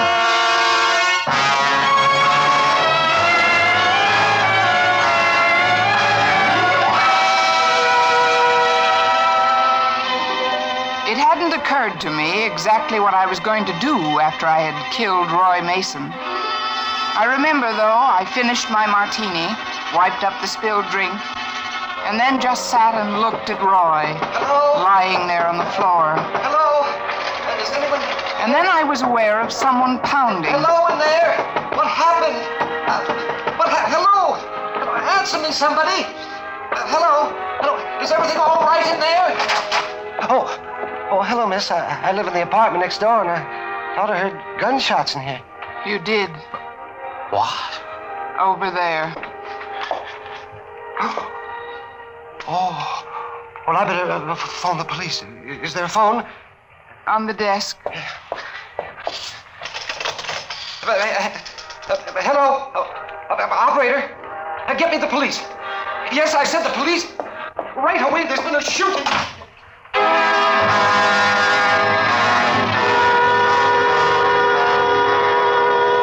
No one lifted a hand to stop me. Downstairs, I got a taxi back to my own apartment, changed, threw some things into a bag, gathered up my jewelry and what money I had. I took my car out of the garage and drove to the station and caught a train as far as Greenwich. There, I registered under another name at a small hotel.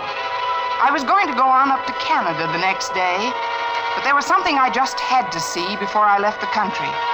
So instead, I caught a train back to New York.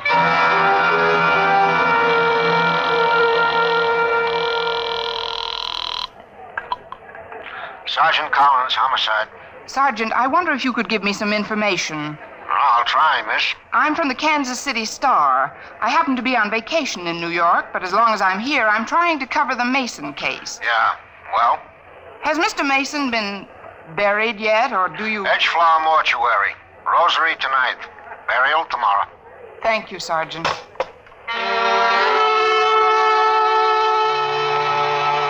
I was at the Edgeflower early, waiting across the street.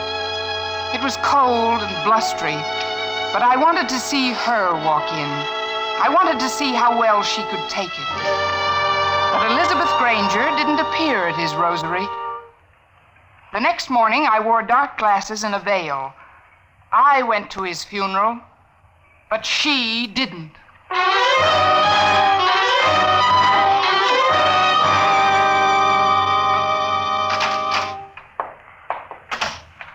Hello, Petey. I've been waiting for you. Boss, don't you know the police are looking all over town for you? Petey, who is Elizabeth Granger? Where does she live? Oh, That. She isn't in the phone book. She wasn't at his funeral. There are no pictures of her in the papers. You know these things. Tell me, please. I can't help you. Nobody can help you now. You're a walking dead woman. Petey, listen to me. I don't want to listen to you. I'm afraid to. I'm afraid I'll end up like you someday. Well-fed, well-dressed, successful, well-known, but dead. I came here for help, not to listen to your opinions. Everything you ever said in your life was a lie. I did your legwork, looked up things for you, verified them, checked them. Well, I checked about you just to satisfy my curiosity. You didn't go to Stanford or graduate school at Columbia. You were born and brought up in Hell's Kitchen. You went as far as PS 432. You hated everything you had and were, and you tried to wipe it out. Petey, you must know. Tell me about Elizabeth Granger. I'll tell you this much. You're not going to have the pleasure of watching her suffer along with you. You know why? Because Roy Mason wrote you a letter that came this morning. I read it, because I never thought I'd see you again. Do you want to know what's in it? Yes, please. It makes you look 10 times as foolish as you do even now. He said that there was no such person as Elizabeth Granger. You're lying. He just invented her. Just invented her to get away from you. You're lying. There has to be an Elizabeth Granger. Here's the letter. Look for yourself.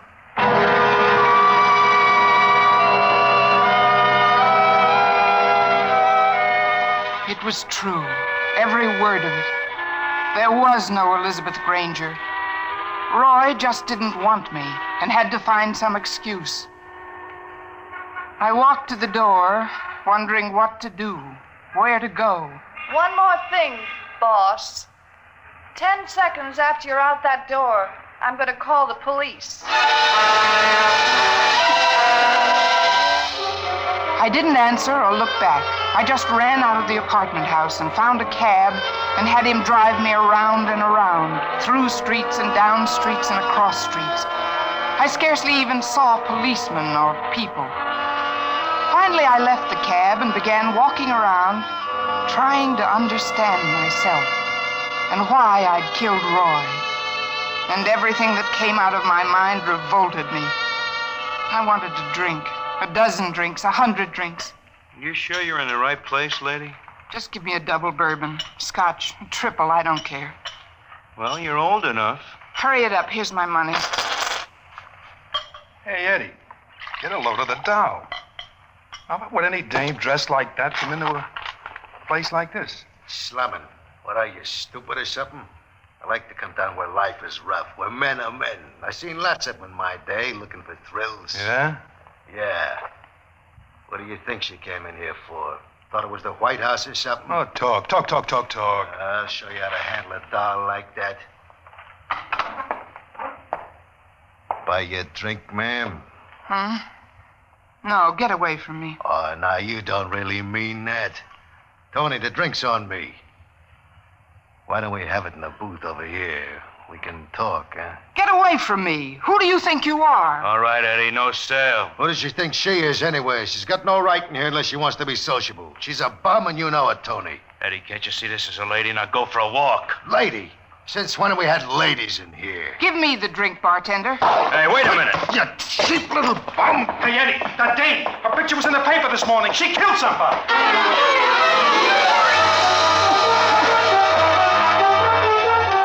I ran out of there. It was only a matter of seconds until they called the police, so I just ran. I saw a police car, and I ran the other way. 2 blocks away, there was another police car at the intersection. I found an alley and ran down and fell headlong over a garbage can into the dirty, foul snow. I couldn't get up, and I cried cold tears. Come on, dearie.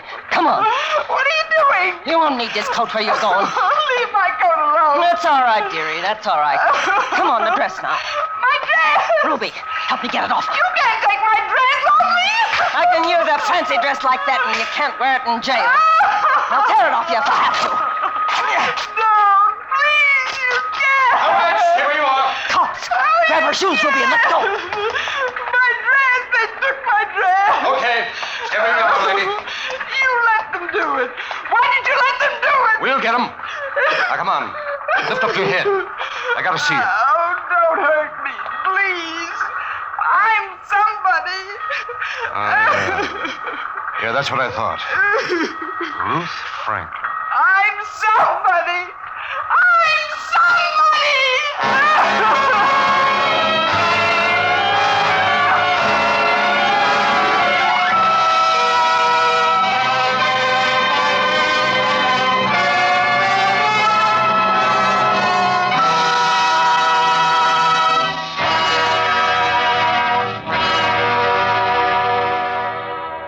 Suspense, presented by Autolite. Tonight's star, Miss Eve Arden. Hey, Sam, de-dust my windshield, will you? I can write my name on it. You can write, too, Mr. Wilcox? Can I write? Why, I blister blackboards writing about the over 400 products made by Autolite for cars, trucks, planes, and boats in 28 plants from coast to coast. These include complete ignition systems used as original factory equipment on many leading makes of America's finest cars. Generators, coils, distributors, electric windshield wipers, voltage regulators, wire and cable, starting motors. All engineered to fit together perfectly, work together perfectly, because they're part of the Autolite team. So, friends, don't accept electrical parts supposed to be as good. Ask for and insist on original factory parts at your neighborhood service station, car dealer, garage, or repair shop. And because all Autolite parts are original factory parts, you can be sure you're always right with Autolite. Next week on Suspense, the appearance of the distinguished star of the New York stage and the Metropolitan Opera, Mr. Ezio Pinza, in Aria from Murder. In the weeks to follow, we will present such famous stars as Paul Douglas. Then, in one of his infrequent radio appearances, Fred McMurray, to be followed by the First Lady of Suspense, Miss Agnes Moorehead, all appearing in tales well calculated to keep you in suspense. Suspense is produced and directed by Elliott Lewis, with music composed by Lucien Moraweck and conducted by Lud Gluskin. The Well-Dressed Corpse was written for Suspense by E. Jack Newman and John Michael Hayes. Eve Arden appeared through the courtesy of the Colgate-Palmolive Peat Company, sponsors of Our Miss Brooks. And remember, next week on Suspense, Mr. Ezio Pinza in a tale of jealousy and hate on the stage of a deserted opera house. A story which we call Aria from Murder. You can buy world-famous Autolite resistor-type or standard-type spark plugs, Autolite stay-full batteries, Autolite electrical parts at your neighborhood Autolite dealers. Switch to Autolite. Good night. Winter driving calls for safer driving. The National Safety Council urges you to winterize your driving as well as your car. Keep the windshield clear, keep a safe distance from the car ahead, and pump your brakes. Don't slam them. Be careful and don't skid yourself into trouble this winter. This is CBS, the Columbia Broadcasting System.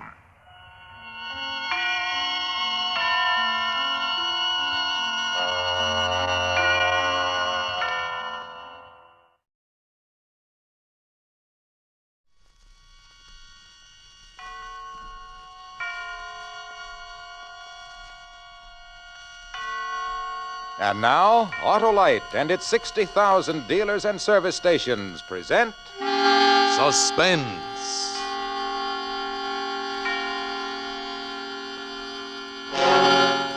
Tonight, Autolite brings you Fibber, McGee, and Molly in Backseat Driver, a suspense play produced and directed by Anton M. Leader. Say, Harlow, looks like Old Home Week on Suspense tonight. Old Home Week, Hap? Well, I wouldn't say that. Not with millions of Autolite resistor spark plugs finding new homes in every make of car in America. I know, Harlow. I meant Old Home Week because... Why, Hap, there just isn't going to be any old or new home for more and more narrow gap spark plugs because they're being replaced in their old homes by wide gap Autolite resistor spark plugs. With Autolite resistor spark plugs, your car, my car, Fibber's car, everybody's car idles smoother, gives better performance with lean gas mixtures, saves gas dollars, and cuts down spark plug interference with radio and television reception. There's one way for every car to be spark plugged right with Autolite resistor spark plugs. Only Autolite offers car and truck owners everywhere the sensational advantages of the resistor type spark plug. And now, Autolite presents Fibber, McGee, and Molly in a tale well calculated to keep you in suspense. It can't happen to you. You read about stuff like that in the papers. Girls murdered and mutilated, drunks left dying in the gutter for the handful of change they had in their pockets, lonesome old men tortured because some hoodlum gets the idea they're misers with a pot of gold hidden under the floorboards of the shack. Sure, you know it's real, but it can't happen to you. Oh, you get your fair share of trouble. I've been a professional man here in Los Angeles for 30 years. I've met up with bums and grifters and petty sharpers. They're around in any business. But the viciousness, the real deep-down dirt, that's for somebody else. You do your work and go home to your family. And for a real bang-up evening to break the monotony, you take your wife out to a movie. That's what I did that Saturday night. We'd driven all the way in from the San Fernando Valley to Beverly Hills for a picture Ellie especially wanted to see. Wasn't that a good movie, Joe? Uh-huh. Just the kind I like. Songs and dancing and girls in pretty clothes. Oh, I get so tired of cops and robbers. What's wrong with cops and robbers? Oh, you know what I mean. Murder movies. Honestly, all the policemen stupid and all the crooks sneering out of the corners of their mouths. Yeah, the stuff those Hollywood boys dream up. You'd think the streets were knee-deep in blood and you couldn't hear yourself think for machine guns. Yeah. Well, here we are, honey. You get in first. Okay. All right, Ellie? Well, now, just a second. All right, Joe. Don't forget the gas. I got plenty to take us out to the valley. I'll fill up at Bill's. Dee-da-da. Dee. You remember how that song goes, Joe? What song? In the picture. You know, Two on the Moon. The one the boy sang to the girl. Oh, that one. Let's see.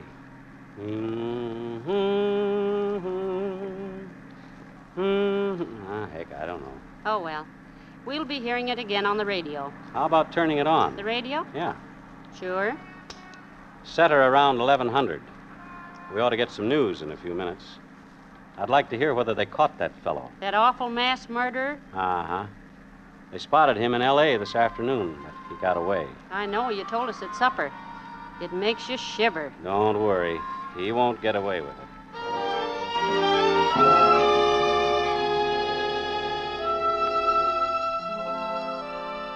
We left the lights of Beverly Hills behind and turned into Coldwater Canyon.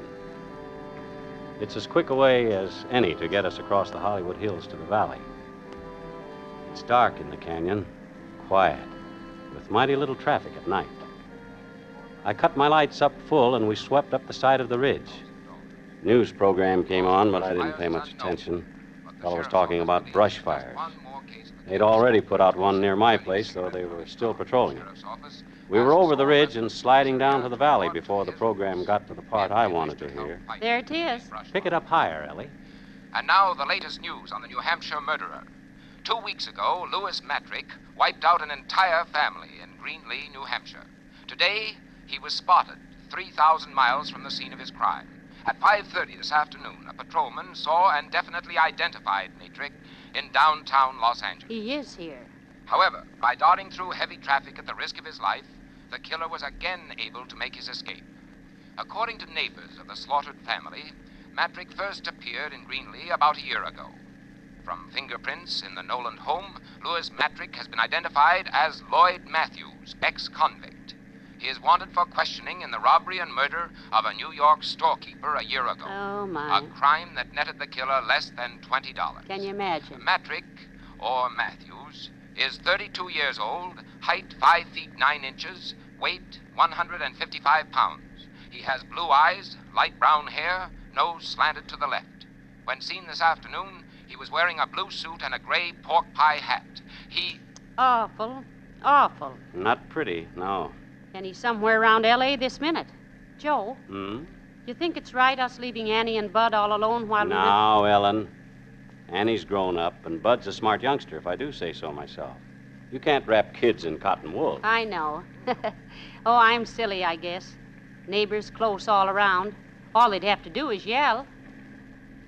But what would make a young man do a dreadful thing like that? Could be a lot of things. Maybe he's got a screw loose. Maybe he went nuts over a girl. Maybe he gets a kick out of killing like You some know of... all the answers, don't you? Oh, Joe! Hey, what the... Keep going. Go on, keep going. I got a gun here and I'll use it. Tell him, you. Ellie? Against the back of my neck. I can feel it. Cold. Well, are you gonna move? Okay. Okay, brother. You're the boss. You said it. I'm boss, and remember it. Otherwise, I'll blow a hole through your wife's head. I've had experience in these things.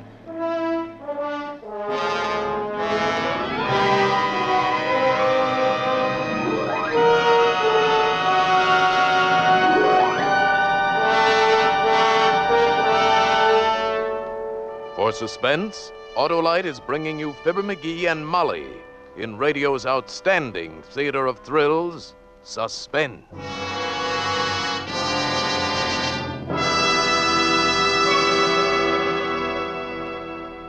Harlow, I've got to run. My wife Mary just called up and said someone stole our Autolite resistor spark plugs right out of the engine of our car. Gosh, Hap, I didn't know they were that precious. Skip along. So long. Oh, that Mary. What a girl. She's wonderful. I said to Hap the other day, she's got everything an Autolite resistor spark plug's got. Hap comes right back and says to me, has she got a 10,000 ohm resistor? Does she save me gas and money, Harlow? And then right away he says, tell me this. Does Mary improve radio and television reception? Well, by Cornelius, I couldn't stand it any longer. What's Mary got to do with that, I cried. Nothing, shouts the triumphant Hap. Right, I shout back, but by Cornelius, those sleek, slim, trim, smart, swift starting Autolite resistor spark plugs have. Why, when it comes to plugs, even mine, there's no plug as good as a set of Autolite resistor spark plugs. And those wonderful wonders are made by the Autolite Company, the marvelous makers of spark plugs, batteries, complete ignition systems, and over 400 automotive, aviation, and marine parts. And now, Autolite brings back to our Hollywood soundstage Fibber McGee and Molly in Backseat Driver, a tale well calculated to keep you in suspense. I drove that car like we were skirting the rim of the Grand Canyon with nothing between us on the bottom but a mile of country air. This was it, the thing that happens to other people, to the ones that end up on slabs in the morgue.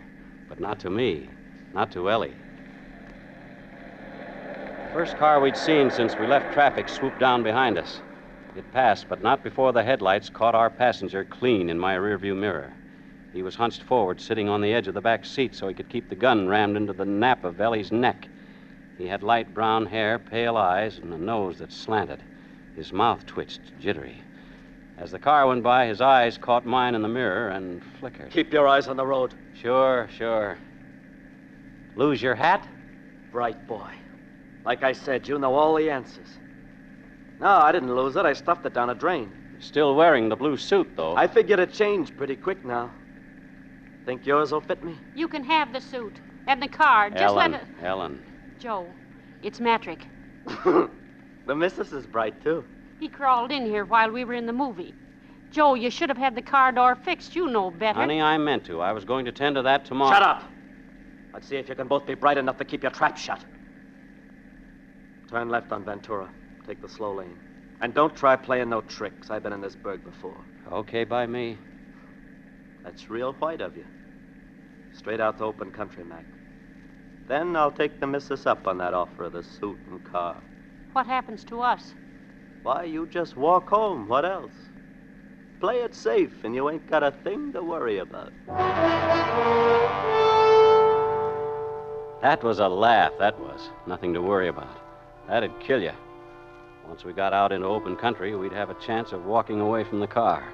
All a murderer can hope for is time. He doesn't leave witnesses around to get the law on his tail 1 second sooner than necessary. All I could do was stall and pray and make what feeble gestures I could at Lady Luck. The thing that came into my mind was so risky it brought my hair up on end. But there was a chance, provided that trigger finger didn't start jerking. In the bright lights of the boulevard, I didn't think he'd notice, but a traffic officer would. I turned into Ventura and took the far lane, obedient as a whipped pup. Must have made 2 or 3 miles before I heard what I was hoping for. What's that? Huh? Oh, the siren? Why, an ambulance, I guess. We hear a lot of That them ain't no here. ambulance. It's a motorcycle cop. Joe, it's young Mike Kennedy. He patrols this stretch. What are you up to? What are you trying to pull? Nothing. The kid's a friend of Think ours. you can get me easy, huh? Well, I warned you. I ain't going alone. You asked for it. Listen, will you? The kid lives near us, practically grew up under our feet. All he wants is to pass the time of day or maybe send a message to our Annie. Yeah? Yeah. You start popping now and we'll all be dead. Keep your shirt on and I'll get rid of him. Okay. But it better be good.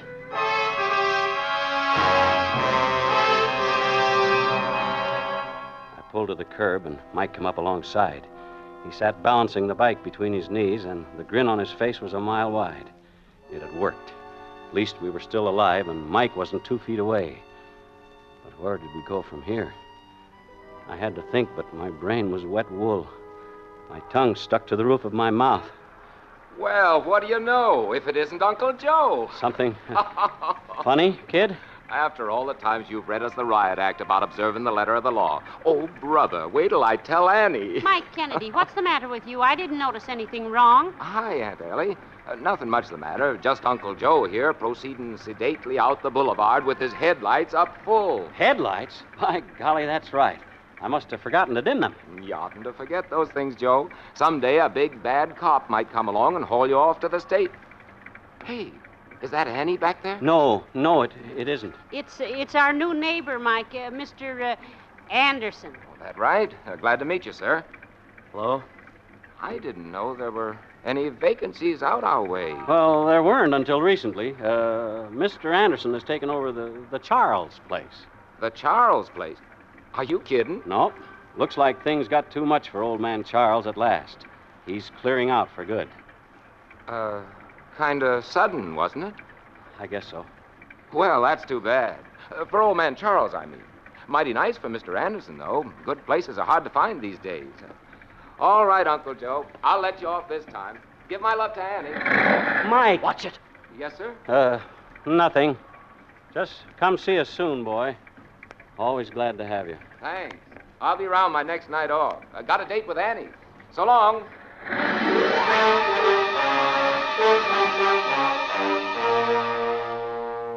That was that. Mike turned his bike and headed back down the boulevard. The chance had come and gone. But it felt to me like half my mind went off with the boy yelling at him. Must have been half a minute before I could pull myself together and ease back into traffic. Nobody said anything. I didn't dare to, and neither did Ellie. I couldn't see her, but I could feel her holding herself stiff as a ramrod, scared even to turn her head.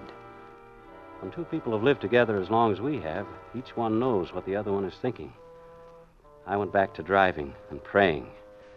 That and cutting my eyes up to the mirror, just in case there might be a white motorcycle eye following us. There wasn't, of course. Back in the back, I knew he was watching, too. Those flickering eyes darting like lightning between us and the rear window. He was too busy checking to talk. Not that that helped much. Rage and fear were pouring out of him so thick you could have grabbed a hunk of the atmosphere in your hand. It was queer to drive along like that on the crowded highway. Traffic streaming both ways. Lights from drugstores and cocktail joints and eating houses blazing to the sky. And to know if I lifted a finger for help, I'd sign our death warrants. It had to be luck, all luck. There was still a chance I'd get it. The way I figured it, we'd started out with just about enough gas to get us back to Bill's station. When we hit that, the meter ought to show empty. Gas gauge was hidden from me by the rim of the steering wheel, but I was pretty sure I was right. I waited until I saw the red and green lights above Bill's pumps a block and a half away. Then very slow and easy, I slumped over for a peek at the gauge. I leaned just too far. Shut up. Sure. What now? What were you looking at? I was just easing the crick out of my neck. Yes, you was. You was looking at the dash. You... Oh, so that's it. Fresh out of gas. Look, I just remembered. Don't give me that. You knew it all along. From now on, you keep your hands on the wheel, Mac, but leave me do the driving. Turn into that filling station. Get high-test gas and fill her up. Hi, Joe. Hi, Bill. Evening, Hello, Ellie. Bill. Oh, evening, sir. Up to the top? Yeah, Ethel. Ethel it is. Here you've been to the pictures, huh? Uh-huh. You people know everybody in the whole valley. We've lived here 30 years, from back when this was just farmland. Of course, we know lots of people. I don't like it. Get the gas and get out. Say, I was up to Miranda's for supper. That right? Oh, boy, her chili gets better every time. Don't see how it can, but it does. She's saving some for you. Said you'd be around after the show. Oh, my, I saw Miranda this afternoon and told her we'd be by for sure, Joe. That'll be $3.50 on the nose. 3 and 50. Thanks, Bill. Yeah, same to you. What was all that about? Nothing much. Come on, I got to ask you everything twice. Miranda runs a drive-in up the road a ways. On show nights, we usually drop in for a carton of chili to take home. I just hope she won't call home when we don't show up and get Annie all worried. Wait a minute. Drive-in, you said? Yeah. And this Miranda could start checking on you? I didn't mean it like that. It's She just... could call your Annie, and between the two of them, they'd have the cops on the lookout for you before midnight. You're crazy. Like a fox. I ain't kept ahead of the buttons all this time by taking chances. We'll just pick up that chili, Mac. You want to go to Miranda's? Why not? Leave Annie get a beauty sleep. I can cover a lot of ground before tomorrow morning. I ain't eaten so good lately, I could use the food, too. And with you and the missus to front for me, what's to worry about? He was right about that. I went back to driving and praying. Miranda's place is one of those goldfish bowls, mostly glass with light pouring out across the space marked for outside service. She saw us pulling up, grabbed a quart carton off the back shelf, and hustled to the door. Here you are, Ellie. I was just saying to Betsy, better fix up that chili, Betsy. It's about time Ellie and Joe was showing up, figuring the distance from Beverly Hills. Thank you, Miranda. Who's that in the back seat? I don't seem to recollect your face, young man, though anybody'll tell you I never forget a face. Well, this is Mr. Anderson, Miranda. He just came out here from the east. Oh, is that a fact? Say, Joe, you planning to go straight up Ventura home? Sure, why? Oh, don't you do it. Go the back way, even if it does take longer. Of course, the brush fire between here and your place is out, but there are still 50, 60 men patrolling it. What's that? Oh, but that ain't nothing to what's going on further out the valley. That new fire's clean out of control, licking up hundreds of acres. Well, they've been sending truckloads of firefighters past here all evening, and the road's blocked for miles, The road's they blocked. tell me.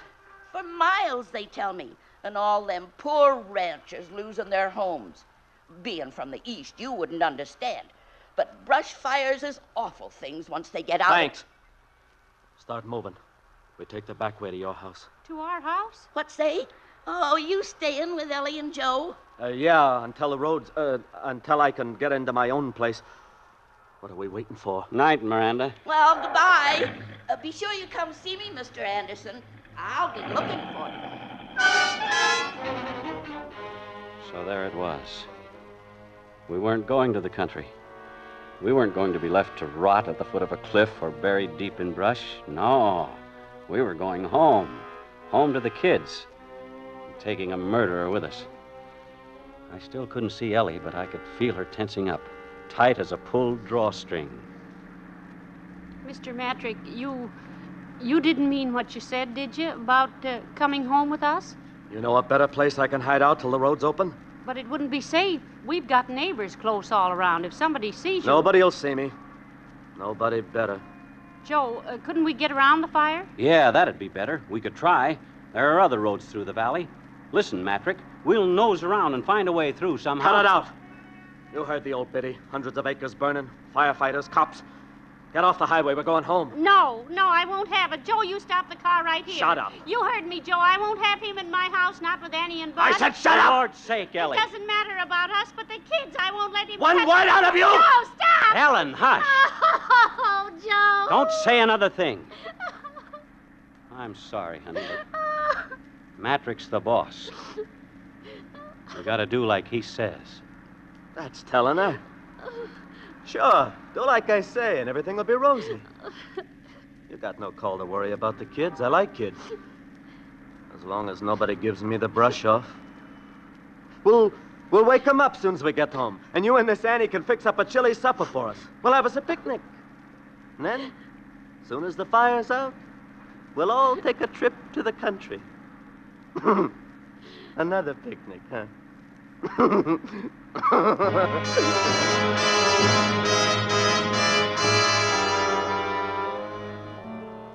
You keep going. As long as you're breathing, you keep going. Even when it looks like there's no way out, you hang on by your toenails. We poked up and down those Black Valley streets that twist and turn and sometimes wind up in dead ends. Ellie stopped crying after a while. She slumped down with her head rolling on the seat back, limp as a rag doll with the stuffing leaked out. It took a long time, but it had to come to an end. I saw the bulk of the house looming up. There was light sneaking around the edges of the blinds up in Annie's room. She wasn't asleep after all. She'd be sitting up in bed, maybe plastering red stuff on her fingers and dreaming about the date with Mike. Bud's room was dark. He'd be wrapped in covers like in a cocoon and dreaming whatever boys dream. I couldn't remember.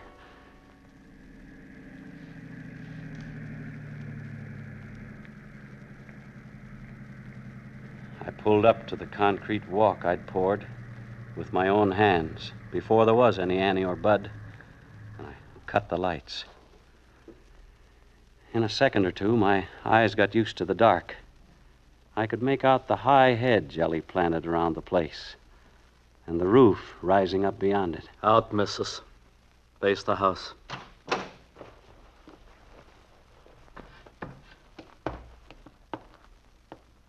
Now you, Mac. Slide out the same side. Stand beside her.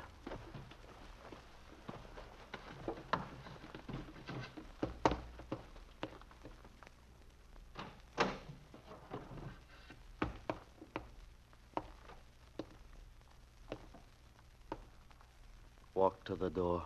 Slow and no funny business. I'm right behind you.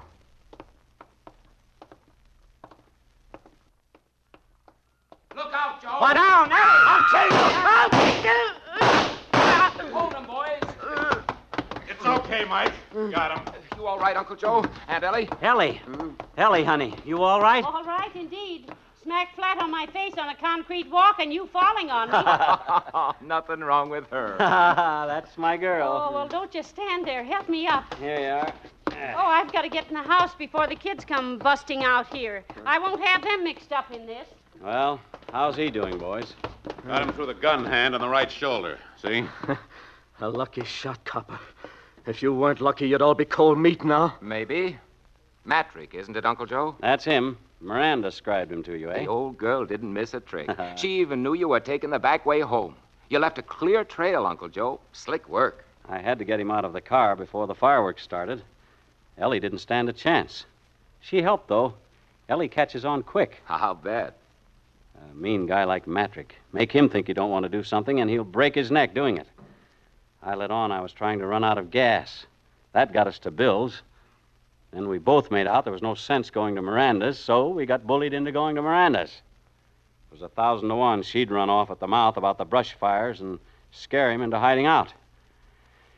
After that, all Ellie had to do was turn on the hysterics. He was dead set on coming here. Bright boy, like I said. Bright enough. You did all right, too, Mike. I was watching the rearview mirror all the time you were tailing us, but you never showed. You knew I was there, though. When one officer starts double-talking another officer, he wants to know why. Officer, double talk. You never said a thing to him except that I'd bought some place out here. Yeah, the Charles place. Poor old man Charles. In a tough spot and moving out for good. Well, what's wrong with that? Matrick, didn't anybody ever tell you it wasn't smart to take up with strangers? Maybe I'd better introduce myself. The name's Charles. Joe Charles. Detective, homicide. Tonight I was off duty and was just taking my wife to a movie.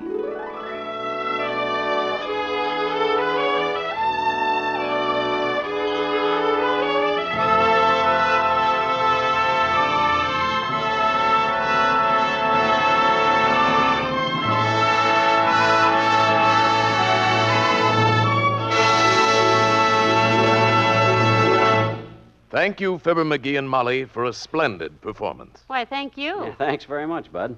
We're not used to doing a show with a gun stuck in our backs. No. We're used to doing them with Jack Benny breathing down our necks. Or vice versa. But that guy over there, he looks familiar. Why, dearie, that's Mr. Wilcox. Old Waxy himself? The guy that sells Johnson's wax on our Tuesday show? Not Waxy on Thursdays, dearie. Sparky. Sparky, eh? Well, what do you know? Hey, Junior. Hello, Fibber. Hello, Molly. Hello, Mr. Wilcox. Say, you two were terrific tonight. Tell me, did you drive over from Wistful Vista? Uh-oh. Molly, I'm afraid to answer that. Because if you did, I hope your car had Autolite resistor spark plugs. See what I mean? And listen, pal, if I were you, I'd stop and see an Autolite serviceman on the way home. That old bolt Listen, of yours... Waxy, Sparky, you don't have to tell me where to stop. I stopped on the way over. Why, those masterful miracles of manufacturing magnificent... Oh, now, McGee, that's Mr. Wilcox's story. Let him tell it. Well, what Fibber means is that Autolite parts are original factory parts.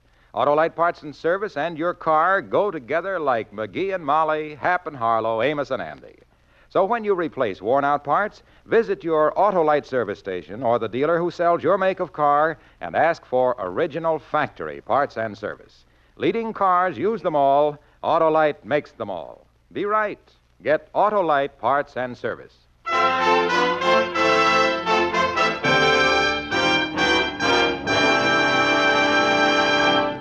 Just a minute, Fibber and Molly. Don't go away. Oh, that's right. You want us to say that word? If you please. Oh, yes. Well, go ahead, McGee. No, you say it, Molly. Well, why don't we both say it then? Okay. Well, I know you're going to want to hear radio's outstanding theater of thrills next week because Charles Lawton is going to be on the program. Yes, and in a famous story by John Collier called Demortius. And it's another gripping study in... suspense. Tonight's suspense play was by Sally Thorson, with music composed by Lucien Moraweck and conducted by Lud Gluskin. The entire production was under the direction of Anton M. Leader. In the coming weeks, Suspense will present such stars as James Mason, Jane Wyman, and many others. Make it a point to listen each Thursday to Suspense, radio's outstanding theater of thrills. And next Thursday, same time, hear Charles Lawton in Demortius.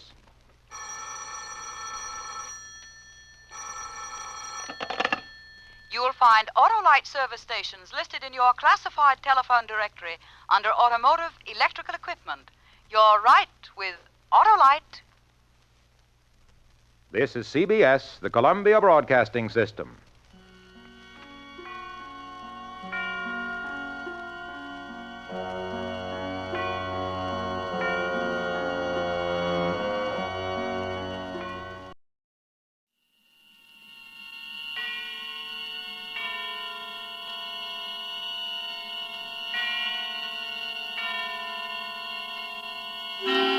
Suspense.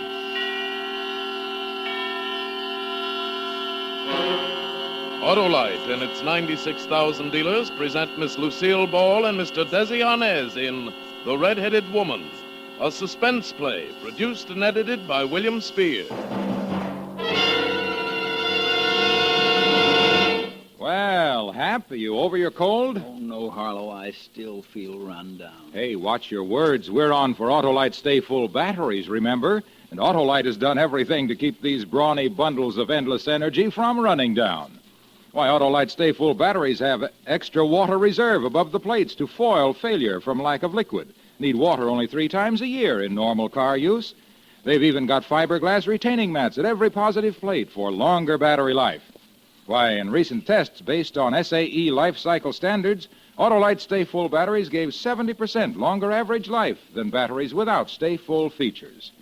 So, friends, see your Autolite battery dealer and get an Autolite Stay Full battery for your car.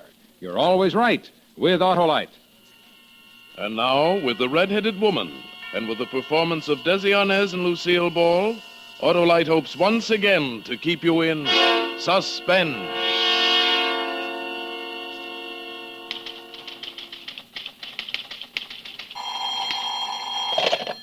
Jensen Corporation. Hello? Hello, Linda? Yes. Oh, hello, Frank. Oh, look, darling, I thought I told you not to call I know. me. I shouldn't call you at the office. I'm sorry, Redhead, but I had to talk to you. You see, Oh, darling, you sound so grim. Is there anything wrong?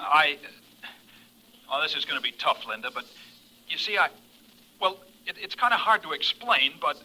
Well, go on, dear. You can tell me anything. You know that. Oh, you're sure swell, Linda. That's why it's so hard to tell you. Frank, you haven't committed a murder or anything, have you? Oh, no, of course not. Well, what is it then? Linda, please, I tried to tell you last night. I know it's hard to justify, but... But what? Frank, you've met someone else, is that it? Yes, Linda. I'm sorry. Oh, it's quite all right. Is she blonde or brunette? Oh, honestly, honey, Linda, I couldn't help it. It was one of these things. It just happens. Sometimes things do. Well, you don't have to explain, Frank. I'll send your ring back this afternoon. I hope it fits her. Good luck.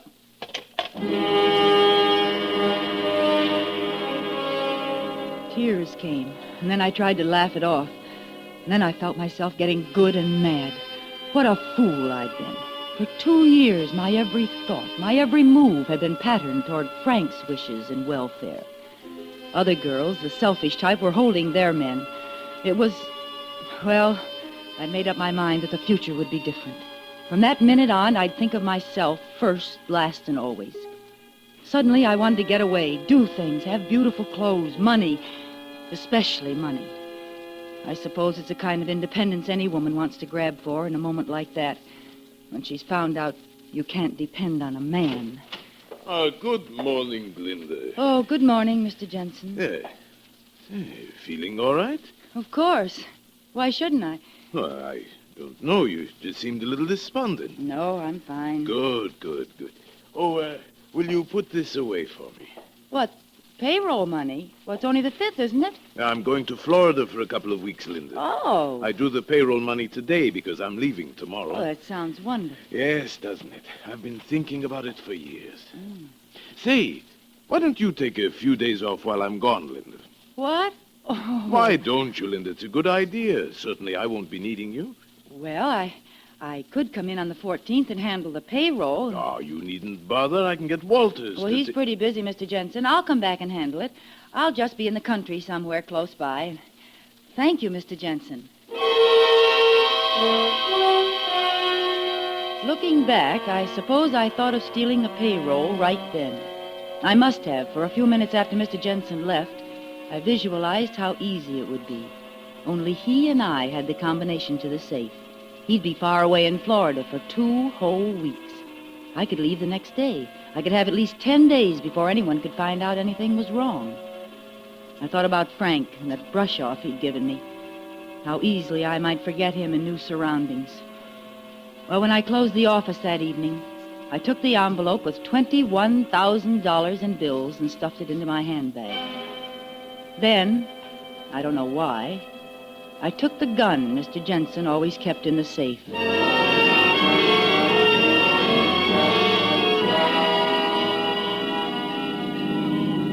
Next morning, I left Kansas City and began driving west.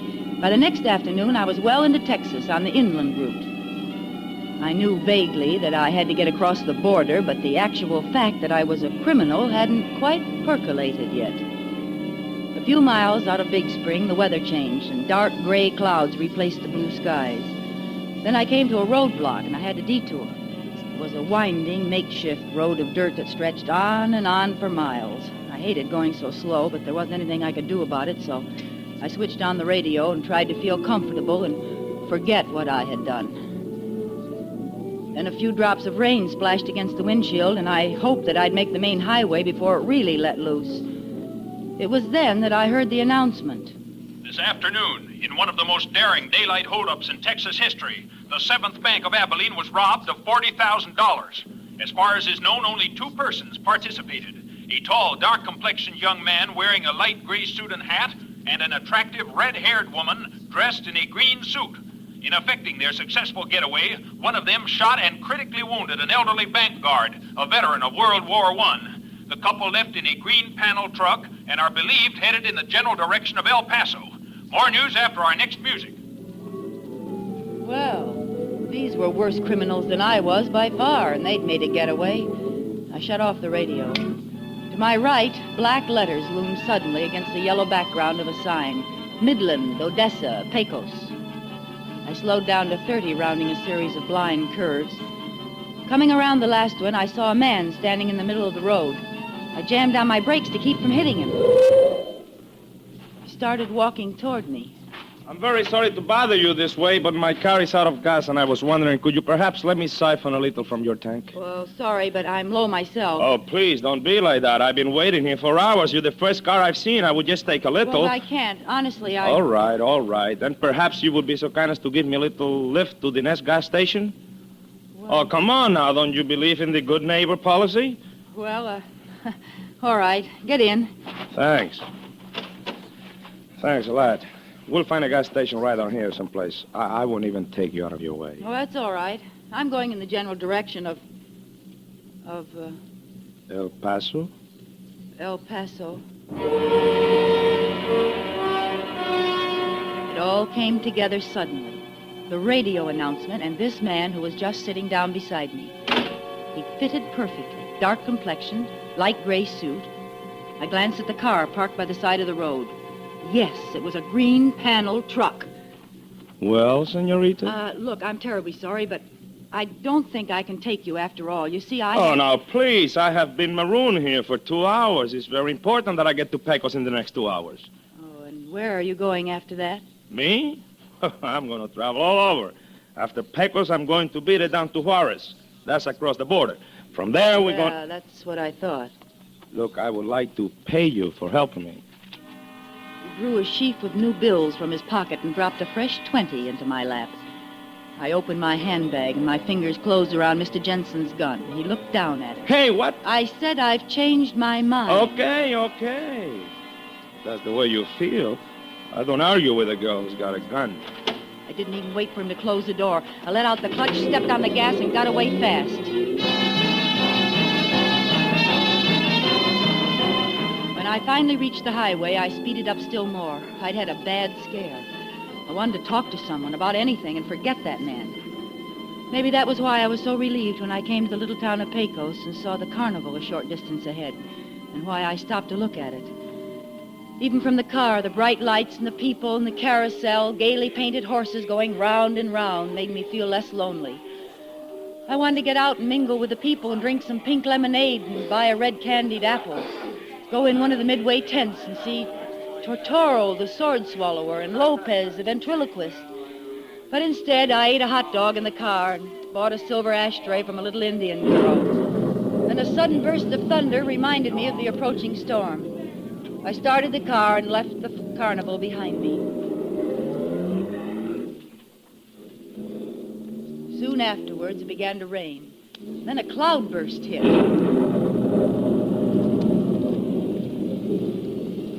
15 minutes later, I spotted an auto court.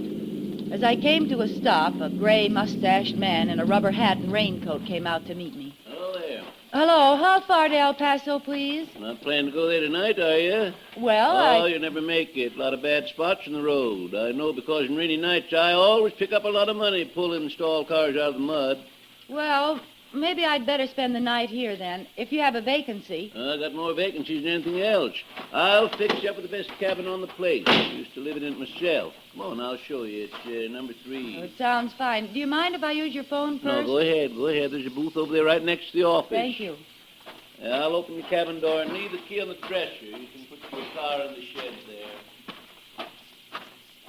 I was going to phone the El Paso police and tell them where I'd last seen the man answering the description of the Abilene bank robber. I dialed and waited for her to answer.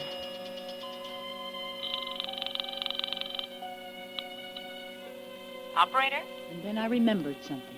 There should have been a woman, too. A woman with red hair, but the man had been alone. Operator? After all, there was more than one green truck in the world. More than one dark young man. Operator? And besides, I thought with a shock, I'm in no position to risk their maybe tracing the call and finding out my name and investigating me. I hung up the receiver. I went out and wheedled a cup of coffee and a donut out of my host. And then I went up to my cabin and went to bed.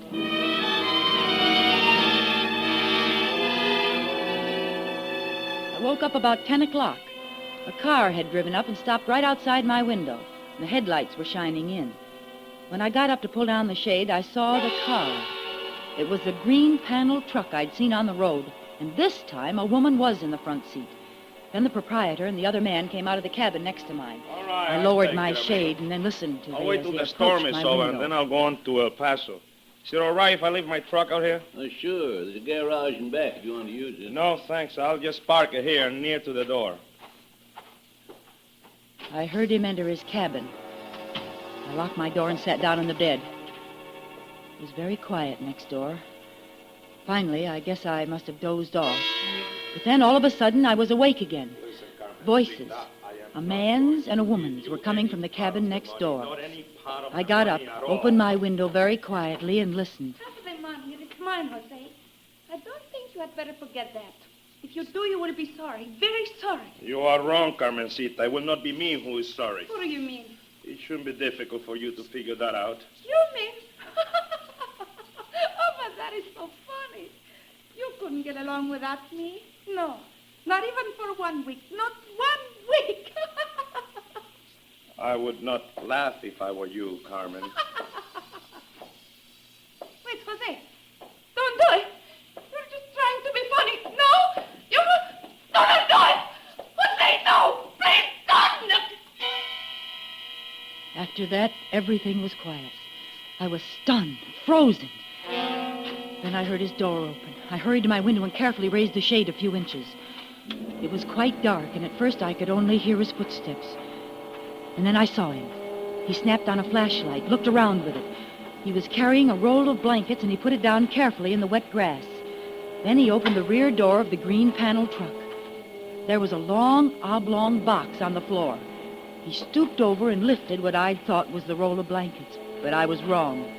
From one end, a head was visible. A woman's head, with red hair. I must have thrown up my hands and hit the window shade. It clattered to the top. In the tense silence of the night, it sounded like a machine gun. The man outside spun around. He trained his flashlight on me. He took a long look. Then he turned around and dropped his gruesome bundle into the long box. I turned away. I couldn't look anymore. Finally, I heard him walk toward his cabin, go inside, and shut the door.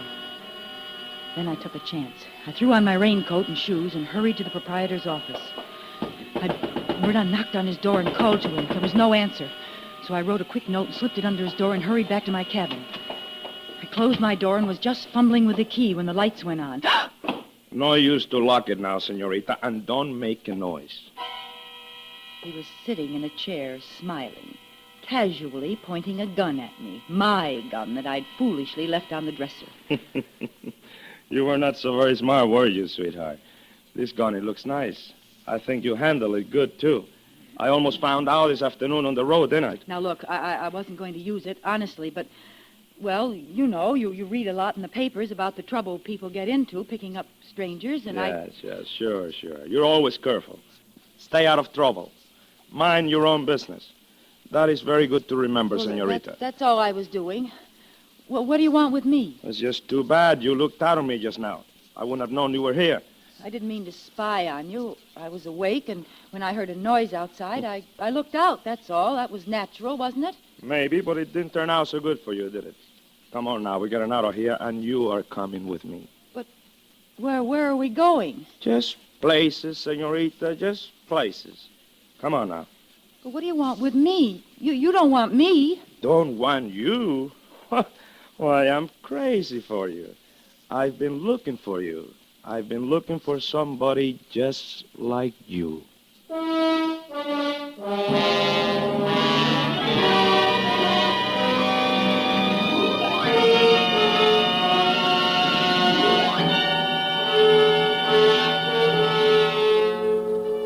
Autolite is bringing you Miss Lucille Ball and Mr. Desi Arnaz in The Red-Headed Woman, tonight's production in radio's outstanding theater of thrills, Suspense.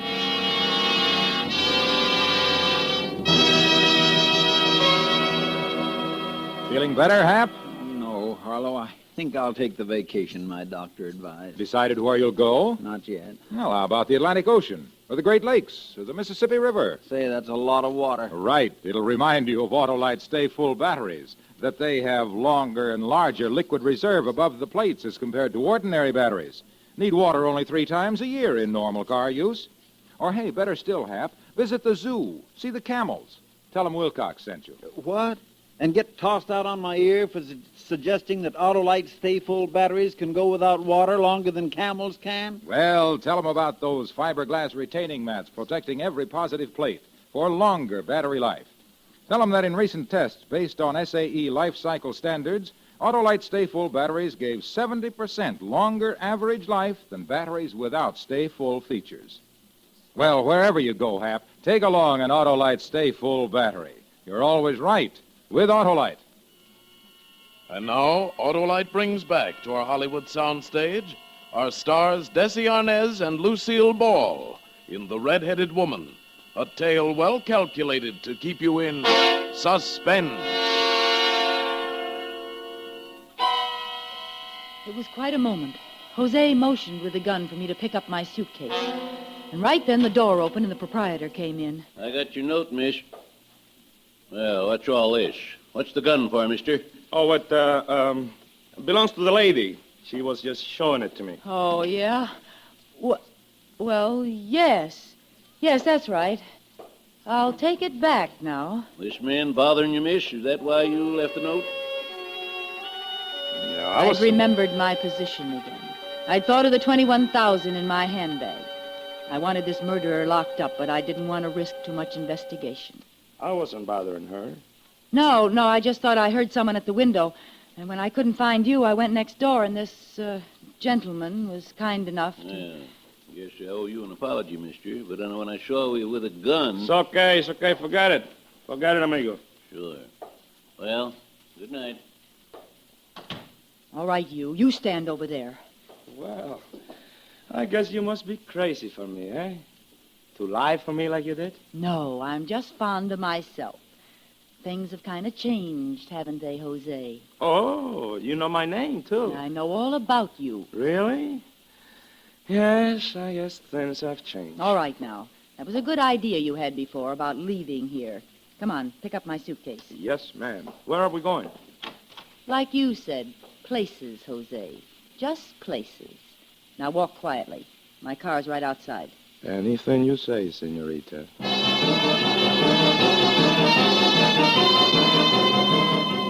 He drove while I held the gun. After we'd gone about 5 miles, we came to a side road. I told him to turn. It's a pretty deserted neighborhood, no? Yes. Please tell me, where are we going? Oh, you're not going very far. You know, I wish you didn't make me leave my truck back there. Oh, you're worried about what's in that pile of blankets, huh? Yes, that's right. Somebody might find her. Senorita, please. Not a chance. Oh, look, now, why don't we talk this thing over? I think maybe we could. I'm not buying a thing. Well, I certainly hope you know what you're doing. Uh-oh. I'm sorry, but we're stuck in the mud. Oh, well, that's a very fancy trick, but it won't work. You don't believe me? No. Well, then get out and see for yourself. And have you drive off and leave me? Oh, no, thanks. Come on, start the car. But I'm telling you the truth. We're stuck in this ditch. You better start the car, mister. Okay. Anything you say.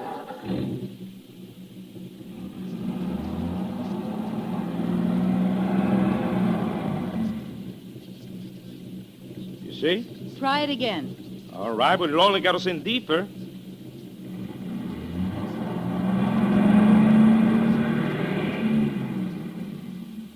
Well, what do we do next? You're running the show. You tell me. Okay, I'll tell you. Get out of the car. What do I do now? Pick up some broken branches and put them under the wheels. Like I said, you are running the show. No, never mind. It's too dark. I can't see you. Get back in the car here. But you give up too easy. Why don't you think of using a flashlight? I don't have one. Well, maybe if you ask me real nice, I will let you use mine. Where is it? It's here, in my coat pocket. All right, senorita, drop the gun. Quickly. It was over in a second. Before I knew it, he'd reached in his pocket and jumped behind me. I'd forgotten the most important thing of all. I hadn't searched him. I could feel the gun against my back. Now you're going to get into the car. Hurry. Yes, sir. Now you will drive for a while, no? But I thought we were stuck. That is exactly what I wanted you to think. Good, eh? Start the car.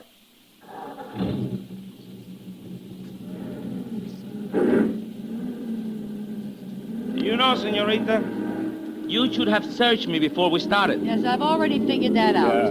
But this whole thing is kind of new to me. Oh, come on. Let's quit the kidding. You know, I think you would have been very surprised if you would have searched me. You know why? Nothing would surprise me. Oh, I think so. Because you wouldn't have found any gun. Only this. A flashlight. It feels very much like a gun against your back, doesn't it? Especially when you're very frightened. Look, let me go. I swear I'll never bother you again. You won't bother me. Not where you're going. You won't bother anyone. Drive a little faster, please. I drove for several miles without saying a word. Then I took a chance. I speeded up to 60, then jammed the brake to the floor. Oh! Jose's head banged against the windshield. He dropped the gun. I grabbed it almost before it hit the floorboard. Now, out again, Mr. Finnegan. We're going to change seats. Oh, my head. That was very smart, baby. Very smart. Almost as good as your flashlight gun trick, hmm? It's better. Your trick wins. Oh, well. What cooks now? We're heading straight into El Paso Police Department. But, baby, you can't do that. Why can't I? Because it's too foolish. And the senorita is not a fool. No, the senorita isn't. That's why you're driving straight to El Paso and the police. Yes, ma'am. Whatever you say. I certainly hope you know what you're doing.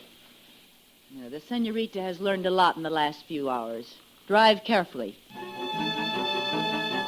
He shrugged his shoulders and settled back behind the wheel. I decided I'd been needlessly concerned about the police. After all, no one knew I had the $21,000 in my handbag. No one even knew it was missing. When I handed the police the man they were looking for, they wouldn't bother about me. They would accept my statement that I was just a secretary on my way to Mexico for a vacation. As we entered the outskirts of El Paso, I switched on the radio and settled back to enjoy it.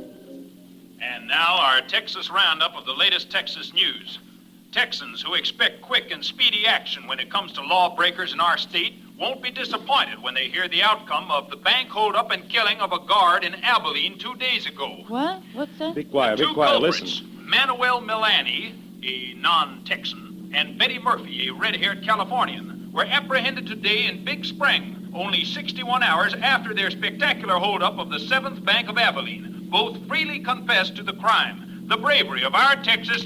Hey, wait a minute. You wait a minute. Stop the car. Now, I don't believe it. Neither do I. You don't? All right, then. Who was it you killed? Me? I didn't kill anybody. Oh, stop it. It was your accomplice. I heard the argument, and then you killed her, and then you... Oh, you're crazy. What do you mean I'm crazy? Right this minute, there's a red-haired woman dead in the back of your truck. What the... Oh.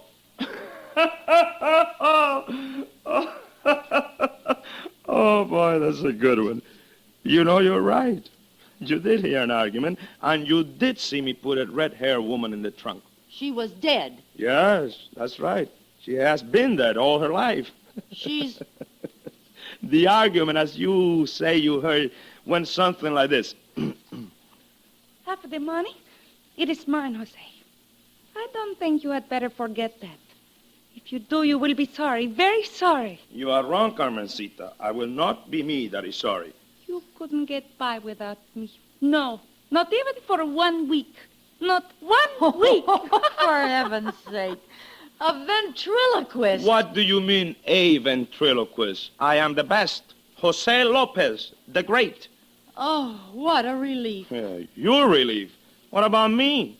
I thought the whole time, here I am traveling with a criminal. Me? How could you think that I was a... Why not? You got the red hair, you're wearing the green suit, just like the description. Oh. Hey, listen, there's only one other thing that is confusing me. What's that? How come you carry such a big bankroll? All these thousands of dollars in your purse.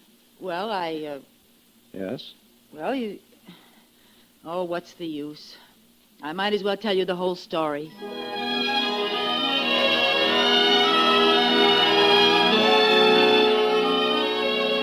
And you know, I found myself doing it. And Jose explained to me how silly I'd been to ever try such a thing. And then it struck us that it was still only the 13th of the month. So we drove back to Kansas City together. I put the money back, and the payroll went off just like it always does. And oh, that Jose. He's so cute and so wonderful. Hey, baby, come on. Hurry up with that dinner, will Yes, you? Jose, dear. Hey, what are we going to eat tonight, baby? And it better be something good, you know. A husband can testify against his wife. Same as usual, amigo, baby. Enchiladas with tacos and hot sauce. Yum, and yum, chili yum. with tamales.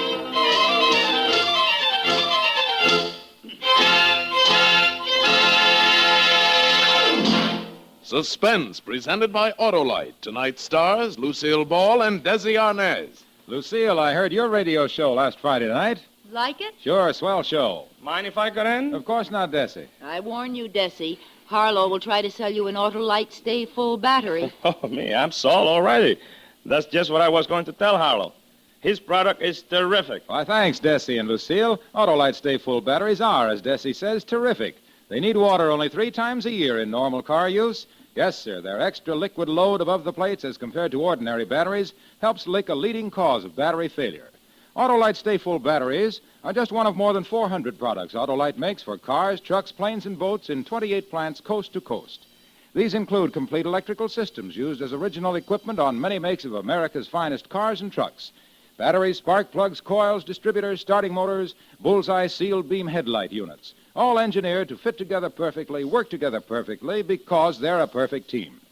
So, folks, don't accept electrical parts supposed to be as good. Ask for and insist on Autolite, original factory parts at your neighborhood service station, car dealer, garage, or repair shop. Remember, you're always right with Autolite.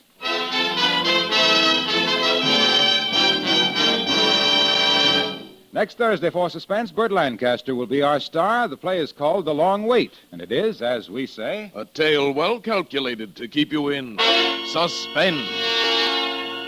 Tonight's Suspense play was produced and edited by William Spear and directed by Norman MacDonald. Music for Suspense is composed by Lucien Morawek and conducted by Lud Gluskin.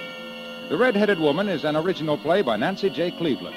Lucille Ball will soon be seen, co-starred with Bob Hope in the Paramount picture Fancy Pants, and may be heard in her own Jell-O show, My Favorite Husband, every Friday night over most of these same CBS stations. In the coming weeks, you will hear such stars as Burt Lancaster, Mickey Rooney, and Lana Turner. And don't forget, next Thursday, same time, Autolite will present Suspense, starring Burt Lancaster. You can buy Autolite Stay Full batteries, Autolite resistor spark plugs, Autolite electrical parts at your neighborhood Autolite dealers. Switch to Autolite. Good night. This is CBS, the Columbia Broadcasting System.